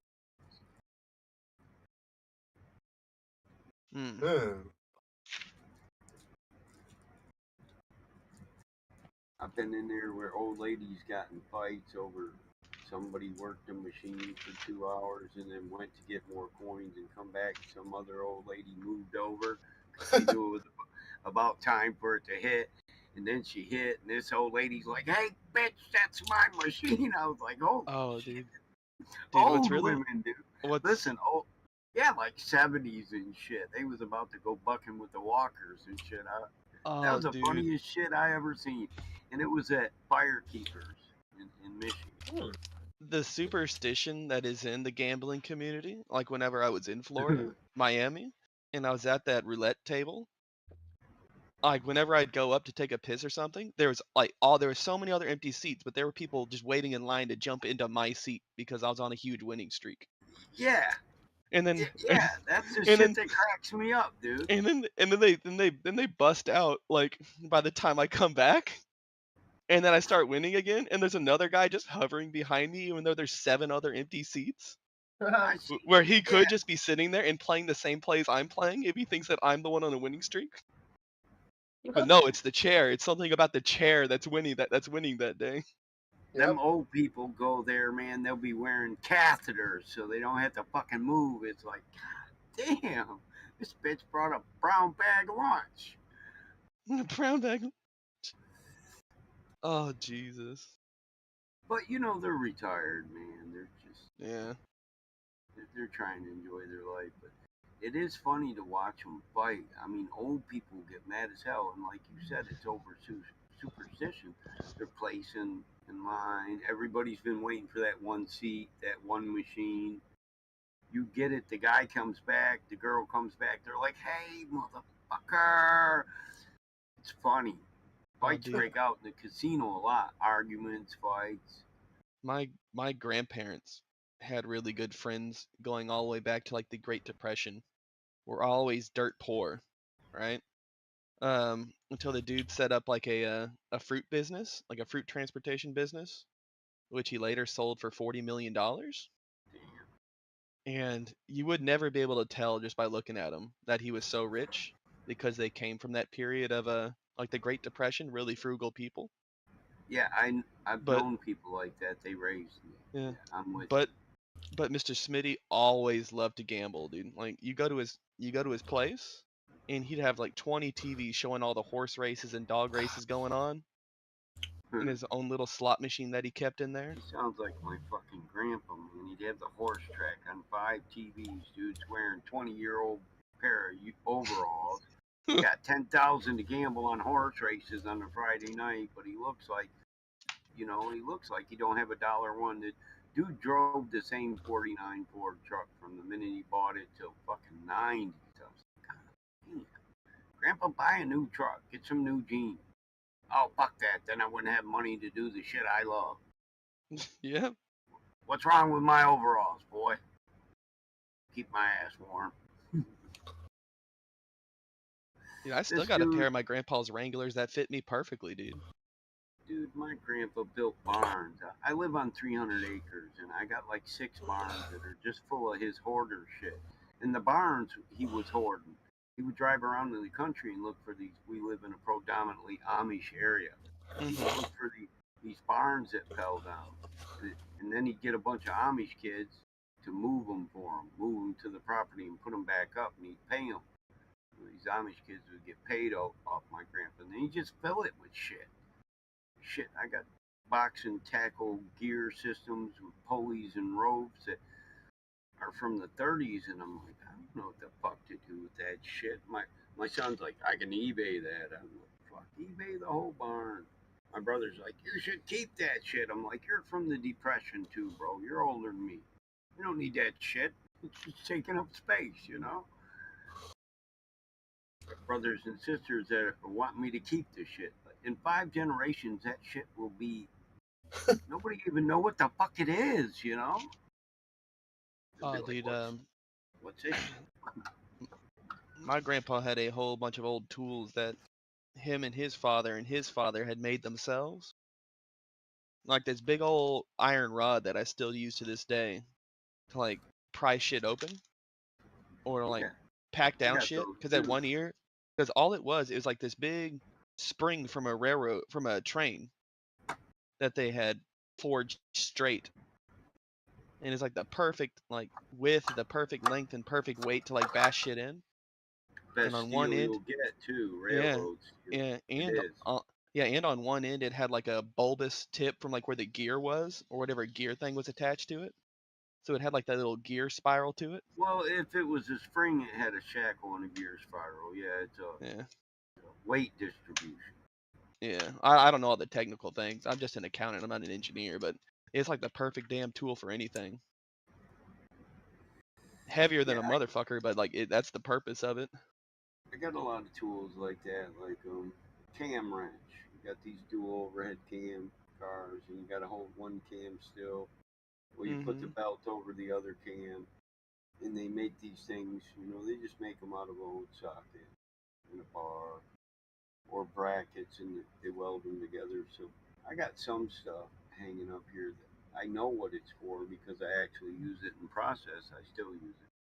But then I got other things that, man, I'll never know what it's for until the day comes that maybe I fuck with something that I need that for. And then I'm like, oh shit, that's what it's for. But on a farm, this is, people say technology and science move the auto industry, but the truth is farmers trying to get a few more horsepower, and average men in their garage actually boosted it. That's where NASCAR came from. It was rednecks who were running alcohol burning CUDA 440s. That opened up NASCAR. They learned more about racing, weight distribution, cornering, braking. These are all things we learned right in our garages. And then the auto industry seen people doing them on classic cars, and they're like, oh, we could add that to our car.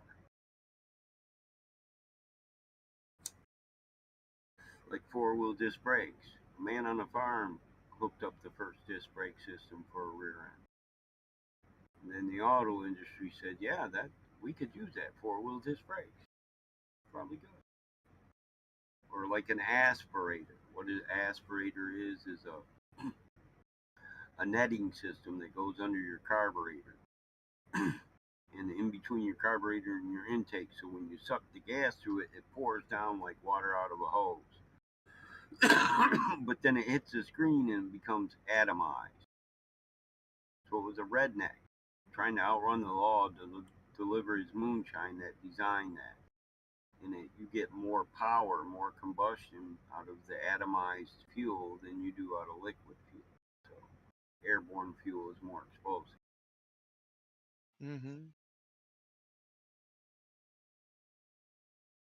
Yeah, I grew up, the guys that raised me, they'd take 10 batteries and 12 sets of jumper cables and go out and weld in the field without even electric in the field. Dead batteries. You can weld with 5 dead batteries and jumper cables and coat hangers. I've seen some redneck shit like that. It works pretty good too as a weld. It's not something you're going to weld that up, get it in the garage, and then grind it all up and re-weld it. You'll add to it.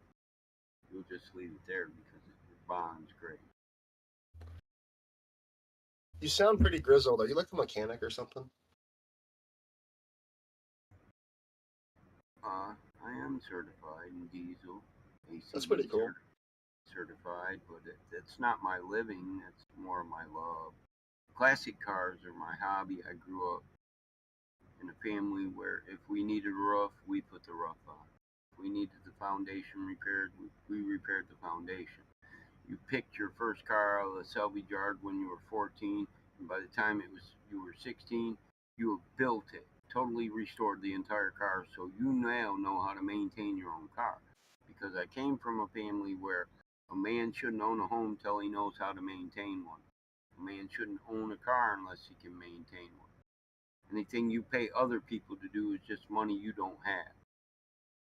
So you should be able, as a man, to maintain everything that's required in the family. Home, plumbing, electric, foundations, roofs, framing, siding, windows, doors. Or don't have a family.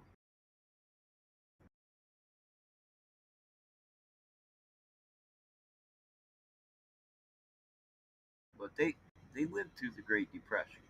So nobody had money to pay a roof. Or a contractor. So you did your own contracting.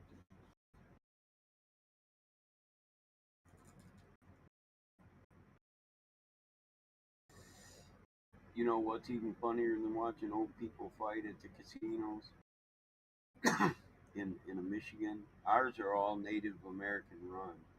You see how polite these big natives are. They got big native guard security, and they're polite as hell, man. I watched this old lady beat up on one, and he just kept saying, "Ma'am." His lip was bleeding. She slapped him in the face like 5 times, and he just maintained, "Ma'am, you're gonna have to go, ma'am."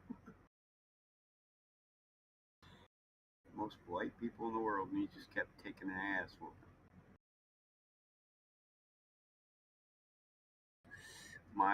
I was married at the time. My old lady says, maybe you should go help him out. I was like, yeah, fuck you. You go help him with grandma. I ain't doing it. Looks like her arthritis ain't bothering her. Shit.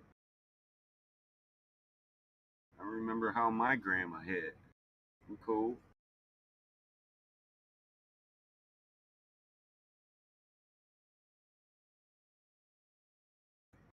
See a 70-year-old skinny lady beaten down. She's like 105 pounds, beating down a 6'2", 280 engine just because he won't fight back.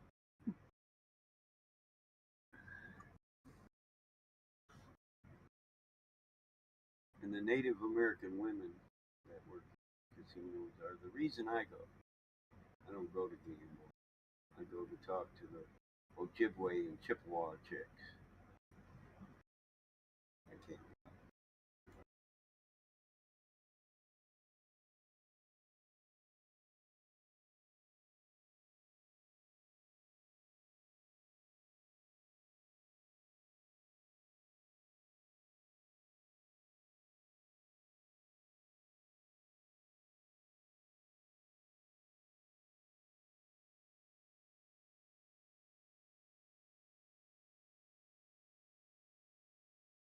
Hey, anybody in here got on mute? Could unmute T? See what T is doing. Yeah, let's see what's going on here. Oh yeah, Crit's got it. Oh yeah, he's deafened right now. Yeah, his mic is red though. Yeah. I think one of those dudes were snoring last night, and we muted them just because they were snoring. Yeah, was that Timbo?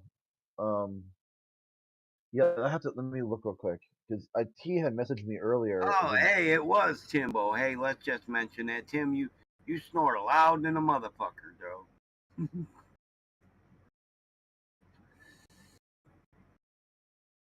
was like, damn, I kept thinking that man needs to drink some water.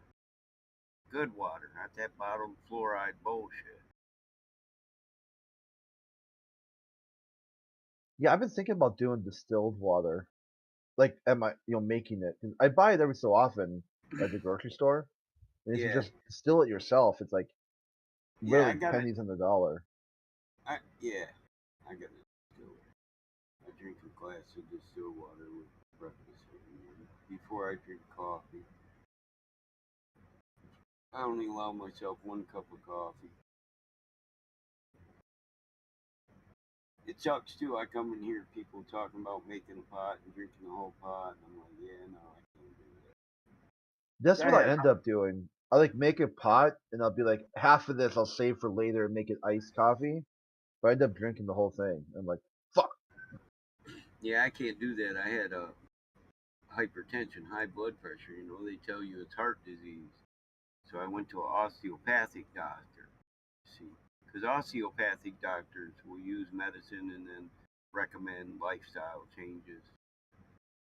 So once I got a nutritionalist, started balancing the minerals and nutritions and the levels in my blood levels, I no longer have hypertension. But they told me it was heart disease, and disease implies there's no cure. But there was a cure. It was diet, food.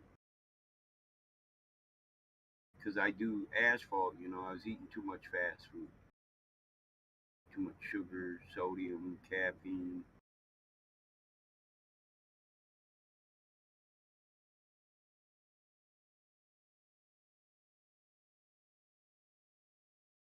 But heart disease is curable, so if they tell you it's not, they're just lying to you because they want to medicate you for the rest of your life. adjust your diet, you could probably get your heart pressure, your blood pressure back.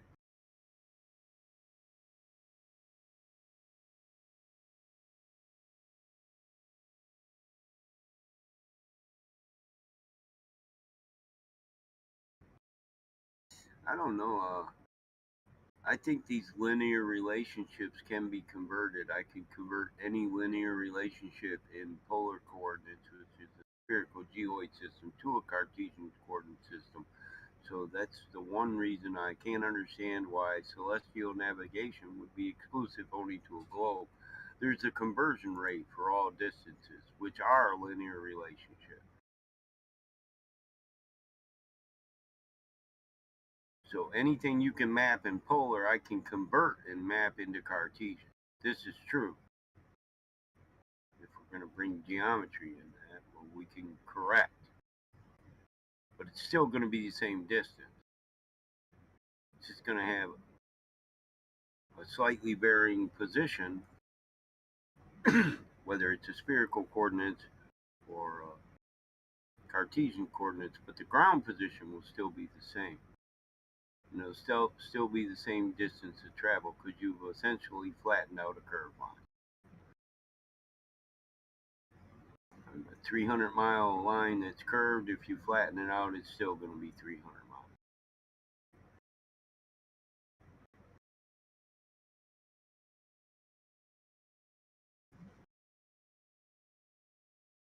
Instead of being a curved path, it'll just be a straight line path to your destination from your origin.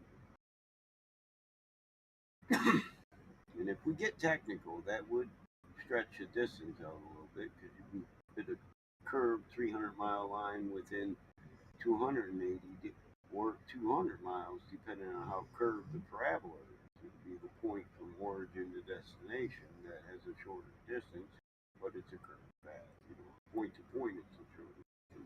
When you lay it out, it will be further away, but it'll still only be 300 miles. It's just math.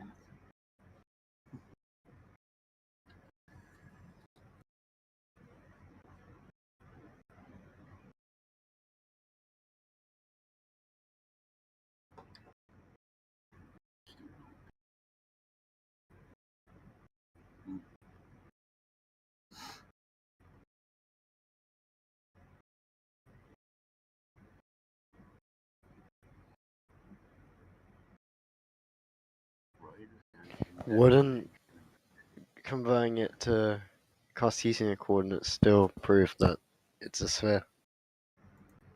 Cartesian? Well, you were on about earlier. Well, don't. Because you're using the curvature of the Earth in it. Do you know what a Cartesian coordinate is? I'm guessing you mean on like a flat plane. It's like a grid, tic-tac-toe board, yeah.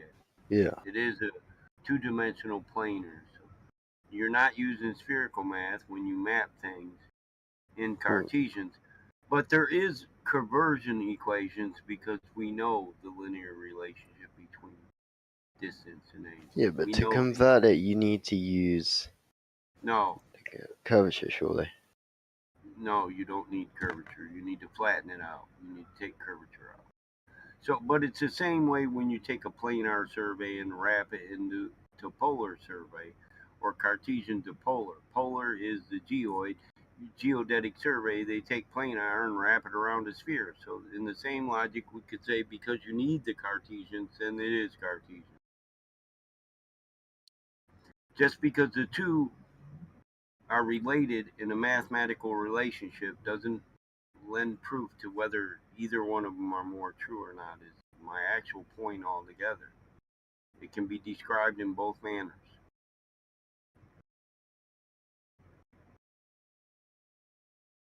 I hear over and over again, this can only happen on a globe, but people can't. There's no period on it. So you got to understand that planar, the argument between planar and spherical, that doesn't prove anything either when we're based on models because we have conversion rates due to math where we convert one to the other. So then it becomes obvious that it's not exclusive to the model because it can be modeled either way. And that's my very point. Now, I'm in the business of arguing that which actually proves something or is productive. And in my opinion, if a thing isn't exclusive to one thing, it's not an evidence for that one thing.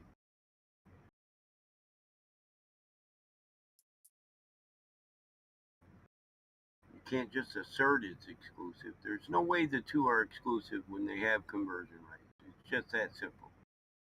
It's a mathematical relationship. We can do with math whatever we want to describe it. If you do that math with the globe and you do their 69, nautical or 60 nautical miles, 69 regular miles, they end up missing about 100 kilometers of land on their model. It's just not there. That's excess, yeah. In the conversion, you have excess when you go from Yeah. Cartesian to polar. When you go from polar to Cartesian, you're adding two, and that's because in the coordinate system they're all just triangles, and a spherical triangle has less volume than a true triangle. So when you convert from a true triangle to a spherical triangle, you're losing volume or area within the triangle, and when you go back, you have to add that area or that space back. Well, in Cartesian coordinates and planar, we know that land actually exists. So it kind of lends credence to Cartesian when you can't take all the land that actually exists and map it on the sphere. Yes, if that's what you're saying, I would say that's proof that for Cartesians being the truth and reality of the world and against spherical, because spherical doesn't model as perfect as Cartesian. Cartesian doesn't leave out any land or area. To wrap Cartesian around spherical, you have to remove area in every triangle, not just one, every one, or they won't fit. And then when you still get done at the poles, you're going to end up with more access. But when there's other evidence supporting it's a sphere, doesn't that help it prove that it's probably Okay, so you got a bunch of evidence backing up it's a sphere. You say these are the dimensions, but the dimensions don't work when we convert reality to your model. So maybe you're right and those are evidences about everything else, but you just got the numbers wrong. Your numbers are wrong. That's why things don't fit. But they try to play with the numbers to get rid of the excess. And the truth is they haven't found a correction for that. So in no way you can get rid of the excess. So at least the numbers for your spherical model are wrong, which would kill your fucking moon, going to the moon, sending probes out. The universe in Newtonian mechanics is based off the central point of the Earth and the radius. So the distance to the moon is the center of the moon to the center of the Earth. But then we have the radius wrong, and we're going to do an orbit around the Earth and then go to the moon and then come back, going around. If our sizes are all off, we would have never went to the moon. So are they on so you can go to the moon, or are they off? They just don't comport with reality becomes a question. Yeah, they're on.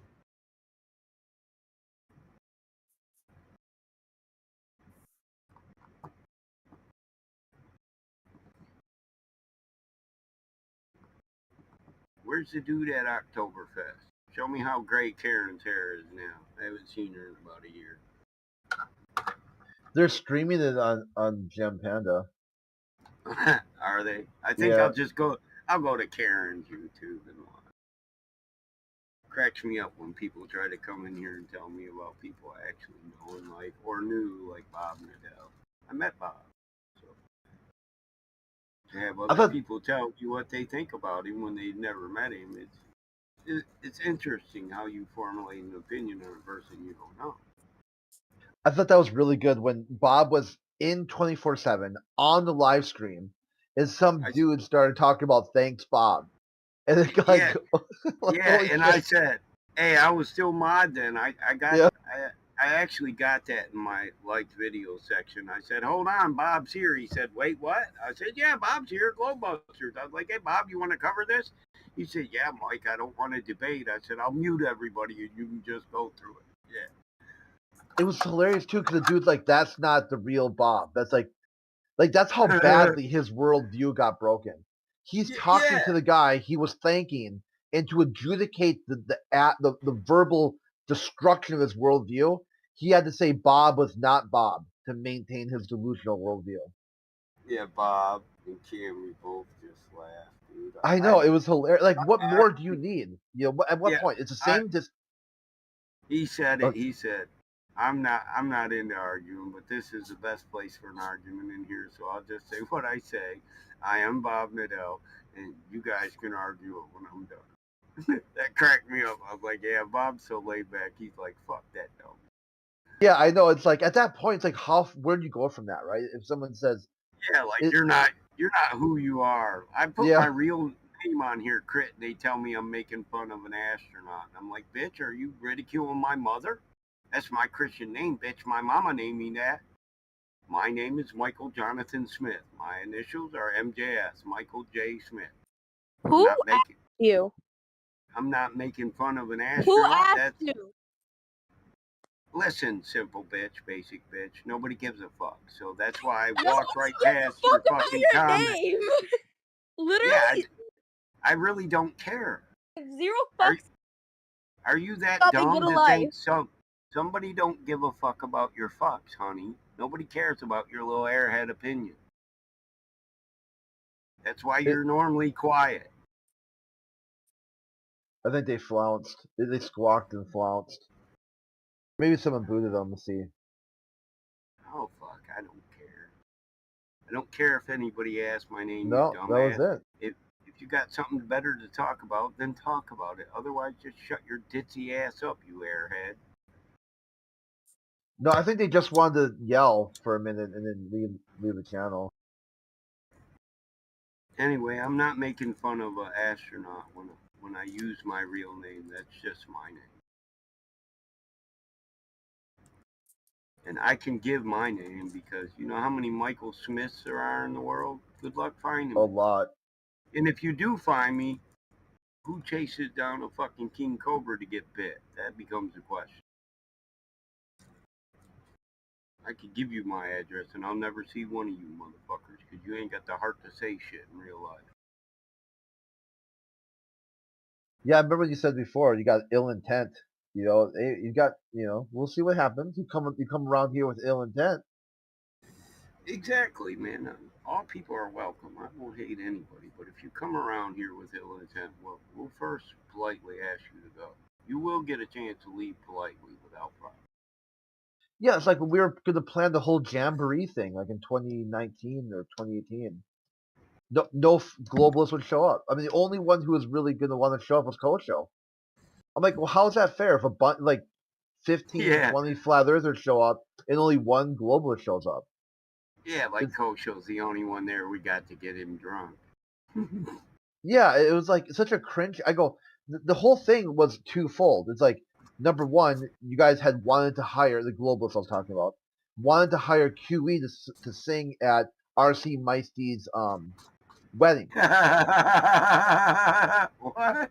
Yeah, like he was trying to get QE on contract to sing at his wedding, and he invited a bunch of globalists to go to the wedding too. What the fuck is QE gonna sing at his wedding? Yeah, I think it was kind of a troll or whatever. But the problem, the thing was that you guys are willing to meet in real life. So what else are you willing to meet in real life then? If you let's see, you talk a big game and you say a lot of I can then, rent I can rent the Cobo Arena in the off season for cheap. We don't have to, but that still is the ghetto side of Detroit. But it's actually an expensive venue,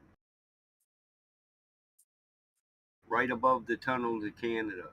Who's got the heart to come to Michigan? Most of these people, they talk mad shit, but when you tell them, hey, drive through Detroit, go about 45 minutes north, they're like, hold up, I gotta go through Detroit?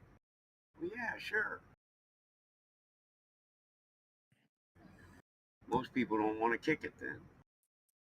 This is Michigan. We don't play. They pass laws. They say don't do this, and Michigan citizens say, or what? The fuck you gonna do? It's not uncommon to see a cop getting beat up for somebody resisting arrest around here. Michigander whoop your ass. You take a job here, you took the hardest job in Michigan as a cop or a corrections officer. Those are the two most dangerous positions in this state. And that's because the state is full of combative people. Veterans, war vets, combat vets, and bikers. Obviously, Detroit's full of gang members. We have more maximum security penitentiaries here than any other state. We house prisoners for other states. Our prison population is greater than the population of the state, correct? That's an interesting thing. My daughter did a book report on Michigan and Wait, the battle mod. What? How do the sun and moon work in the flat Earth model? I don't know. Next question. You don't know. No, I don't know the distance to them. I don't know what makes them move around. They seem to move. They appear to move through my sky. Do they not appear to move through your sky? Yeah, I'm just wondering if you think it's yes I'm flat. not. I do, but I don't know how the sun and moon will work just because the shape of the Earth changed. So it seems like all of a sudden you think the power that moves them would change, or the distance would change, or the brightness, or the size. All these things have to absolutely change if it's flat. It's just not true. It's a false dichotomy. I'm just wondering what your model is. Is there even a model for? Do you even have a model? I think you already know the answer to that question, so I'm not even going to touch it. So you don't even have a model of what the. You did know the answer. Yeah, well, you're going let's for start this way, Alex. Can Listen. you post your model so we know what you mean by a model? You guys don't have a scientific model for sphere Earth. You have a bunch he's of going to post one. predictions. No, listen, it's not going to be a scientific model with hypotheses and experiments back and all that. It's just going to be a model that somebody made based up on a specific point of physics or Newtonian mechanics, but these aren't spherical scientific models of Can I just show the model of a solar system? Yeah, whatever you got, whatever model. Well, you just made my point. That's Newtonian classical mechanics, but it's not sphere Earth model, scientific sphere Earth model. It's Newtonian mechanics. It's kind of a category error, you know.